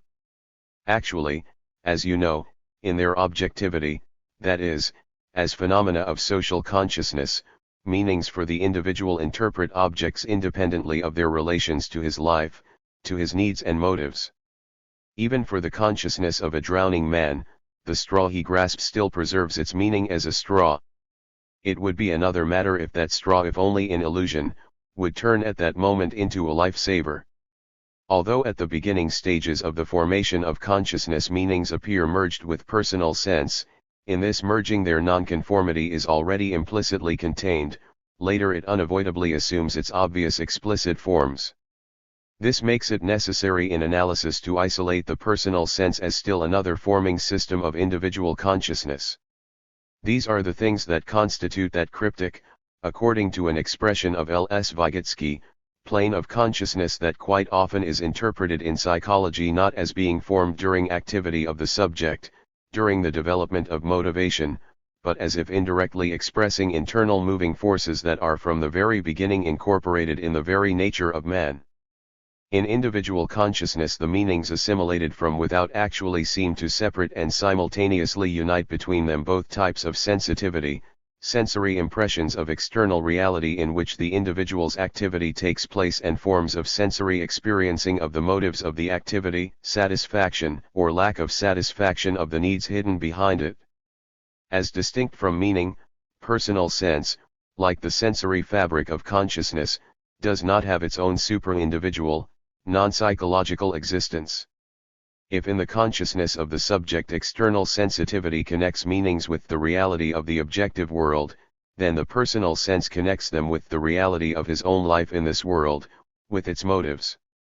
Personal sense also creates the partiality of human consciousness. It was mentioned above that in individual consciousness meanings are psychologized, returning to the reality of the world sensorily presented to man.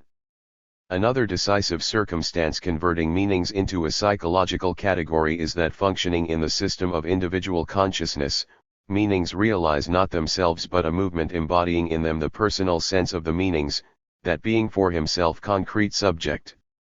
Psychologically, that is, in the system of the consciousness of the subject and not as its object or product, meanings generally do not exist except in realizing one sense or another, just as the subject's actions and operations do not exist except as realizing one or another of his activities aroused by a motive or a need. Another aspect is that the personal sense is always a sense of something. Pure, non-objective sense is the same kind of absurdity as a non-objective creature. Embodying sense in meanings is a deeply intimate, psychologically meaningful process, not in the least automatic or momentary. In the creation of literary works of art, in the practice of moral and political education, this process appears in all its fullness. Scientific psychology knows this process only in its partial expression, in the phenomena of rationalization by people of their actual motives, in experiencing the torment of transition from the thought to the word. L.S. Vygotsky quotes Tyochev, "I forgot the word which I wanted to say, and the thought, lacking material form, will return to the chamber of shadows." In its most naked forms, the process about which we are speaking appears in conditions of class society and struggle for ideology. Under these conditions, personal meanings reflecting motives engendered by actions of life relationships of man may not adequately embody their objective meanings, and then they begin to live as if in someone else's garments. It is necessary to imagine the major contradiction that gives rise to this phenomenon. As is known, as distinct from the life of society, the life of the individual does not speak for itself, that is, the individual does not have his own language with meanings developed within it. Perception by him of phenomena of reality may take place only through his assimilation of externally ready meanings, perceptions, views that he obtains from contact with one or another form of individual or mass communication. This makes it possible to introduce into the individual's consciousness and impose on him distorted or fantastic representations and ideas, including such as have no basis in his real practical life experience. Deprived of this basis, they find their real weakness in the consciousness of man, and turning into stereotypes. Like any stereotypes, they are so resistant that only serious real-life confrontations can dispel them. But even dispelling them does not lead to averting disintegration of consciousness or its inadequacy. In itself it creates only a devastation capable of turning into a psychological catastrophe. It is necessary in addition that in the consciousness of the individual there take place a reshaping of subjective personal meanings into other more adequate meanings. A more intense analysis of such reshaping of personal meanings into more adequate, meanings indicates that it takes place under conditions of the struggle in society for the consciousness of people. Here I want to say that the individual does not simply stand before a certain window displaying meanings among which he has but to make a choice, that these meanings, representations, concepts, ideas, do not passively wait for his choice but energetically dig themselves into his connections with people forming the circle of his real contacts. If the individual in given life circumstances is forced to make a choice, then that choice is not between meanings but between colliding social positions that are expressed and recognized through these meanings. In the sphere of ideological representations, this process is unavoidable and has a universal character only in a class society. It persists, however, also in conditions of a socialistic, communistic society to the extent that here also appear features of individual man, features comprising his personal relations and social and life situations. This process is preserved also because of his own unique features, those of a physical being, and because of concrete external circumstances, which cannot be identical for all. What does not disappear and cannot disappear is the constantly recurring nonconformity of personal meanings that carry within them the intentionality and partiality of the consciousness of the subject, and meanings that are indifferent to him through which personal meanings can be expressed. For this reason the internal movement of a developed system of individual consciousness is also full of dramatic effect. It is created by senses that cannot express themselves in adequate meanings, senses that have lost their real-life basis and for this reason sometimes agonizingly discredit themselves in the consciousness of the subject. It is created finally by the existence of motives goals conflicting with one another. There is no need to repeat that this internal movement of individual consciousness has its origin in the movement of objective activity of man, that behind its dramatic effects hide the dramatic effects of his real life, that for this reason scientific psychology of consciousness is not possible outside the investigation of the activity of the subject, the forms of its direct existence. In conclusion, I cannot but touch on the problem of so-called life psychology, the psychology of experience, which has recently again been evaluated in our literature. From what has been said, it directly follows that although scientific psychology must not exclude from the field of its consideration the internal world of man, yet its study cannot be separated from the investigation of activity and does not constitute any kind of special direction of scientific psychological investigation. That which we call internal experiences is the essence of the phenomenon, taking place on the surface of the system of consciousness, and it is in this form that consciousness appears directly for the subject. For this reason, the experiences, interests, boredom, inclinations, or remorse do not disclose their nature to the subject, although they seem to be internal forces moving through his activity. Their real function is only leading the subject to their real source in that they signal the personal sense of events taking place in his life. They make him seem to stop the flow of his activity for an instant to contemplate the life values he has constructed in order to find himself in them, or perhaps to review them. Thus man's consciousness, like activity itself, is not additive. It is not a plane, nor even a volume, filled with images and processes. It is not connections of his separate units but an internal movement of his formers, activities included in total movement realizing the real life of the individual in society. The activity of man makes up the substance of his consciousness. Psychological analysis of activity and consciousness discloses only their general systemic qualities and understandably abstracts itself from the features of special psychic processes, processes of perception and thought, memory and learning, oral communication. But these processes exist in themselves only in the described relations of the system at one level or another. For this reason, although investigations of these processes constitute a specific problem, in no way do they appear independent of how problems of activity and consciousness are resolved, for this determines the methodology. And finally, the principal thing.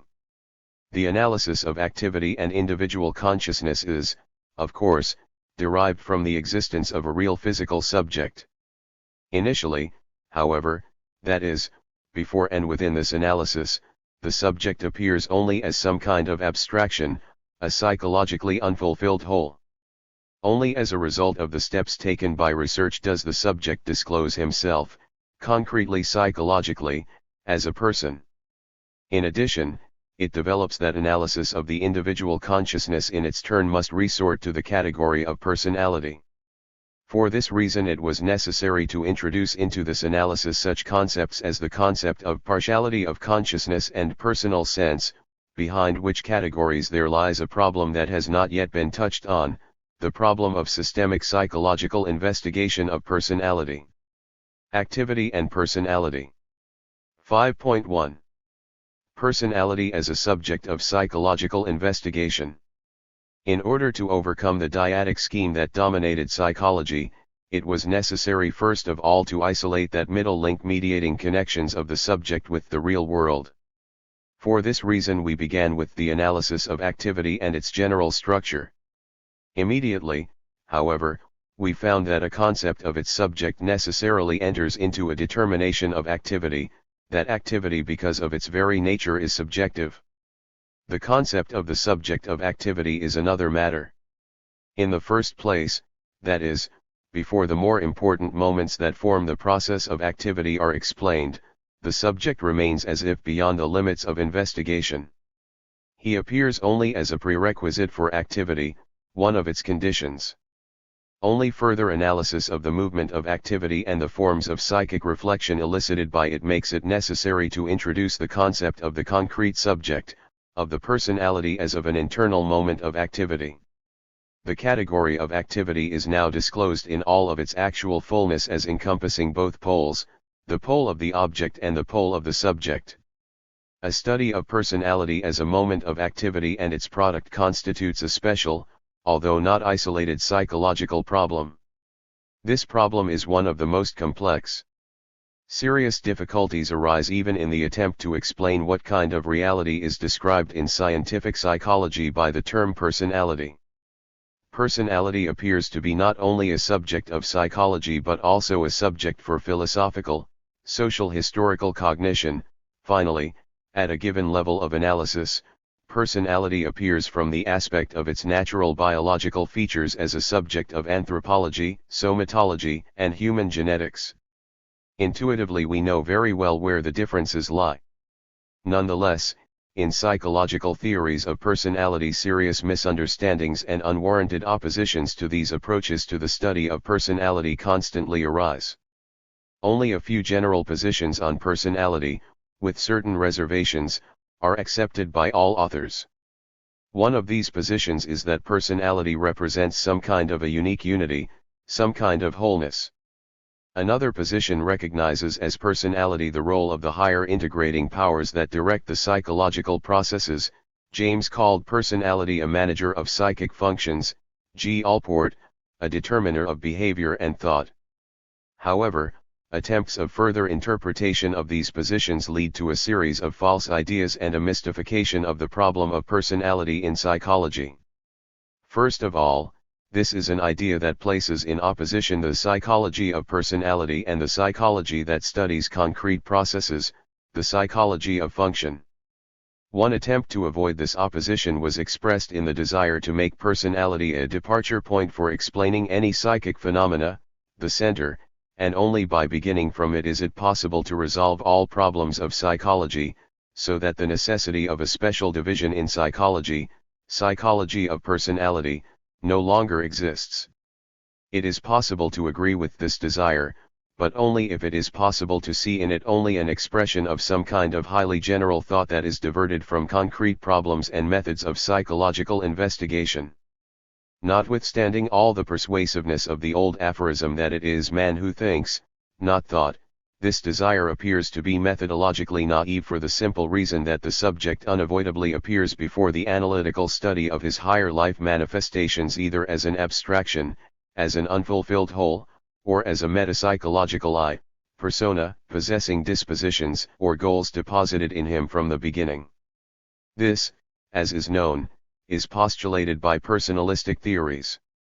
Thus it does not matter whether personality is considered from the biologizing organic positions or as a purely spiritual beginning or, finally, as some kind of psychophysiological neutrality. In addition, the requirement of the personality approach to psychology sometimes is understood in the sense that in studying separate psychological processes the attention of the investigator must first of all be concentrated on individual characteristics. But this does not in any way solve the problem inasmuch as a priori we are able to judge which of these traits characterize personality and which do not. For example, does the speed of a man's reaction, the extent of his memory, or knowing how to type enter into the psychological characterization of personality? One of the methods of bypassing this major question of psychological theory is by understanding the concept of personality as man in his empirical totality. The psychology of personality thus turns into a special type of anthropology that includes everything in itself, from the investigation of features of metabolic processes to the investigation of individual differences in separate psychic functions. Of course, a complex approach to man is not only possible but necessary as well. A complex study of man, the human factor, has now assumed a first-rank significance, but it is just this circumstance that makes the psychological problem of personality a special problem. It is known that no system of knowledge about a whole subject gives us its actual understanding if one of the essential specification of its characteristics is missing. This is how the matter stands with the study of man. Psychological investigation of man as a personality cannot in any way be replaced by a complex of comparisons of morphological, physiological, or isolated functional scientific data. Dissolved in them, it will in the final account be reduced either to biological or to abstract sociological, culturological representations about man. Up to this time a real stumbling block in the investigation of personality has been the problem of relations of general and differential psychology. The majority of the authors select the differential psychological direction. Taking its beginning from Galton and Spearman, This direction initially limited itself to an investigation of mental capacities and subsequently understood the study of personality as a whole. Spearman had already disseminated the idea of factors in the features of will and afference, isolating side by side with the general factor G.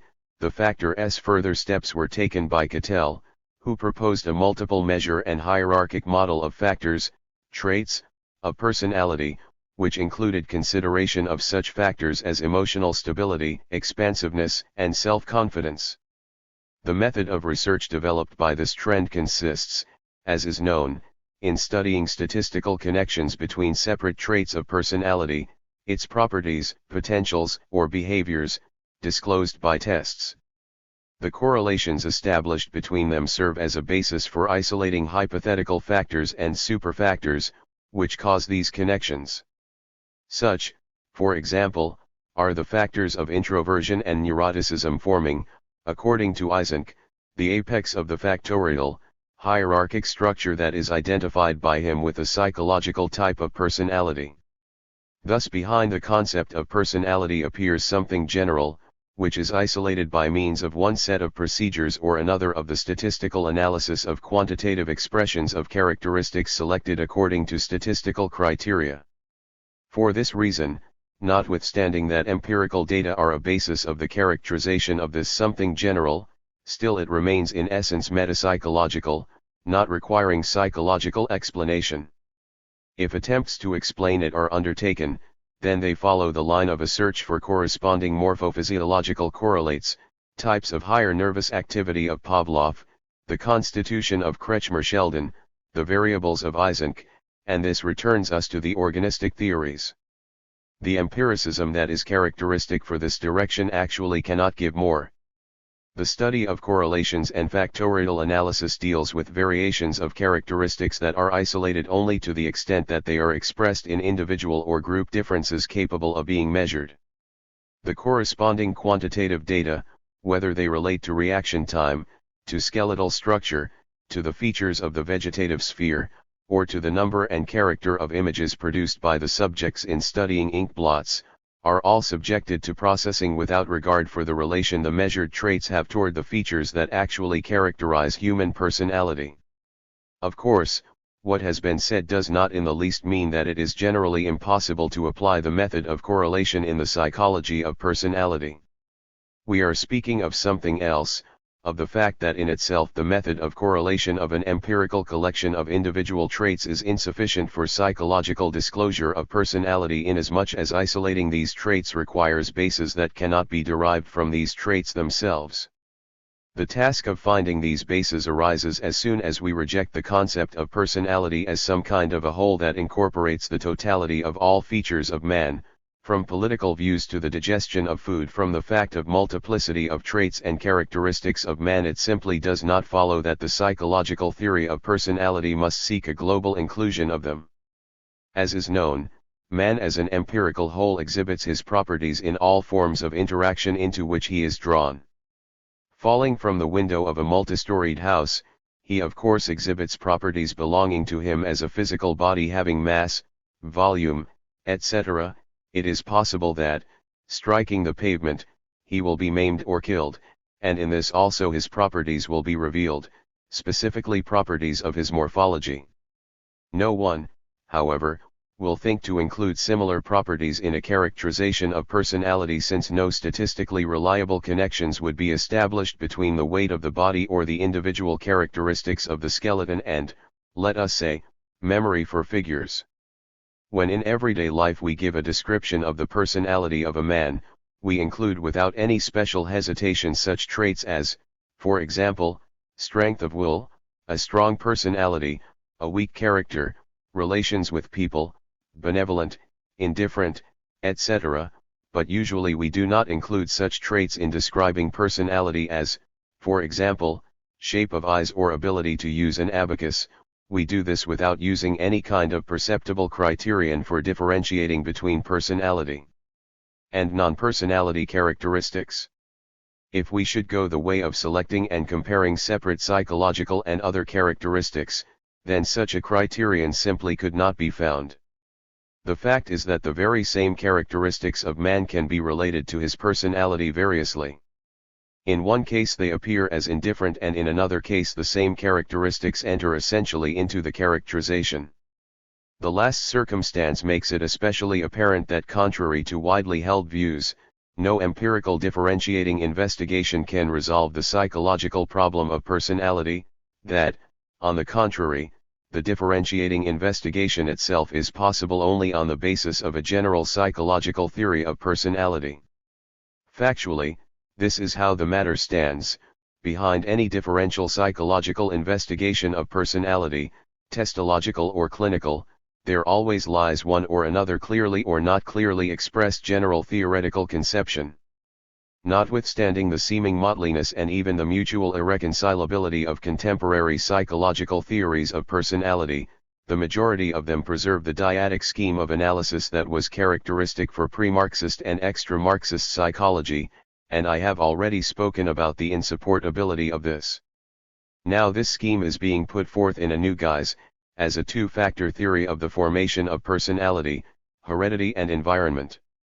Whatever characteristic of man we might take, it is explained according to this theory, on the one hand, by the action of heredity, instincts deposited in the genotype, inclinations, potentials, or even a priori categories, and, on the other hand, by the influence of external environment, natural and social, language, culture, training, etc.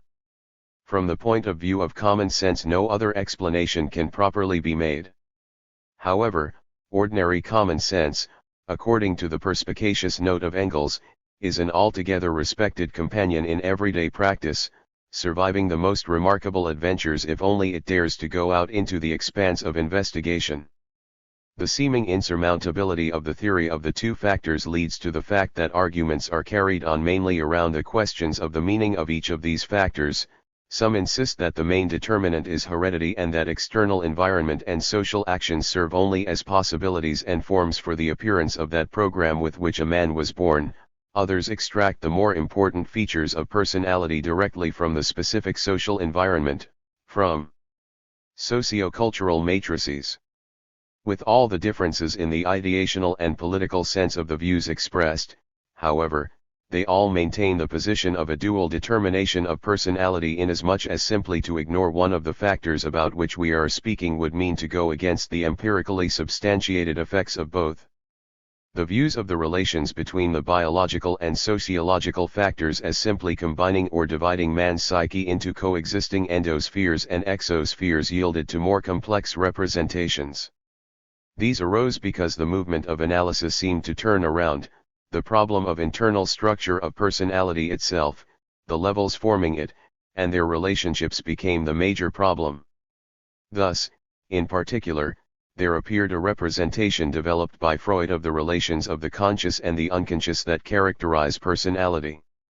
The libido isolated by him represents not only a bioenergetic source of activity but a special instance in personality, it, id, an opposing I, ego, and a super-I, superego, genetic and functional connections between these instances, realized by means of special mechanisms, displacements, censorings, symbolization, sublimation, also form the structure of personality. Here there is no need to enter into a criticism of Freudism, the views of Adler, Jung, and their modern followers. It is absolutely apparent that these views not only do not surmount but, on the contrary, sharpen the theory of two factors, turning around the idea of their convergence, in the sense of V. Stern or J. Dewey, into an idea of confrontation between them. Another direction in which the approach to personality from the aspect of its internal construction developed was represented by the cultural anthropological conception. Ethnological data showing that essential psychological features are determined by the differences not of human nature but of human culture served as a point of departure for this. According to this conception, the system of personality is nothing other than an individualization of the system of culture in which man is included in the process of his acculturization. It must be said that in this connection many observations are cited, beginning with the well-known works of Margaret Mead, who showed, for example, that even such a stable phenomenon as psychological crisis in adolescence cannot be explained by the onset of sexual maturity, since in certain cultures this crisis does not exist. Arguments are also drawn from studying persons unexpectedly moved into cultural surroundings, and finally, from experimental investigations of such special phenomena as the effect of objects predominant in a given culture on the resolution of conflict in visual fields. For psychology, the significance of the cultural anthropological interpretation of personality is, however, illusory. These interpretations inevitably lead to anti-psychologism. As early as in the 1940s, Linton indicated the difficulty arising here, which is that culture really exists only in its conceptualized form as a generalized construct. Its carriers are, of course, concrete people, each of whom partially assimilated it. In them it is personified and individualized, but at the same time it forms not that which is personality in man but, on the contrary, that which appears to be without personality, as, for example, a common language, knowledge, prejudices that are common to the given social environment, vogues, etc. For this reason, for the psychology of personality, the significance of a generalized concept, construct, of culture is, according to the expression of Allport, deceptive. The psychologist is interested in the individual as a personality, and personality is not simply a copy of a partial personification of one culture or another. Culture, although it does exist in its personifications, is a subject for history and sociology, and not for psychology. In this connection, culturological theories introduce a distinction between personality proper as a product of individual adaptation to external situations and its general base or archetype, which is apparent in man from childhood under the influence of traits peculiar to the given race, ethnic group, nationality, or social class. Introducing this distinction, however, does not resolve anything, because the formation of the archetype itself still needs to be explained further and allows various interpretations, particularly psychoanalytical. Thus the general two-factor scheme remains, although in a somewhat transformed aspect.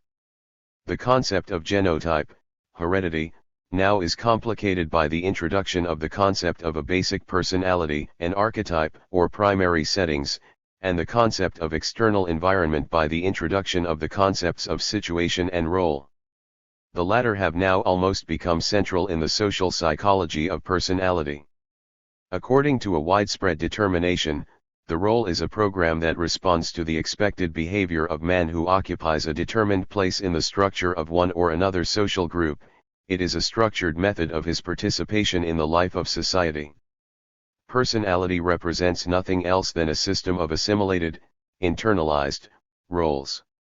In a social group that forms a family, this is the role of a son, a father, etc. At work it is the role, let us say, of a doctor or a teacher. In indefinite situations a role also appears, but in this case the traits of the archetypes and individually acquired experience are much more sharply drawn in the role. Each of us, it is understood, assumes one set or another of social, for example, professional, functions and, in this sense, roles. The idea, however, of a direct reduction of personality to a collection of roles that a person fills is, notwithstanding every possible reservation of followers of this idea, one of the most monstrous. Of course, a child learns, let us say, how he is supposed to behave with his mother, that it is necessary to listen to her, and he listens, but can it be said that in this way the child plays the role of a son or a daughter? It is just as absurd to speak, for example, about the role of the polar explorer accepted by Nansen. For him it was not a role, but a mission. Sometimes a man actually plays one role or another, but nevertheless it remains for him only a role regardless of the extent to which it is internalized. A role is not a personality but rather a representation behind which it hides. If we are to use the terminology of P. Janet, the concept of a role corresponds not to the concept of personality, personalitat, but to the concept of personage, personage. The most important objections to role theories are not those that pursue the line of criticism of one or another understanding of the place given to roles in the structures of personality, but those that are directed against the idea itself, which connects personality with its pre-programmed behavior. Gunderson, even if the program of behavior foresees itself redirection and formation of new programs and sub-programs. What would you say, asks the author cited, if you were to find out that she was only artfully playing a role before you? The fate of the concept of role is the same as that of other sociological, cultural anthropological concepts that are subject to the two-factor theory. In order to save the psychological impersonality, it is forced to appeal to temperament and potentials contained in the genotype of the individual, and we again return to the spurious question about what is the main thing, the genotypic features of the man or the influence of the social environment. Moreover, we are warned about the danger of either kind of one-sidedness. It is best, we are told, to preserve a reasonable equilibrium in resolving this problem. Thus, in fact, the methodological wisdom of these concepts leads to the formula of vulgar eclecticism, both one and the other, on the one hand, and on the other. From the position of this wisdom inevitably comes a judgment also on psychologists Marxists. It was they who were guilty, together with the defenders of cult urology, of the underestimation of the internal impersonality, its internal structure. It is understood that statements of this kind may arise only as a result of thoughtless attempts to place the views of Marxism on personality into a conceptual scheme that is deeply alien to them. The problem is not to ascertain that man is both a natural and a social being. This indisputable position indicates only the various systemic qualities evident in man, and nothing has yet been said about the essence of his personality, about that which gives rise to it. This is exactly where the scientific problem lies. This problem requires understanding of personality as a psychological neoformation that is formed in the life relations of the individual as a result of a transformation of his activity. But for this it is necessary at the very outset to reject the representation about personality as the product of the collective action of various forces, one of which is hidden as if in a sack, under the surface of the skin of man, and anything could be placed in this sack, and the other of which lies in the external environment, as if we did not consider this force as a force of the influence of stimulating situations, cultural matrices, or social expectations. Of course, no development directly comes from what comprises only the prerequisites necessary for it, no matter in what detail we might describe it. The method of Marxist dialectics requires that we go further and investigate the development as a process of self-movement, that is, investigate its internal moving relations, contradictions, and mutual transitions so that its prerequisites appear in it as its own changing moments. Such an approach necessarily leads to a position on the social historical essence of personality. This position means that personality originally arises in society, that man enters into history, and a child enters into life, only as an individual given determined natural properties and potentials, and that he becomes a personality only as a subject of social relations. In other words, as distinct from the individual, the personality of a man is in no sense pre-existing in relation to his activity, just as with his consciousness, activity gives rise to personality. Investigation of the process of the engendering and transformation of the personality of man and of his activity, taking place in concrete social conditions, is also the key to its genuine scientific psychological understanding. 5.2. The individual and personality. Studying the separate classes of life processes, scientific psychology necessarily considers them as manifestations of the life of a material subject. In these conditions, when a separate subject is under consideration, not a type, not an association, not society, we say, persons, or if we want to stress also his differences from other representatives of the species, individual. The concept individual expresses indivisibility, wholeness, and special features of a concrete subject evident already at early stages of the development of life. An individual as a whole is a product of biological evolution, in the course of which there takes place not only the process of differentiation of organs and functions but also their integration, their mutual coordination. The process of such internal coordination is very well known. It was noted by Darwin and described in terms of correlative adaptation by Cuvier, Platt, Osborn, and others. The function of secondary correlative changes of organisms that create a wholeness in their organization was particularly stressed by A. N. Severtsov in his hypothesis of correlation. The individual is first of all a genotypic formation.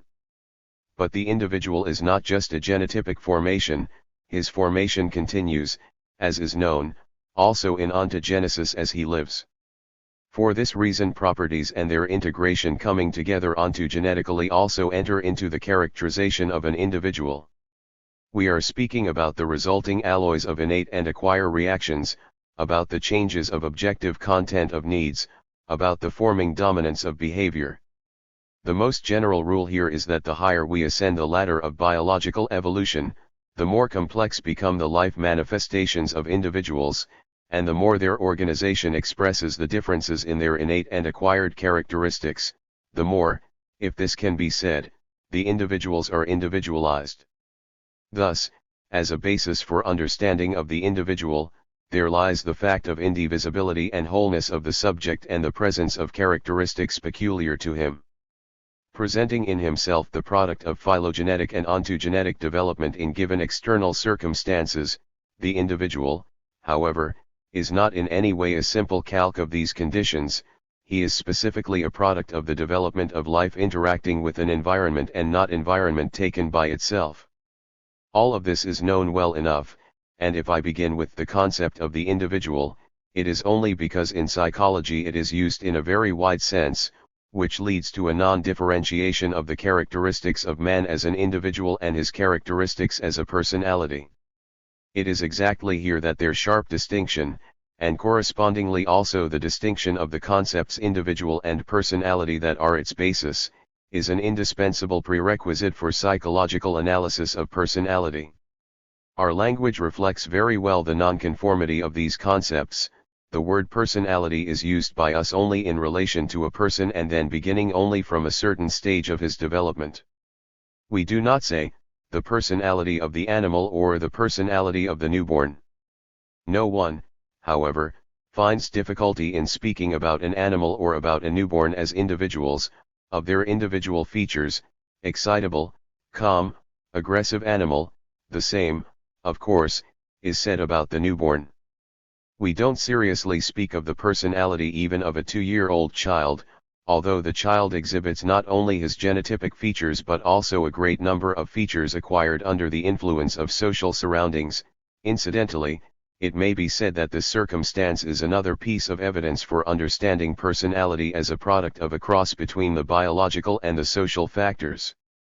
It is curious, finally, that in psychology cases of split personality are described, and that this is not in any way only a figurative expression, but no pathological process can lead to a splitting of the individual. A duplicated, split individual is an absurdity, a contradiction in terms. The concept of personality, just like the concept of the individual, is expressed by the wholeness of the subject's life. Personality does not consist of little pieces, it is not a cluster of polyps. Personality represents a whole formation of a special type. Personality is not a whole, conditioned genotypically. One is not born a personality, one becomes a personality. For this reason we do not speak either of a personality of a newborn or of a personality of an infant, although traits of individuality appear at early stages of ontogenesis no less sharply than at much later stages of growth. Personality is a relatively late product of social, historical and ontogenetic development of man. S. L. Rubinstein wrote about this in detail. This position, however, may be interpreted variously. One of the possible interpretations is the following: the innate, if it can be expressed this way, individual is not yet a fully ready individual, and initially many of his traits are only virtual, a possibility. The process of his formation continues in the course of ontogenetic development until all of his characteristics are extended, forming a relatively stable structure. Personality appears as if it were the result of the process of ripening of genotypic traits under the influence of the social environment. It is just this interpretation that is peculiar in one form or another to the majority of modem conceptions. Another conception is that the formation of personality is a process sui generis, which does not correspond directly with the process of the vital change of the individual's natural characteristics in the course of his adaptation to external environment. Man as a natural being is an individual with one or another physical constitution, type of nervous system, temperament, dynamic forces of biological needs, effectiveness, and many other characteristics that in the course of ontogenetic development either unfold and become obvious or are suppressed, in a word, change in many ways. The innate characteristics that do not change are those that determine man's personality. Personality is a special human formation that cannot be elicited from his adaptive activity, just as his consciousness or his human needs cannot be elicited from it. Just like human consciousness, just like man's needs, Marx says, the production of consciousness, the production of needs, the personality of man also is produced, it is created by social relationships into which the individual enters in his activity. The fact that in the course of this, certain of his characteristics as an individual are transformed or changed constitutes not a reason, but a consequence of the formation of his personality. We will express this in another way: traits characterizing one unity, individual, do not simply enter into the characteristics of another unity, another formation, personality, so that the first is eliminated. The traits are preserved but precisely as characteristics of an individual. Thus the characteristics of the higher nervous activity of the individual do not comprise the characteristics of his personality and do not determine it.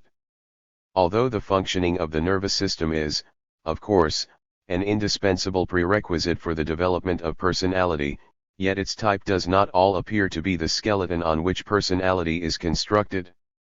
The strength or weakness of nervous processes and their balance are evident only at the level of the mechanisms through which the system realizes relationships of the individual with the world.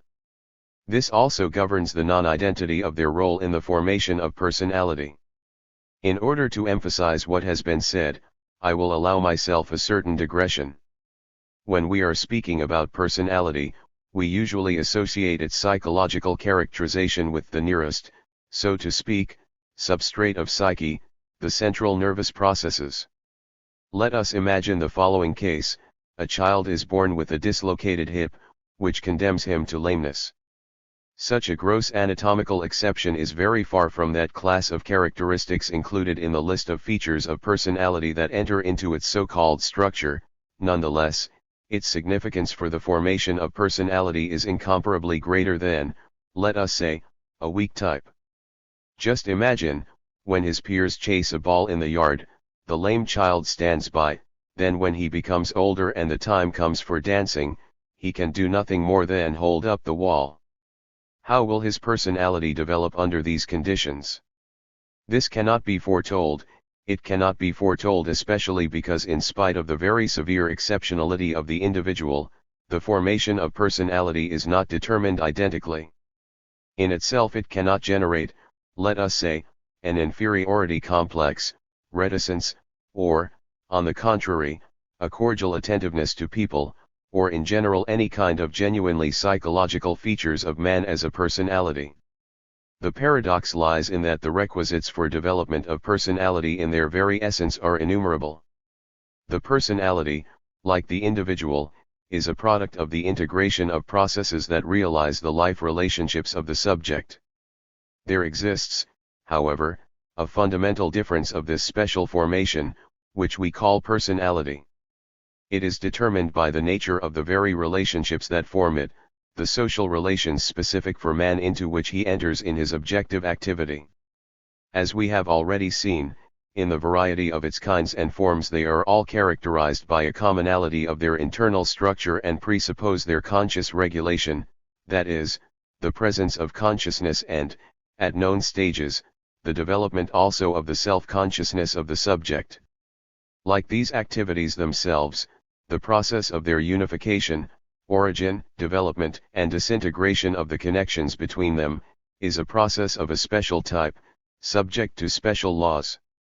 The study of the process of unification connecting the activities of the subject as a result of which his personality is formed represents a major problem for psychological investigation.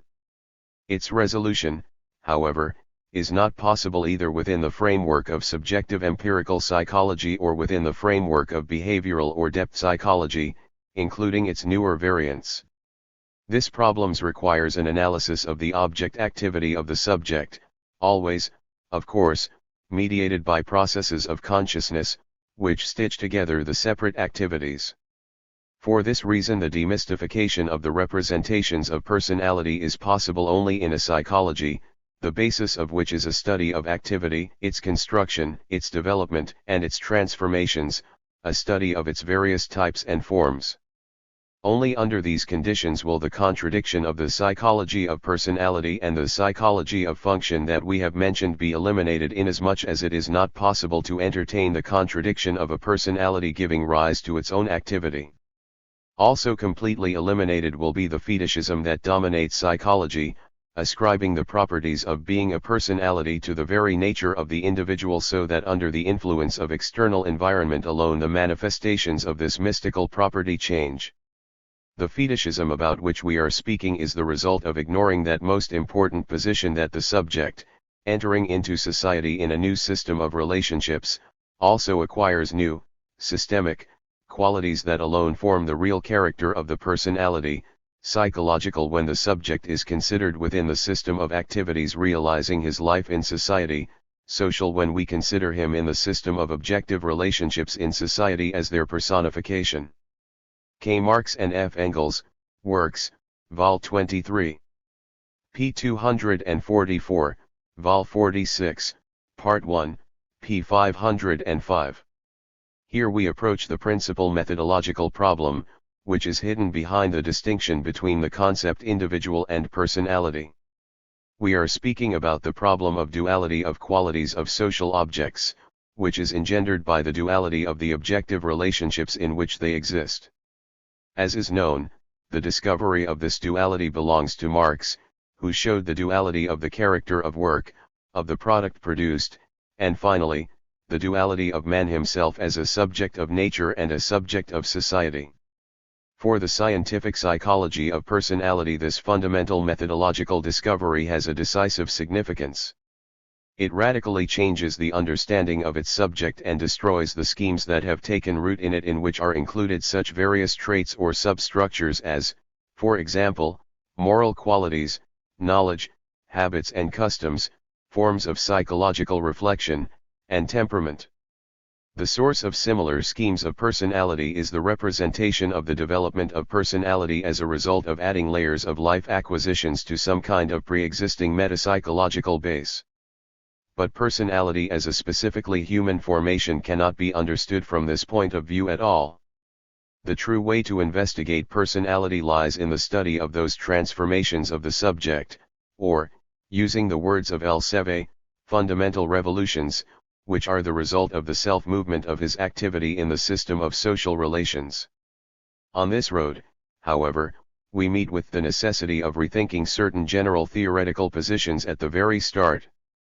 One of these, a position on which the initial formulation of the problem of personality depends, turn us toward a theory that has already been mentioned, that external circumstances act through the internal. The position that external effects are connected with their psychic effect mediated through personality is that center which serves as a basis for the theoretical approach to all problems of the psychology of personality.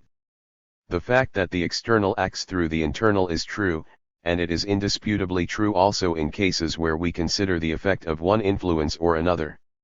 It is another matter if we see this position as the key to understanding the internal as personality. The author explains that this internal in itself depends on previous internal influences. But in this, the appearance of personality as a special whole, not coinciding directly with the whole of the individual, has not yet been disclosed, and for this reason the possibility of understanding personality only as being enriched by the previous experience of the individual still remains as before. It seems to me that in order to find an approach to the problem one must from the very start reverse the initial thesis, the internal, subject, acts through the external, and this in itself changes him. This position has completely real sense. After all, in the first place the subject of life generally appears only as having, if we can use the expression of Engels, an independent power of reaction, but this power can act only through the external, and in this external its transition from the potential to the actual takes place, its concretization, its development and enrichment, in a word, its transformation, which is essentially a transformation also of its carrier, the subject himself. Now, as a transformed subject, he appears as interpreting external influences in his passing conditions. Of course, what has been said represents only a theoretical abstraction. But the general movement that has been described is preserved at all levels of the development of the subject, and I will repeat once more, after all, no matter what kind of morphophysiological organization, what kind of needs and instincts an individual might have from birth, they appear only as prerequisites of his development that immediately stop being that which they were virtually in themselves as soon as the individual begins to act. Understanding this metamorphosis is especially important when we move to man and the problem of his personality. 5.3. Activity as a basis of personality. The main problem is to disclose the actual formers of personality, this higher unit of man, changeable as his very life is changeable, but preserving within itself a stability, his auto-identity. After all, regardless of the experience, man accumulates the events that change his life situation, and finally, regardless of physical changes he undergoes as a personality, he remains the same in the eyes of other people and in his own as well. He is identified not only by his name, even the law identifies him at least to the limits of his responsibility for his acts. Thus there exists an obvious contradiction between the apparent physical, psychophysiological changeability of man and his stability as a personality. This gave rise to the problem of the I as a special problem of the psychology of personality. It arises because the traits that are included in the psychological characterization of personality expressed clearly the changeable and intermittent in man, that is, that to which stability and continuity of his I are exactly contrasted. What forms this stability and continuity? Personalism in all its variants answers this question, postulating the existence of some kind of special beginning, which forms the nucleus of the personality. This then is overgrown by numerous life acquisitions, which are capable of changing but not of essentially affecting this nucleus. In another approach to personality, its basis is the category of objective human activity, the analysis of its integral structure, its mediation, and the forms of psychic reflection that it generates. Such an approach from the very beginning allows a preliminary resolution of the question of what forms a stable base for personality, just what enters and what does not enter into the characterization of man, especially as a personality, also depends on this. This decision is made on the position that the real basis for human personality is the aggregate of his relationships to the world that are social in their nature, but relationships that are realized, and they are realized by his activity, or more precisely, by the aggregate of his multifaceted activities. Here we have in mind especially the activities of the subject that are original units of psychological analysis of personality, and not actions, not operations, not psychophysiological functions or blocks of these functions. The latter characterize activity and not personality directly. At first glance this position seems contradictory to the empirical representations of personality and, moreover, seems to impoverish them. Nonetheless, it alone discloses the way to understanding personality in its true psychological concreteness. More than anything, this way eliminates the principal difficulty, determining which processes and features of man are those that characterize his personality psychologically and that are neutral in this sense. The fact is that taken in themselves, in an abstraction from the system of activity, they generally disclose nothing about their relations to personality. For example, operations of writing or the ability to do calligraphy can hardly be considered sensibly as personality. But here we have before us the picture of the hero of Gogol's story, the overcoat, Akaky Akikievich Bashmashkin. He was serving in some department as a functionary copying official papers, and he saw in this operation the whole diverse and fascinating world. Finishing work, Akakiakikiyevik immediately went home. As soon as he ate, he took out an inkwell and began to copy papers that he had brought home with him, and if there were notes to be copied, he made copies for himself, as recreation, for his personal satisfaction. Having written to his heart's content, Gogol tells us, he went to sleep smiling in anticipation of the next day, whatever God would send to be copied tomorrow. How did it come about? How did it happen that copying official papers occupied a central place in his personality, became the sense of his life? We do not know the concrete circumstances, but in one way or another, these circumstances led to this, that there occurred a displacement of one of the main motives for what are usually completely indifferent operations, which were turned into an independent activity because of this, and in this form they appeared as characterizing personality.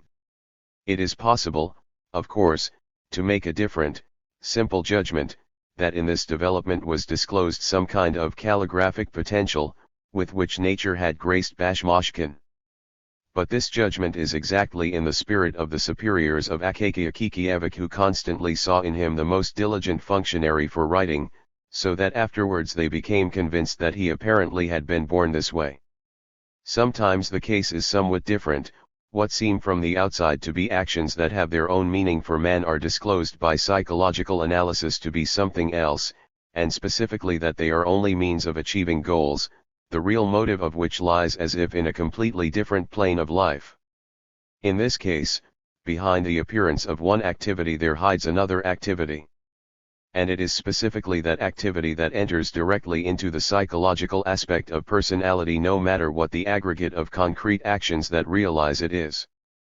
The latter constitutes as if only an envelope of this other activity that realizes one or another real relationship of man to the world, an envelope that depends on conditions that are sometimes incidental. This is the reason, for example, that the fact that a given man works as a technician in itself may still say nothing about his personality. Its features are disclosed not in this but in those relationships into which he inevitably enters, perhaps in the process of his work and perhaps outside this process. All of these things are almost truisms, and I am speaking about this only to emphasize once more that starting from a collection of separate psychological or social psychological features of man, it is impossible to arrive at any kind of structure of personality, that the real basis for human personality lies not in genetic programs deposited in him, nor in the depths of his natural disposition and inclinations, nor even in the habits, knowledge, and wisdom acquired by him, including professional learning, but in that system of activities that is realized through this knowledge and wisdom. The general conclusion from what has been said is that investigation of personality must not be limited to an explanation of prerequisites but must proceed from a development of activity, its concrete types and forms and those connections into which they enter with each other, inasmuch as their development radically changes the significance of the prerequisites themselves. Thus the direction of investigation turns not from acquired habits, skills, and knowledge to activity characterized by them, but from the content and connections of activities to which and what kind of processes realize them and make them possible. Even the first steps in the indicated direction lead to the possibility of isolating a very important fact. This is that in the course of the development of the subject, his separate activities appear among themselves in a hierarchical relationship. At the level of personality they in no way form a simple cluster, the rays of which have their beginning and center in the subject. A representation of the connections between activities as rooted in the individuality and wholeness of their subject is confirmed only at the level of the individual. At this level, in animals and in infants, the range of activities and their interconnections are directly determined by the properties of the subject, general and individual, innate and acquired. For example, a change in selectivity and change in activity are directly dependent on the current composition of needs of the organism and on a change of his biological dominant. The hierarchical relationships of activity that characterize personality are another matter. Their feature is their looseness with respect to the condition of the organism. These hierarchies of activity are engendered by their own development, and it is they that form the nucleus of the personality. In other words, Knots that connect separate activities are tied not by the action of biological or spiritual forces of the subject which lie within him but by that system of relationships into which the subject enters. Observation easily discloses those first knots from the formation of which starts the very earliest stage of the formation of personality in the child. In a very well expressed form this phenomenon at one time was observed in experiments with preschool children. The experimenter who was conducting the tests presented a child with a problem, to get an object that was out of reach without leaving his place. As soon as the child began to solve the problem, the experimenter went into an adjoining room from which he continued the observation, using the optical apparatus that is usually used for such observations. After a series of unsuccessful attempts, the child got up, approached the object, took it, and quietly returned to his place. The experimenter immediately came to the child, praised him for success, and offered him a piece of chocolate as a reward. The child, however, refused it, and when the experimenter began to question him, the youngster quietly began to cry. What lies behind this phenomenon? In the process that we observed, it is possible to isolate three moments: 1. The conversation of the child with the experimenter who explains the problem, 2. The solution of the problem, and 3. The conversation with the experimenter after the child had taken the object. The child's actions were a response thus to two different motives, that is, they accomplished two kinds of activity, one in relation to the experimenter, the other in relation to the object, reward. As observation indicates, at the time when the child was getting the object, he did not experience the situation as conflict, as a situation of collision. The hierarchical connection between the two activities was evident only at the moment of renewal of conversation with the experimenter, so to speak. Post factum, the candy appeared bitter, bitter in its subjective personal sense. The phenomenon described belongs to a very early transitional stage. In spite of all the naivete of these first coordinations of the various life relationships of a child, it is precisely these relationships that are evidence of the beginning process of forming this specific formation that we call personality. Similar coordinations are never observed at an earlier stage of growth, but they constantly reveal themselves in further development in their incomparably more complex and intertwined forms. Does not such a phenomenon of personality as pangs of conscience develop analogically? The development and multiplication of an individual's types of activity do not lead simply to an expansion of their catalogue. Simultaneously, there occurs a centering of them around several major activities to which the others are subordinated. This complex and long process of development of personality has its stages and its stops. We will not separate this process from the development of consciousness and self-consciousness, but consciousness does not constitute its beginning, it only mediates it and is, so to speak, a resume of it. Thus, as a basis of personality, there are relationships coordinating human activity generated by the process of their development. But how is this subordination, this hierarchy of activity, expressed psychologically? According to the definition we have accepted, we call activity a process that is elicited and directed by a motive, that in which one or another need is objectivized. In other words, behind the relationship of activities there is a relationship of motives. Thus we come to the necessity of turning to an analysis of motives and considering their development, their transformation, the potential for splitting their function, and such of their displacements as take place within the system of processes that form the life of an individual as a personality. 5.4. Motives, emotions, and personality. In contemporary psychology, the term motive, motivation, motivating factors, can represent completely different phenomena. Those instinctive impulses, biological inclinations, and appetites, as well as experiencing emotion, interests, and wishes, are all called motives. In this mixed enumeration of motives may be found such things as life goals and ideals, but also such things as an electric shock. There is no need to investigate all of these confused concepts and terms that characterize the present condition of the problem of motives. The problem of psychological analysis of personality requires consideration of only the major questions. Primarily this is a question of the relationships of motives and needs. I have already said that actual need is always a need of something, that at the psychological level needs are mediated by psychic reflection and in two ways. On the one hand, objects answering the needs of the subject appear before him in their objective signal characteristics. On the other hand, the conditions of need in simpler cases signal themselves and are sensorily reflected by the subject as a result of the actions of internal receptor stimuli.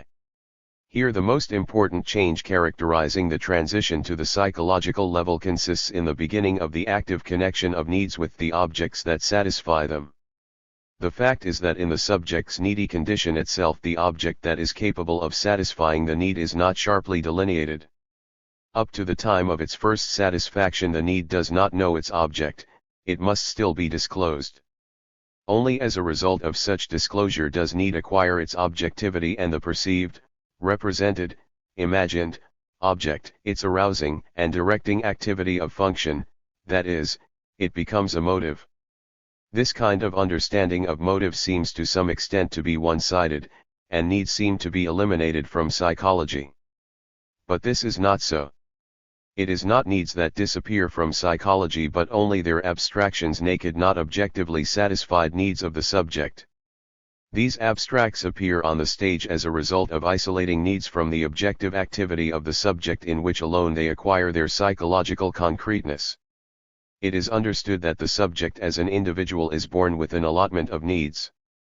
But let me repeat once more, needs as an internal force may be realized only in activity.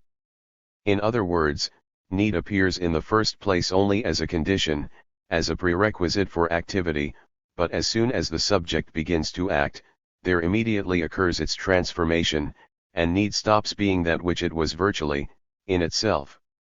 The further the development of activity proceeds, the more this prerequisite is converted into its result.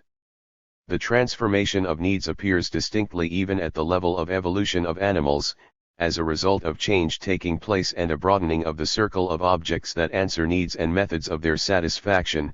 The needs themselves develop. This happens because needs are capable of being concretized in a potentially very wide range of objects, which become stimuli of activity for an animal, giving the activity a determined direction. For example, when new types of food appear in the environment and old types are eliminated, the need for food continues to be satisfied, and, in addition, it has incorporated into itself a new content, that is, it has become different. Thus development of needs of animals occurs by means of the development of their activities in relation to an ever-widening circle of objects. It is understood that changing the concrete objective content of needs leads to a change in methods of their satisfaction as well. Of course, this general position requires many stipulations and many explanations, particularly in connection with questions about the so-called functional needs. But now we are not speaking of this. The main thing here is the isolation of the fact of transformation of needs through objects into the process of their consumption. And this has a key significance for the understanding of the nature of human needs. As distinct from the development of needs in animals, which depends on a widening circle of natural objects that they consume, human needs are generated by the development of production. After all, production is directly also consumption, which creates need. In other words, consumption is mediated by a need of an object, its perception, or its mental presentation. In this, its reflected form, the object appears as the ideal, internally generated motive. In psychology, however, needs are most often considered abstracted from the main thing, which is the duality of consumer production that generates them. This leads to the one-sided explanation of human actions based directly on human needs. Here very frequently the saying of Engels is quoted as a substantiation, but it is abstracted from the general context, which deals only with the role of work in the formation of man, including also his needs, of course.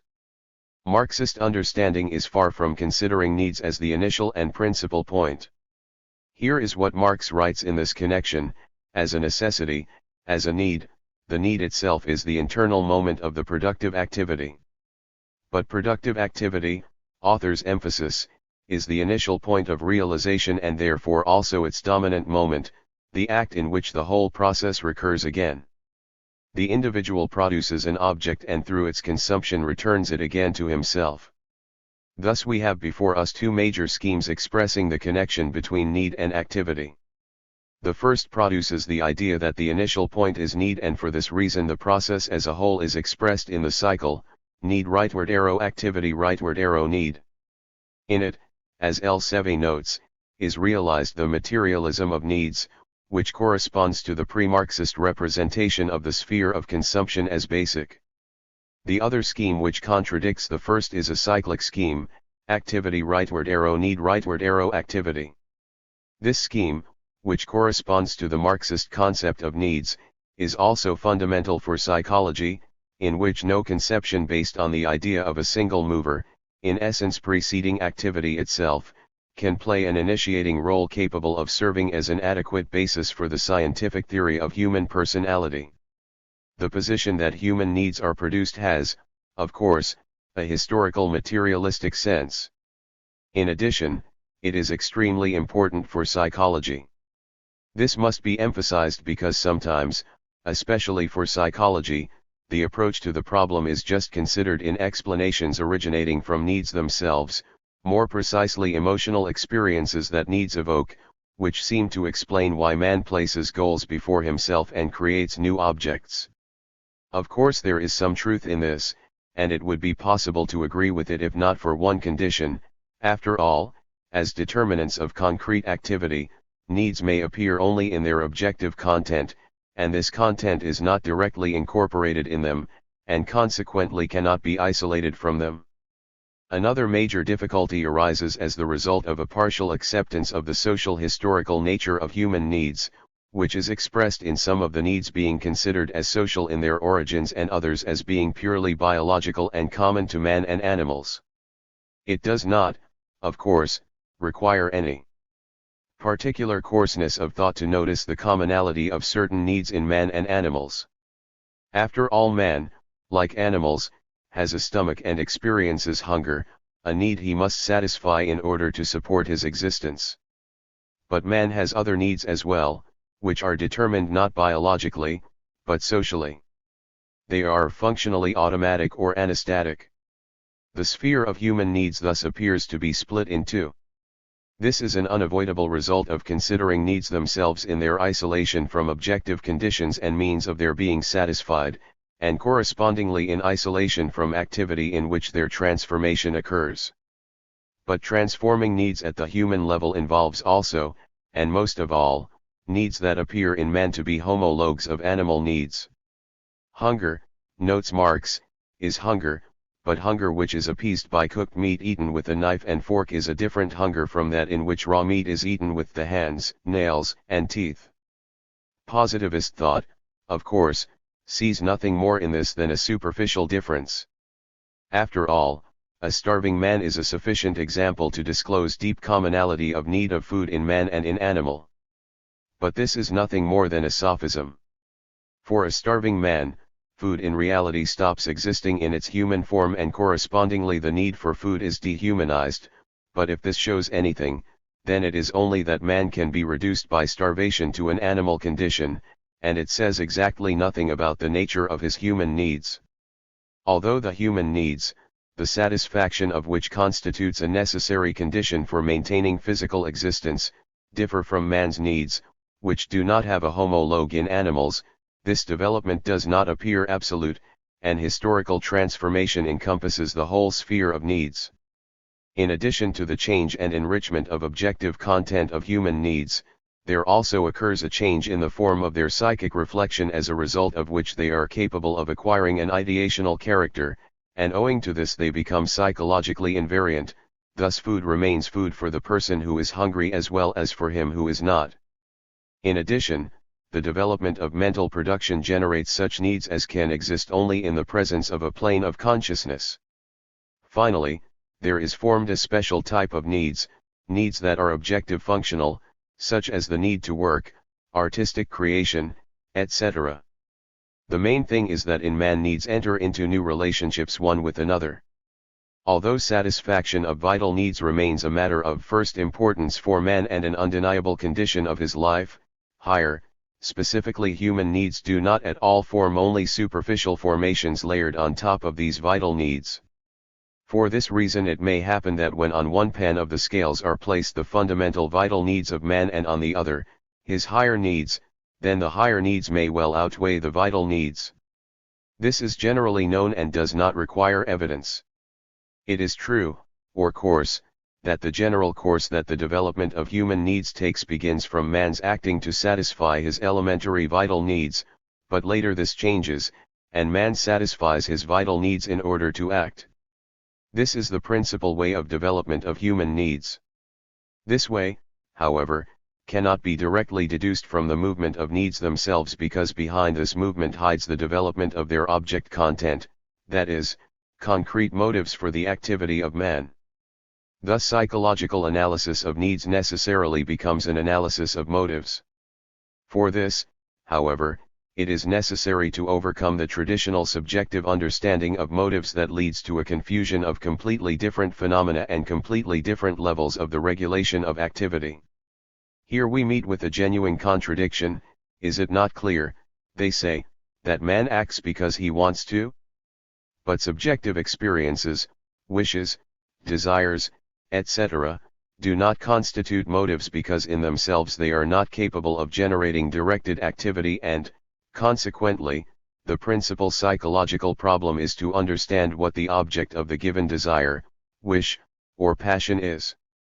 Still less, of course, is there a basis for calling such factors as tendencies to produce behavior stereotypes, the tendency to conclude a started action, etc., motives for action. In the course of realizing activity there arise, of course, a multitude of dynamic forces. These forces, however, may be relegated to the category of motives with no greater a basis than, for example, the inertia of movement of the human body, the action of which makes itself known immediately when, for example, a rapidly running man comes upon an unexpectedly appearing obstacle. A special place in theory of motives of activity belongs to the openly hedonistic conceptions, the essence of which is that all activity of man is in some way subordinated to the principle of maximizing positive and minimizing negative emotions. From this the achievement of satisfaction and freedom from suffering comprise underlying motives that move man. Specifically, in the hedonistic conception, as in the focus of a lens, are collected all ideologically perverted representations about the sense of existence of man and about his personality. Like all great lies, these conceptions are based on truth that they have falsified. This truth is that man actually strives to be happy. But psychological hedonism at once enters into a contradiction with this real great truth, exchanging it for the small currency of reinforcement and self-reinforcement in the spirit of Skinner behaviorism. Human activity is in no way generated and is not directed, like the behavior of laboratory rats, with electrodes implanted in the centers of satisfaction in the brain. When rats have been trained to turn on the power and stimulate these centers, they continue endlessly in this activity. It is possible, of course, to cite similar phenomena in man also, such as the need for narcotics or hyperbolization of sex. For example, however, these phenomena say absolutely nothing about the real nature of motives, about human life confirming itself. On the contrary, these actions ruin life. The insupportability of hedonistic conceptions of motivation lies, it is understood, not in that they exaggerate the role of emotional experiences in regulating activity but in that they reduce and pervert real relationships. Emotions are not subordinated to activity but appear to be its result and the mechanism of its movement. In his time John Stuart Mill wrote, "I understood that in order to be happy man must place before himself some kind of goal, then striving toward it, he will experience happiness without worrying about it. Such is the cunning strategy of happiness. That," he said, "is the psychological law.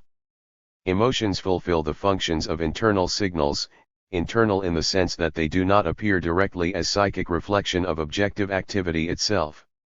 The special feature of emotions is that they reflect relationships between motives, needs, and success, or the possibility of success, of realizing the action of the subject that responds to these motives. Here we are speaking not about the reflection of those relationships but about a direct sensory reflection of them, about experiencing.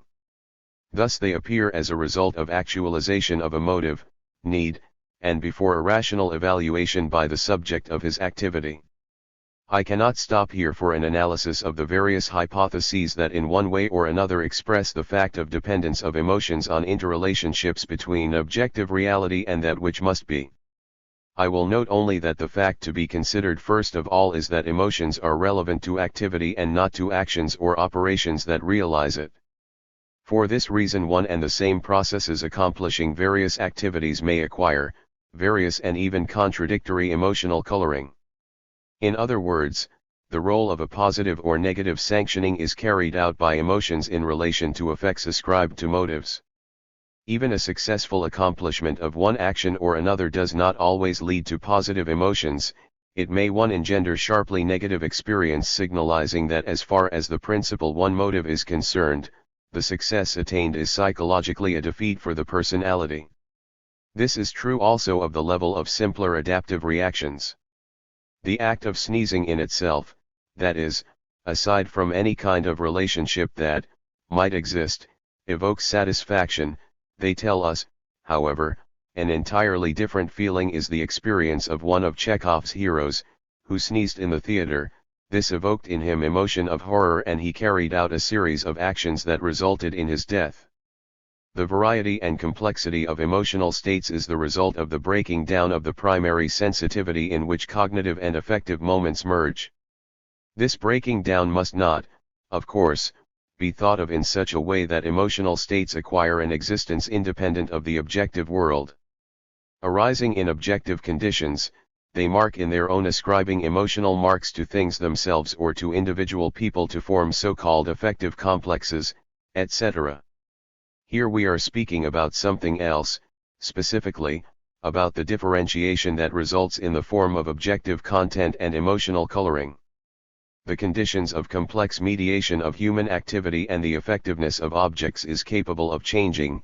An unexpected meeting with a bear usually evokes fright, but if a special motive obtains, for example in a situation of hunting, the meeting may evoke joy.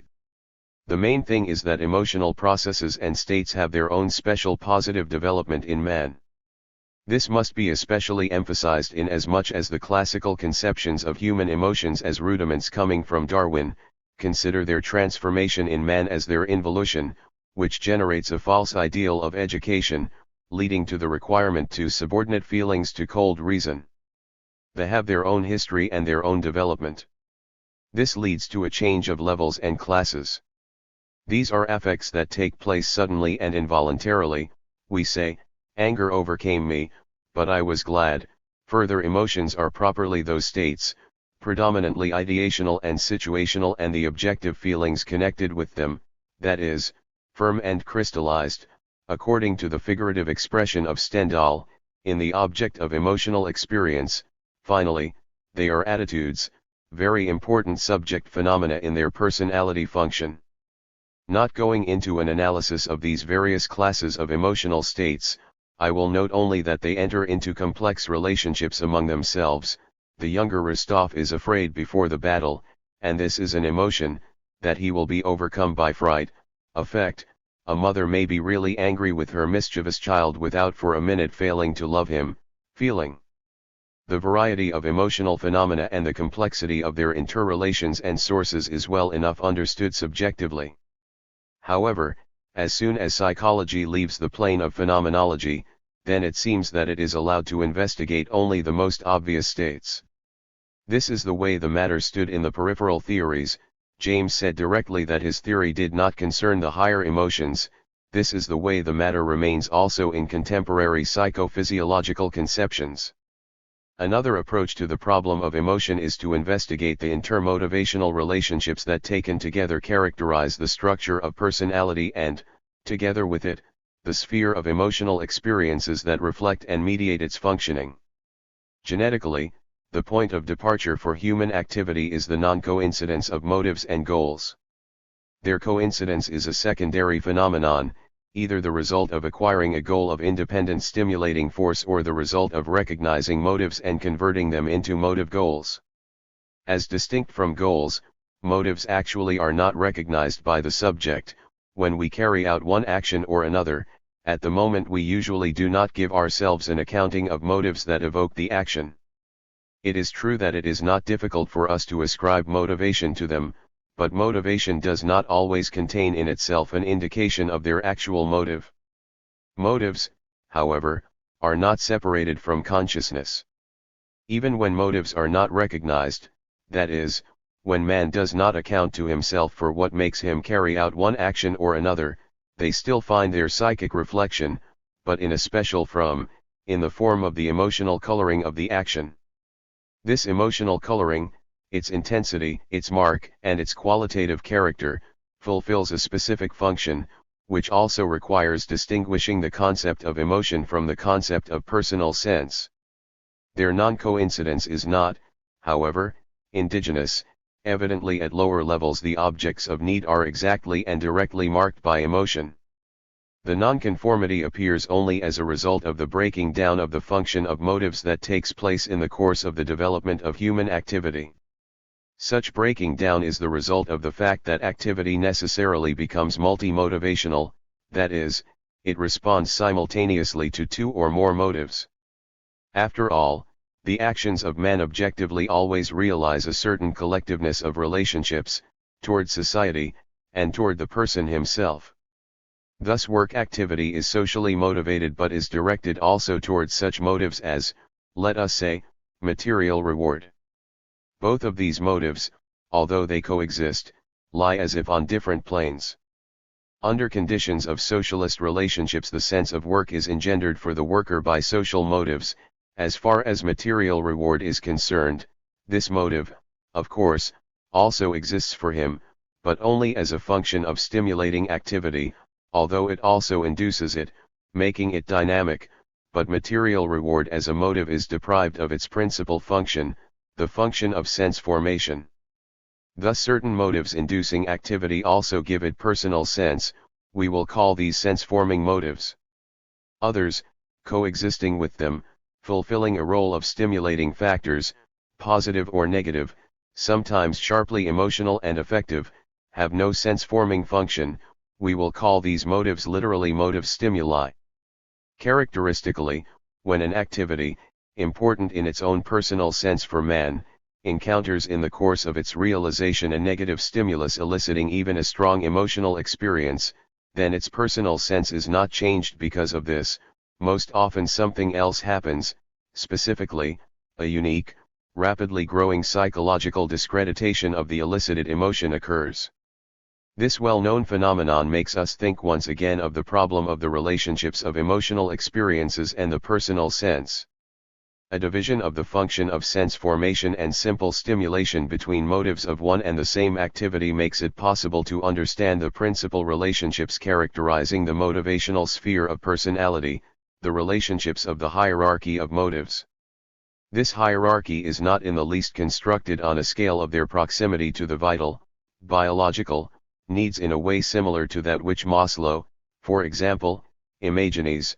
The necessity for maintaining physiological homeostasis is the basis for the hierarchy, the motives for self-preservation are higher, next, confidence and prestige, finally, at the top of the hierarchy, motives of cognition and aesthetics. The principal problem that arises here is not to what extent the given scale, or another similar to it, is right but how proper the principle of such scaling is in itself. The fact is that neither the degree of proximity to biological needs nor the degree of capacity to stimulate nor the effectiveness of one motive or another determines the hierarchical relationship between them. These relationships are determined by the connections that the activity of the subject brings about, by their mediations, and for this reason, they are relative. This refers also to the principal correlation, to the correlation between sense-forming motives and motive stimuli. In the structure of one activity a given motive may fulfill the function of sense formation, in another, the function of supplementary stimulation. Sense-forming motives, however, always occupy a higher hierarchical place even if they do not govern direct affectogenesis. Appearing to be dominant in the life of personality, for the subject himself they may remain in the wings with respect to both consciousness and direct effectiveness.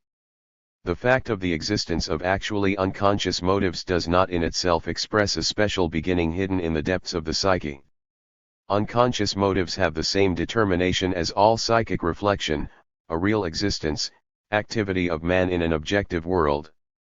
Unconscious and conscious do not oppose one another, they are only different forms and levels of psychic reflection found in strict relation to the place that which is reflected occupies in the structure of activity, in the movement of its system. If the goals and actions responding to them are of necessity recognized, then the matter is something else with respect to recognizing their motives, that to which the selection and achievement of given goals is due. Objective content of motives always, of course, in one way or another, presents itself and is perceived. In this respect the object that stimulates action and the object that acts as an implement or obstacle are, so to speak, equivalent. It is a different matter if the object is recognized as a motive. The paradox lies in that motives are revealed to consciousness only objectively by means of analysis of activity and its dynamics. Subjectively, they appear only in their oblique expression, in the form of experiencing wishes, desires, or striving toward a goal. When one or another goal appears before me, then I not only recognize it, present its objective conditionality to myself, the means of its achievement and the eventual results to which it leads, but I want to achieve it, or on the contrary, it may repel me. These direct experiences fulfill the role of internal signals by means of which processes are regulated in the course of being realized. Subjectively, expressing itself in these internal signals, the motive is not directly contained in them. This creates the impression that they arise endogenously and that they are the forces that move behavior. Recognition of motives is a secondary phenomenon arising only at the level of personality and continuously being produced during the course of its development. For very small children this problem simply does not exist. Even at the stage of transition to school age, when a desire to go to school appears in the child, the underlying motive behind this desire is hidden from him, although he has no difficulty with motivations that usually bring out something familiar to him. It is possible to explain this underlying motive only objectively, obliquely, studying, for example, games of children playing at going to school, so that in the role play it is easy to see the personal sense of the play actions and, correspondingly, their motive. To recognize the real motives of his activity, the subject must also proceed along a roundabout way, with this difference, however, that along this way he will be oriented by signals, experiences, emotional marks of living. A day filled with a multitude of actions, seemingly completely successful, may nonetheless spoil a person's mood, leaving him with some kind of unpleasant emotional residue. Against the background of the concerns of the day this residue is hardly noticed. But then comes a minute when the person looks back and mentally sorts out the day he has lived through. At this moment there surfaces in his memory a given experience, and his mood acquires the objective reference. There arises an affective signal indicating that specifically this experience left him with the emotional residue. It may happen, for example, that this is his negative reaction to somebody's success in achieving a common goal solely because it seemed to him to be his alone, and here it seems that this was not exactly so, and that really the principal motive for him was achieving the success for himself. He is confronted with a problem of personal sense, but it is not resolved of itself because now it has become a problem of correlating motives that characterize him as a personality. Specific internal work is necessary to resolve such a problem and perhaps to eradicate what has become exposed. After all, it is too bad, said Pirogov, if you do not notice this in time and do not stop it. Herzen also wrote about this, and Tolstoy's whole life is a great example of such internal work. The process of penetrating into the personality appears here from the side of the subject, phenomenally. But even in this, its phenomenal appearance, it is apparent that it consists in a clarification of hierarchical relations of motives. Subjectively, they seem to express a psychological valency belonging to the motives themselves. Scientific analysis, however, must go further because the formation of these relations necessarily presupposes a transformation of the motives themselves, which takes place in the movement of this whole system of activity of the subject in which his personality is formed. 5.5. Formation of personality. The situation of the development of the human individual discloses its special features even at the very first stages. The principal of these is the mediated character of the connections of the child with the surrounding world. At the beginning, direct biological connections, child-mother, are very soon mediated by objects. Mother feeds the child from a cup, dresses him in clothing, and, amusing him, manipulates toys. In addition, the connections of the child with things are mediated by the people surrounding him. Mother places the child close to things that are attractive to him, brings them close to him, or perhaps removes them from him. In a word, the activity of the child appears more and more as realizing his connections with man through things and connections with things through man. The result of this development is that things appear to the child not only in their physical properties but also in that special quality that they acquire in human activity, in their functional meaning. A cup is something from which one drinks, a stool is something on which one sits, a watch is something that people wear on their wrists, etc., and people appear to be in charge of the things on which his relationships with people depend. Objective activity of the child acquires an implemented structure and communication becomes oral, mediated by language. In this initial situation of the child's development there is also the kernel of those relationships, the further unfolding of which constitutes a chain of experiences leading to his formation as a personality. In the first place, the relationships to the world of things and to surrounding people merge for the child, but later they separate and form various, although interconnected, lines of development merging one with another. In ontogenesis these transitions are expressed in alternating phases, the phase of predominance of the development of objective, practical and cognitive, activity with phases of the development of interrelationships with people, with society. The same kind of transitions characterize the movement of motives within each phase. As a result, there appear those hierarchical connections of motives that form the knots of personality. The tying of these knots represents a hidden process that is expressed in different ways at different stages of development.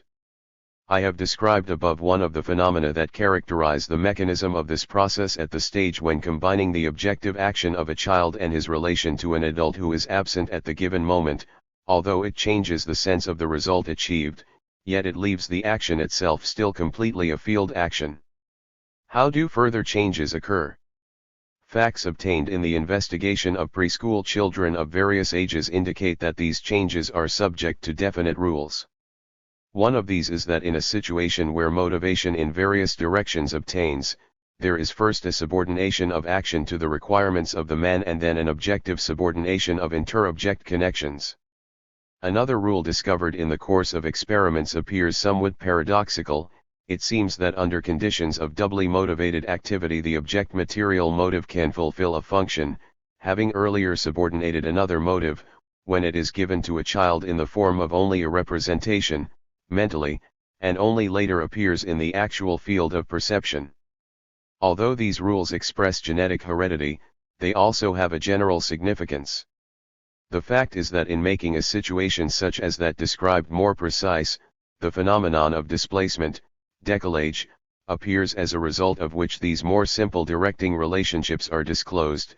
It is known, for example, that it is easier to attack after a direct command from the commander than when one is self-directed.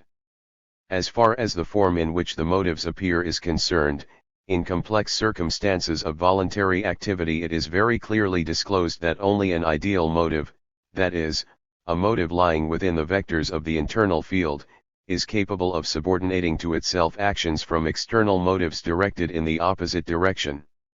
Speaking figuratively, the psychological mechanism of life feats must be found in the human imagination. From the point of view of changes about which we are speaking, the process of formation of personality may be represented as a development of will, and this is not incidental.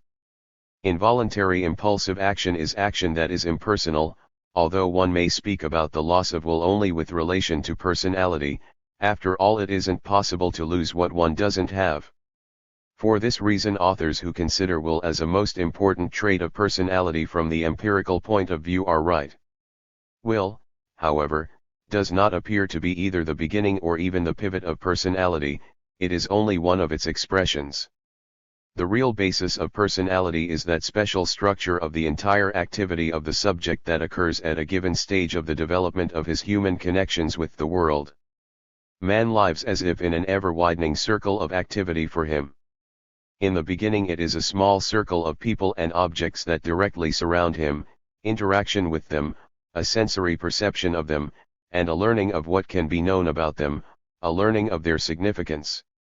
But further, before him there begins to open activity that lies far beyond the limits of his practical activity and direct contact, the widening limits of what he can know presented to him by the world. The real field that now determines his actions is not that which is simply present but that which exists for him, exists objectively or sometimes only as an illusion. Knowledge of the subject of that which exists always outstrips his converting it into something that determines his activity. Such knowledge fulfills a very important role in the formation of motives.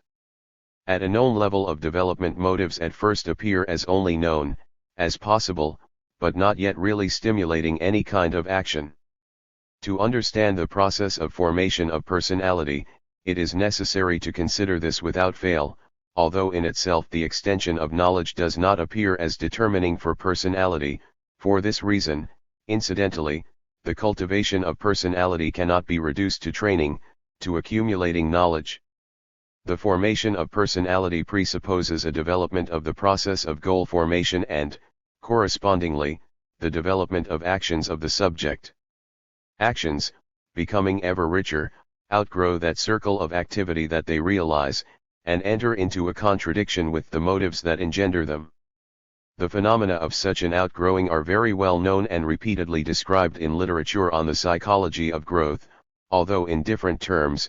These phenomena form the so-called crises of development, the crises of 3 years, 7 years, adolescence, and the much less frequently studied crises of maturity.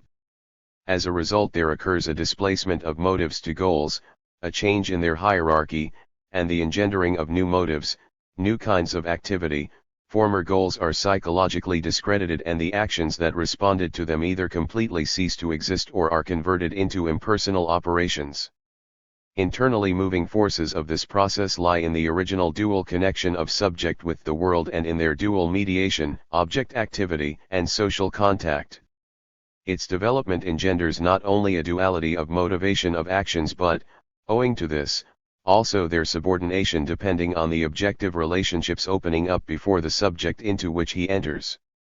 The development and multiplication of these subordinations, which are special in their nature, appearing only in life conditions of man in society, occupies a long period that may be called the spontaneous stage of development of personality, not directed by self-consciousness. At this stage, which continues almost up to the beginning of adolescence, the process of forming personality, however, is not concluded, it is only a preparation for the coming of the self-conscious personality. In pedagogical and psychological literature, either the early preschool or the pre-adolescent period is indicated as a turning point in this respect. The personality actually is born twice, the first time when there appear in a child in clear forms polymotivation and subordination of his actions. We will remember the phenomenon of the bitter sweets and others similar to that, and a second time when his conscious personality appears. In the latter case we have in mind some kind of a special reconstruction of consciousness. The problem arises with respect to understanding the necessity for this reconstruction and of what it specifically consists. This necessity is created by the circumstance that the wider the connections of the subject with the world, the more they are intertwined with each other. His actions, realizing one of his activities, one relationship, objectively seem to realize also some other kind of relationship of his also. A possible nonconformity or contradiction of these does not, however, create alternatives that are simply resolved through an arithmetic of motives. a real psychological situation engendered by a crossing of ties of the subject with the world into which, independently of him, each of his actions and each of his acts of contact with other people are drawn, requires from him an orientation in the system of these connections. In other words, psychic reflection or consciousness cannot at this point become orienting for only some actions of a subject, it must also actively reflect the hierarchy of their connections, the process of developing subordination and cross-subordination of their motives. And this requires a special internal movement of consciousness. In the movements of individual consciousness, described earlier as a process of mutual transition of directly sensory content and meanings acquiring one sense or another, depending on the motives of activity, there is now disclosed also a movement in one dimension. If the movement described earlier is presented figuratively as a movement in the horizontal plane, then the new movement takes place as if vertically. It consists of correlating motives one with another, some occupy a place subordinating others to themselves and, as if elevating themselves, others, on the contrary, drop to a position of subordination or even completely lose their sense-forming function. The making of this movement expresses in itself the making of a connective system of personal senses, the making of personality. Of course, the formation of personality represents in itself a continuous process consisting of a series of sequentially changing stages, the qualitative features of which depend on the concrete conditions and circumstances. For this reason, observing its sequential course, we note only separate displacements. But if we were to look at it from a certain distance, then the transition marking the genuine birth of personality would appear as an event changing the course of the whole subsequent psychic development. Many phenomena exist that mark this passage. Primarily it is a reconstruction of the sphere of relations with other people and with society. If at earlier stages society is discovered in widening contacts with those around the person and for this reason predominantly in its personified forms, then at this time the situation reverses, the people around begin ever more to act through objective social relations. The transition about which we are speaking also initiates changes that determine the main thing in the development of personality, in its fate. The necessity for the subject to orient himself in the widening system of his connections with the world is now disclosed in its new meaning, as that which gives rise to the process of the unfolding of the social essence of the subject. In all its fullness this unfolding constitutes a perspective of historical process. In conformity with the formation of personality at one or another stage of the development of society and depending on the place the individual occupies in the system of present social relations, this perspective appears only as eventually containing within itself the ideal terminal point. One of the changes behind which the new reconstruction of the hierarchy of motives hides shows itself in a loss of the intrinsic value for the adolescent of relations in the intimate circle of his contacts. Thus requests coming from even the very closest adults now preserve their sense-forming functions only if they are included in a wider social motivational sphere, in other circumstances they evoke psychological rebellion. This entrance of the adolescent into a wider circle of contacts does not at all mean, however, that the intimate and the personal now are relegated to a second plane. On the contrary, it is in just this period and for just this reason that there occurs an intensive development of internal life. Side by side with casual friendship there develops true friendship nurtured by mutual confidence, the content of letters changes, they lose their stereotypic and descriptive character, and accounts of experiences appear in them, attempts are made to keep intimate journals and first love appears. Still deeper changes mark the subsequent levels of development up to the level at which the system of objective social relations and its expression acquires a personal sense itself. Of course, phenomena occurring at this level are still more complex and may be truly tragic, but even here the same thing takes place. The more society discloses itself to the personality, the fuller becomes its internal world. The process of development of personality always remains deeply individual, unique. It produces major displacements along the abscissa of growth and sometimes evokes social degradation of the personality.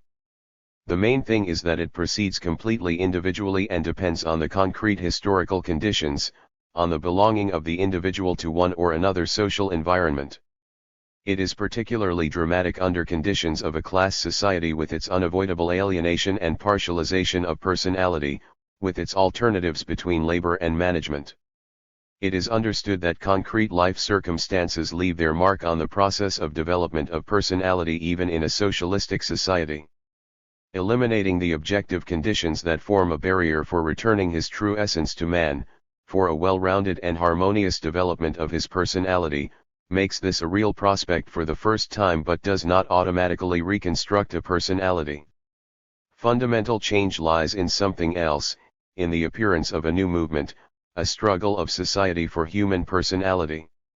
When we say, in the name of man, for man, this means not simply for his use but for his personality, although here it is understood, of course, that man must be assured material good and mental nourishment. If we return once more to the phenomena marking the transition from the period of preparation of personality to the period of its development, then we must indicate yet another transitional transformation. This is the transformation of expression of class characteristics of personality and, speaking more broadly, characteristics depending on the social differentiation of society. The subjects belonging to a class conditions even at the outset the development of his connections with the surrounding world, a greater or smaller segment of his practical activity, his contacts, his knowledge, and his acquiring norms of behavior. All of these are acquisitions from which personality is made up at the stage of its initial formation. Is it possible and is it necessary according to this to speak about the class character of personality? Yes, if we keep in mind that which the child assimilates from the environment. No, because at this stage he is only an object, if it may be expressed in this way, of his class, of his social group. Later the situation is turned around and he becomes the subject of class and group. Then and only then does his personality begin to be formed as a class personality in a different, true meaning of the word, at the beginning perhaps unconsciously, then consciously, but sooner or later he will take his position, more or less active, decisive, or vacillating. For this reason, under conditions of class confrontation he does not simply show himself but takes his place on one side or the other of the barricade. Something else becomes evident, specifically, that at every turn of his life's way he must free himself of something, confirm something in himself, and he must do all this and not simply submit to the effect of the environment. Finally, along this line there takes place still another change, which also changes the very mechanism that forms personality. Earlier I spoke about the ever-widening activity that actually exists for the subject. But it exists also within time, in the form of his past and in the form of the future he sees before him. Of course, primarily we have in mind the first thing, the subject's individual experience, the function of which appears to be, as it were, his personality. And this again resurrects the formula about personality as a product of innate properties and acquisition of experience. At earlier stages of development this formula can still seem credible, especially if it is not simplified and if all the complexity of the mechanisms that go into forming experience are considered. Under conditions of the hierarchization of motives, however, it continuously loses its meaning and at the level of personality it seems to topple. The fact is that at this level past impressions, experiences, and actual actions of the subject do not in any way appear to him as dormant layers of his experience. They are the subject of his relations and his actions, and for that reason their contribution is changed into personality. One thing in the past dies, loses its sense, and is converted into a simple condition and means of his activity, the developed aptitudes, skills, and stereotypes of behavior. Everything else appears to the subject in a completely new light and acquires a new meaning, which he had not perceived before. Finally, something from the past may be actively rejected by the subject and psychologically ceases to exist for him although it remains in the compendium of his memory. These changes take place gradually, but they may be concentrated and may comprise moral breaks. The resulting re-evaluation of the past that is established in life leads to man's casting off from himself the burden of his biography. Does this not in itself indicate that the contributions of past experience to personality were dependent on personality itself and became its function?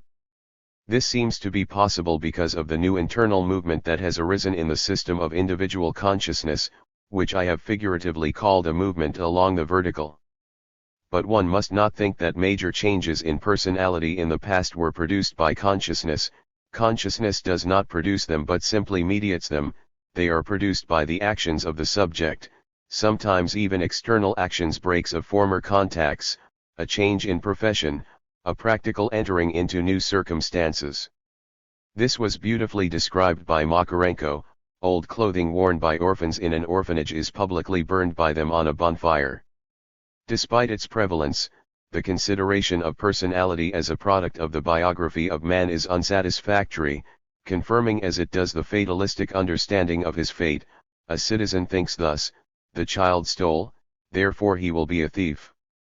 This view, of course, allows the possibility of changing something in man, but only at the price of external interference, the force of which outweighs the accumulation of his experience. This is a conception of the primacy of punishment and not repentance, reward and not action that it rewards. The main psychological fact is overlooked, specifically, that man enters into relations with his past, which enters variously into his present, into the memory of his personality. Tolstoy advised, "Notice what you remember and what you do not remember, by these signs you will recognize yourself." This view is incorrect also because an expansion of activity for man takes place not only in the direction of the past but also in the direction of the future. Just like the past, the future is also present in the personality.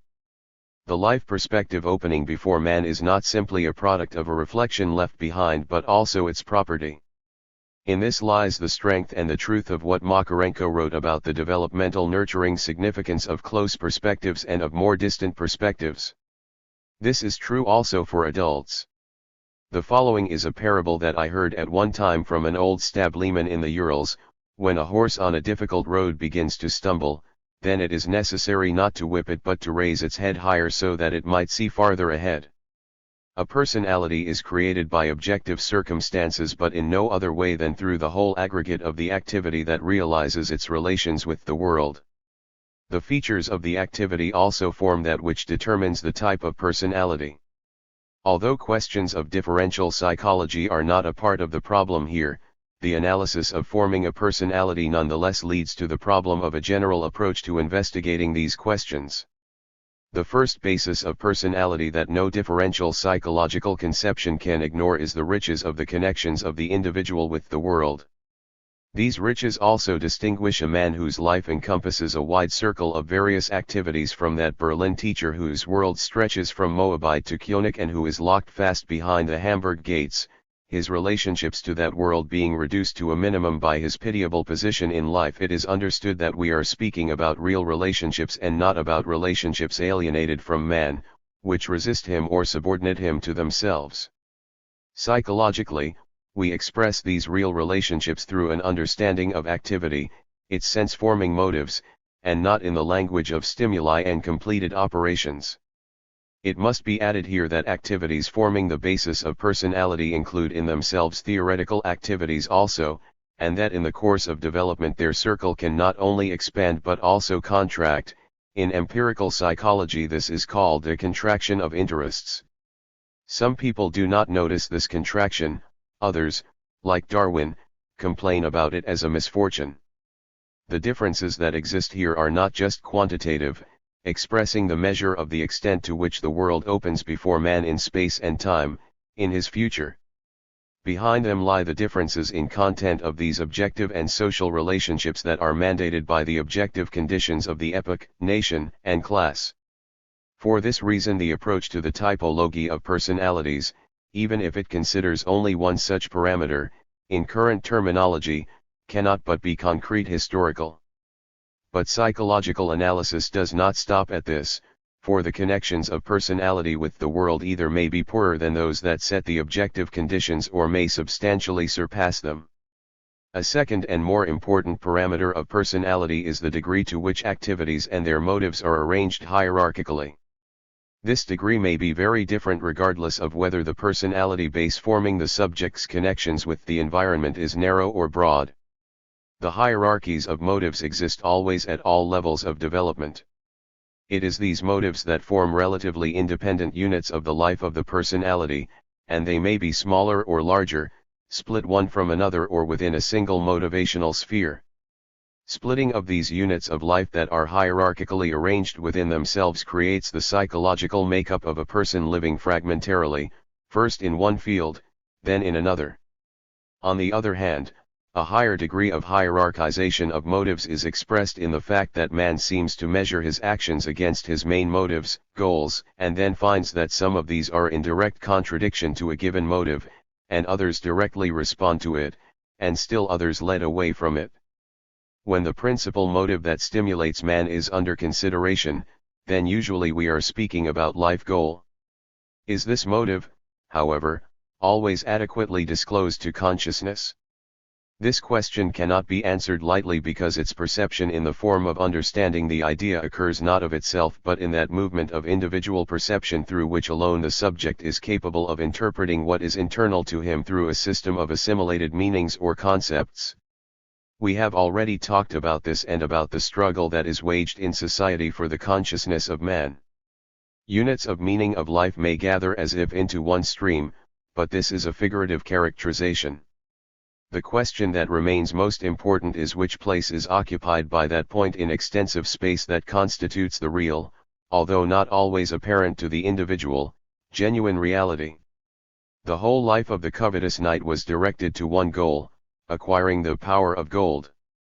This purpose was attained, who knows how many bitter abstentions, restrained passions, heavy thoughts, days of worry, sleepless nights all of this cost, but life ended in nothing and the goal seemed senseless. Pushkin ends the tragedy of the covetous knight with the words, "A dreadful age, dreadful hearts." A different personality with a different fate is created when the principal motive goal is elevated to a truly human level and does not weaken man but merges his life with the life of people, with their good. Depending on the circumstances that are the fate of man, such life motives may acquire very different content and different objective significance, but only they are capable of creating an internal psychological justification for his existence, which comprises the sense and happiness of life. The summit on this road is man having become, in the words of Gorky, a man of man. Here we approach the most complex parameter of personality, the general type of its structure. The motivational sphere of man, even in its highest development, never resembles a stiff pyramid. It may be displaced, eccentric with respect to the actual space of historical reality, and then we describe it as a one-sided personality. It may, on the other hand, develop as a many-sided personality including a wide circle of relationships. But in the one case as well as in the other it necessarily reflects objective nonconformity of these relationships, the contradictions between them, and the shift of the place they occupy in it. The structure of personality represents in itself a relatively stable configuration of principal motivational lines arranged hierarchically within itself.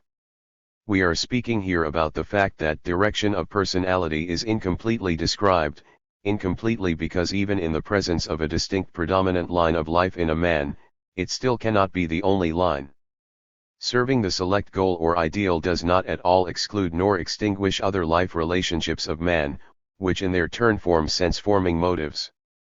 Figuratively speaking, the motivational sphere of personality always appears multistoried, just like that objective system of axiological concepts that characterizes the ideology of a given society, a given class or social stratum that is communized and assimilated, or rejected, by man.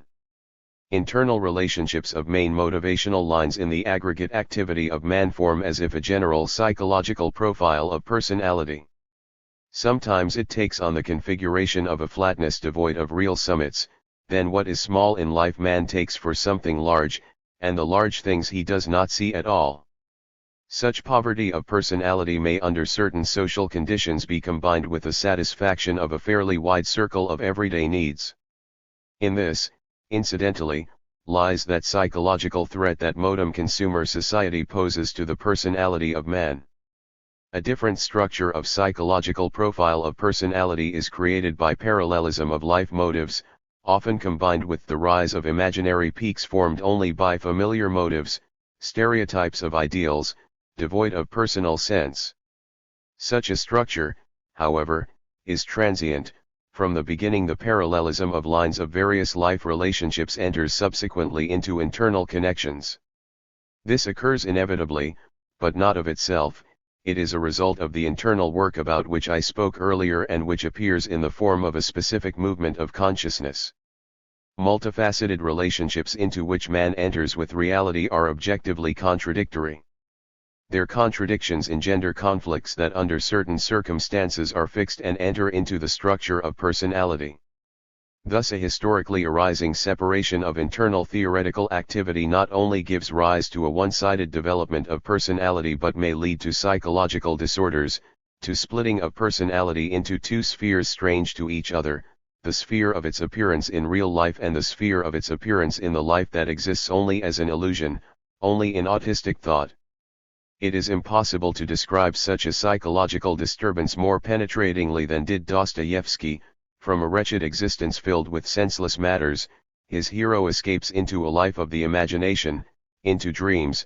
Before us there are as if two personalities: one, the personality of a man who is humiliatingly cowardly, an eccentric who shuts himself off in his den; the other, a romantic and even a heroic personality open to all the joys of life. And this is the life of one and the same man. For that reason inevitably there comes a moment when the dreams are dissipated and years of gloomy solitude, melancholy, and despondency follow. The personality of the hero of White Nights is also a special, even unique phenomenon.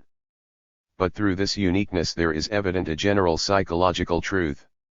This truth is that the structure of personality devolves neither to the riches of connections between man and the world nor to the degree to which they are arranged in hierarchies, that their characterization lies rather in the correlation of the various systems developed by the life relationships that engender conflict among them.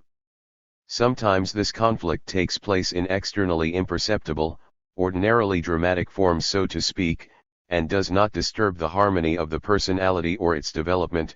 After all, a harmonious personality is not at all a personality that does not know any kind of an internal struggle.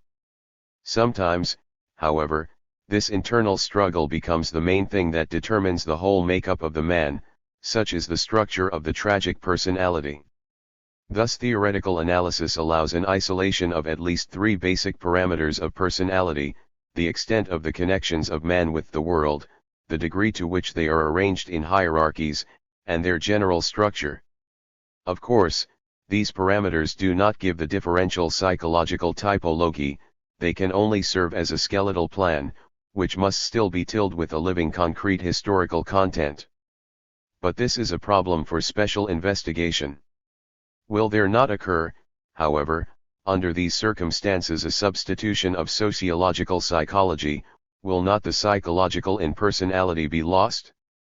This question arises because the approach about which we are speaking differs from the usual anthropologist, or cultural anthropologistic, approach to the psychology of personality, which considers personality as an individual having psychophysiological and psychological traits that are changed in the process of his adaptation to the social environment. Our analysis, on the contrary, requires consideration of personality as a new quality engendered by the movement of the systems of objective social relations into which his activity is drawn. Personality thus no longer seems to be the result of a direct layering of external influences; it appears as something that man makes of himself, confirming his human life. He confirms it in everyday affairs and contacts, as well as in people to whom he gives some part of himself on the barricades of class struggles, as well as on the fields of battle for his country, and at times he consciously confirms it even at the price of his physical life.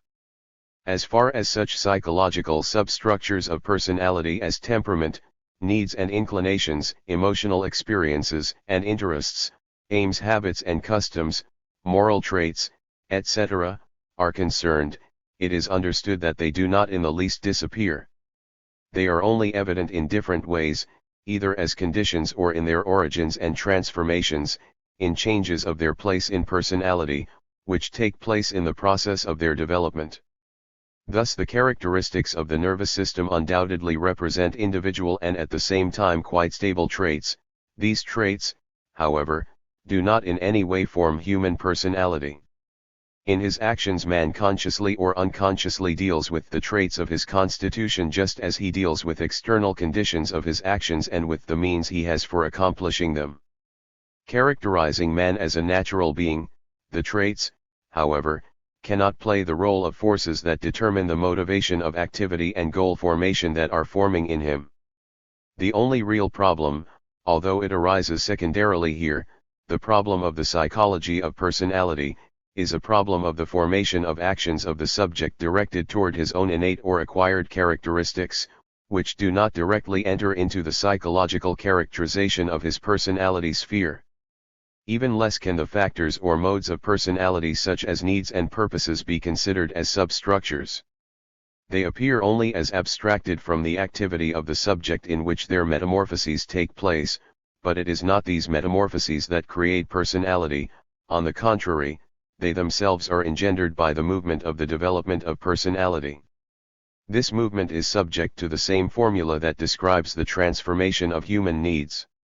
It begins from the subject's acting in order to sustain his existence, it leads to the subject's sustaining his existence in order to act, to carry out the business of his life, to accomplish his human purpose.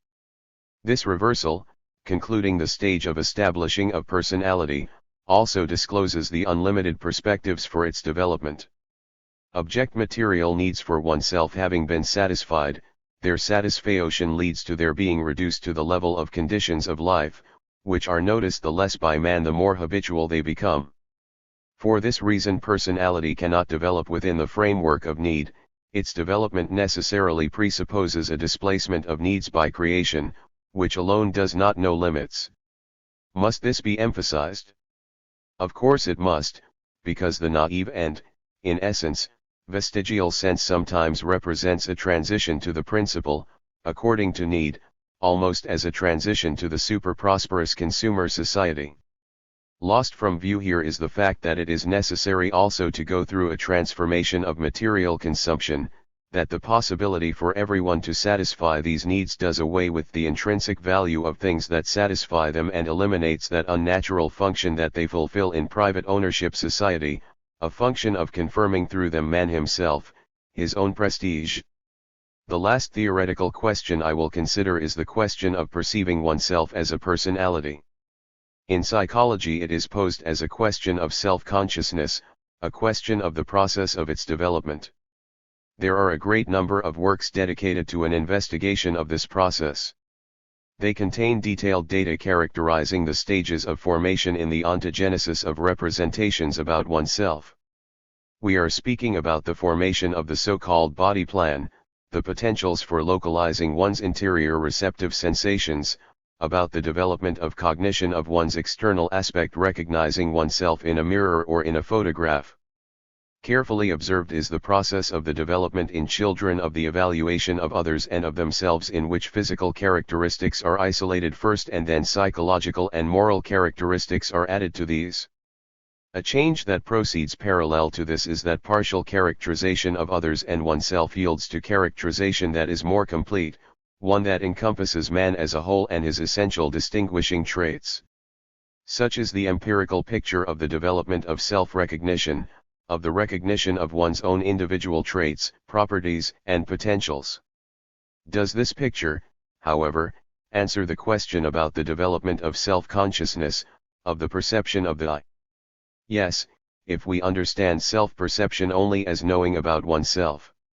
Like all cognition, self-cognition begins with isolating external superficial properties and is the result of comparison, analysis, and generalization, of isolating the essential. But individual consciousness is not only knowing, it is not only a system of acquired knowledge or concepts. Its property is an internal movement that reflects the movement of the real life of the subject itself, which it mediates. We have already seen that only in this movement does knowledge find its relevance to the objective world and its efficacy.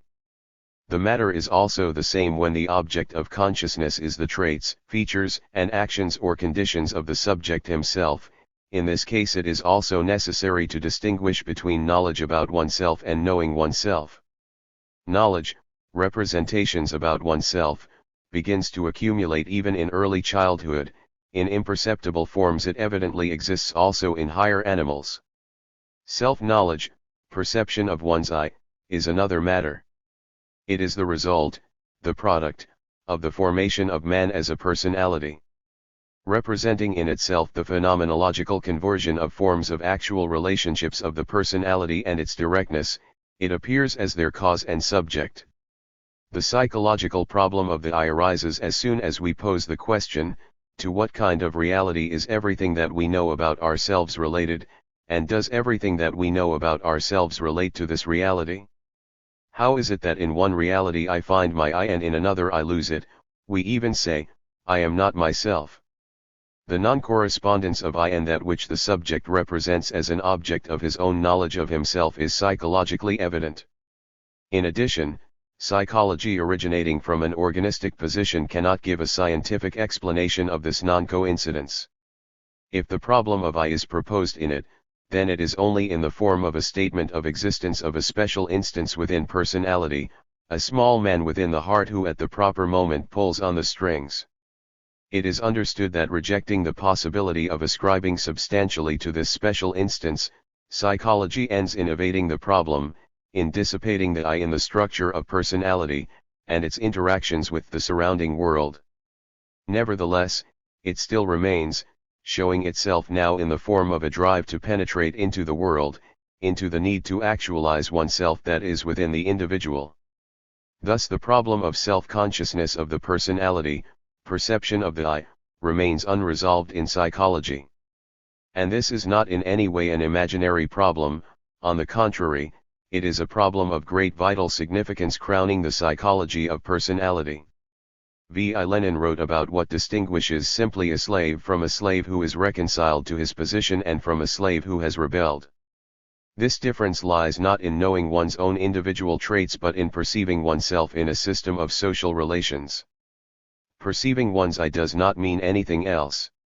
We have become accustomed to thinking that man represents a center in which are focused external influences and from which spread lines of his connections, his interactions with the external world, that this center, given consciousness, is really this I.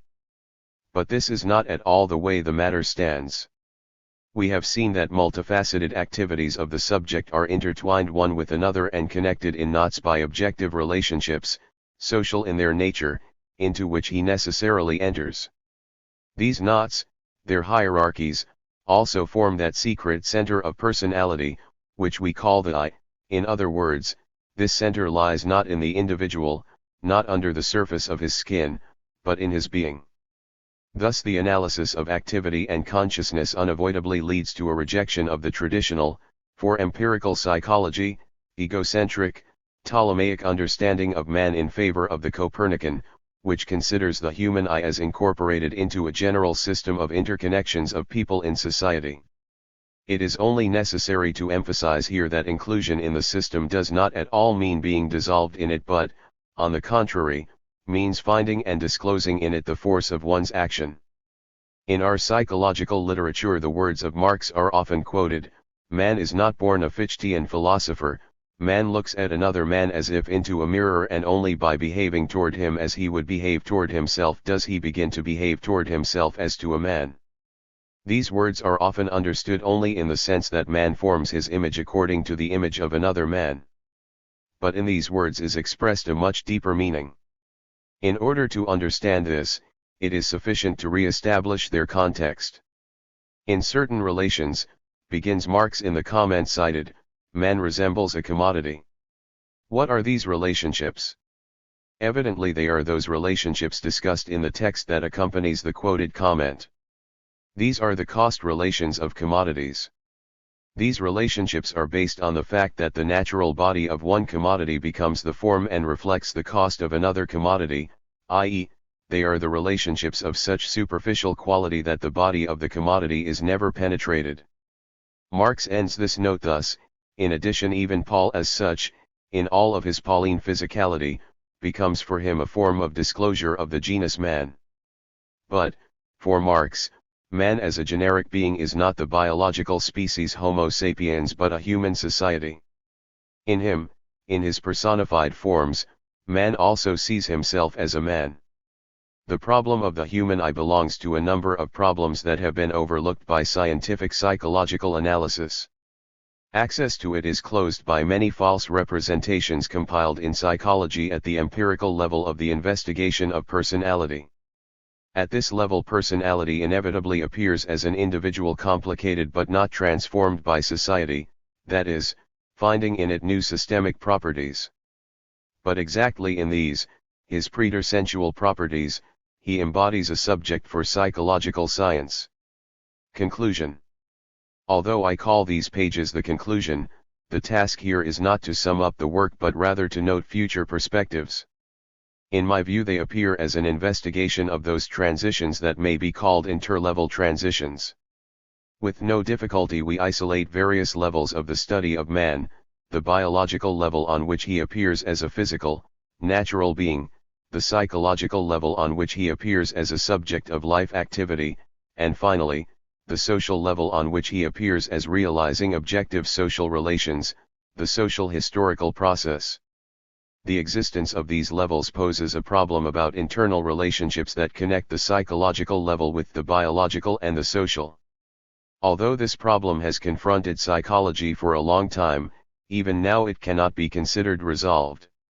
The difficulty is that for a scientific solution a preliminary abstraction is required of those specific interactions and connections of the subject that engender the psychic reflection of reality in the human brain. The category of activity actually contains this abstraction, and this, it is understood, not only does not destroy the wholeness of the concrete subject as we see him at work, in his family, or even in our laboratories, but, on the contrary, returns him to psychology.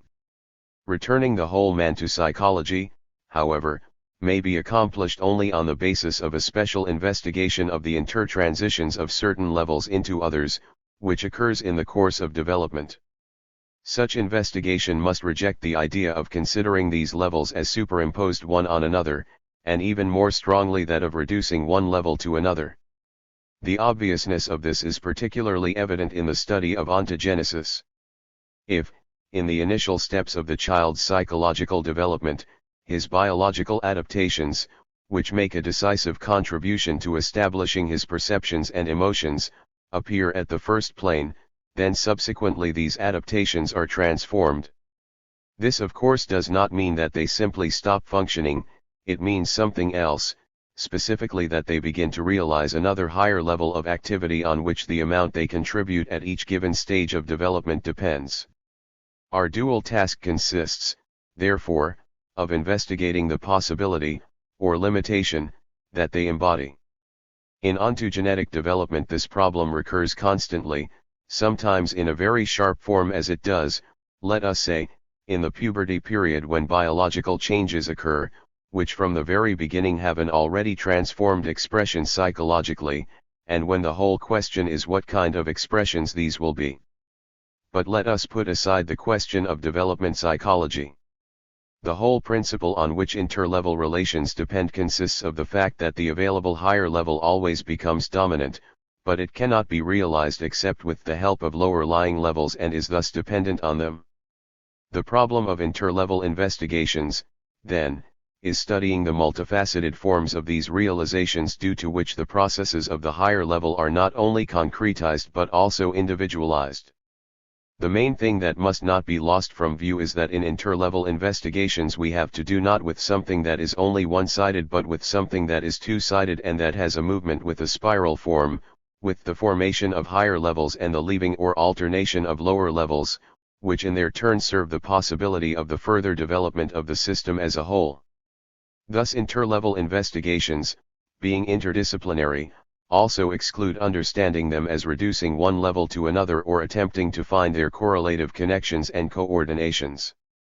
I especially emphasize this because if in his time N. Lang spoke about psychophysiological parallelism as about a terrible thought, then at this time reductionism has become a truly terrible thought for psychology. A recognition of this is penetrating ever more into Western science. The general conclusion from an analysis of reductionism was most sharply formulated by English authors in the latest, 1974, issue of the international journal Cognition. The only alternative to reductionism is dialectic materialism, S. Rose and H. Rose, Volume 2, Number 4. This is actually so. Scientific resolution of the problem, biological and psychological and social, is simply impossible outside the Marxist system of analysis. For this reason even the positivist program United Science, with capital letters, pretending to unite knowledge by means of universal cybernetics and multi-mathematical, model, schemes, suffered a clear failure. Although these schemes are actually capable of comparing the different phenomena qualitatively among themselves, yet they are not effective at the given level of abstraction, at the level of specifics of these phenomena and their intertransformations. As far as psychology is concerned, there it definitively breaks with the concreteness of man. Of course, having said all this, I had in mind most of all the relations between psychological and morphophysiological levels of investigation. One must think, however, that the matter also is the same in the connection that exists between the social and psychological levels. Unfortunately, specifically those social psychological problems remain the least researched in our science, that are the most overgrown with conceptions and methods drawn from foreign research, that is, from research subordinated to the problem of finding a psychological basis for justifying and immortalizing interhuman relations engendered by bourgeois society. But a reconstruction of social psychological science from the Marxist point of view cannot take place independently from one or another social psychological understanding of man, and the role in his formulation of vital connections of man with the world engendered by these social relations in which he acts. For this reason, thinking about the perspectives of psychological science as centering in itself multifaceted approaches to man, one must not be distracted from that fact that this centering takes place on the social level, just as it is at this level that human fate is decided.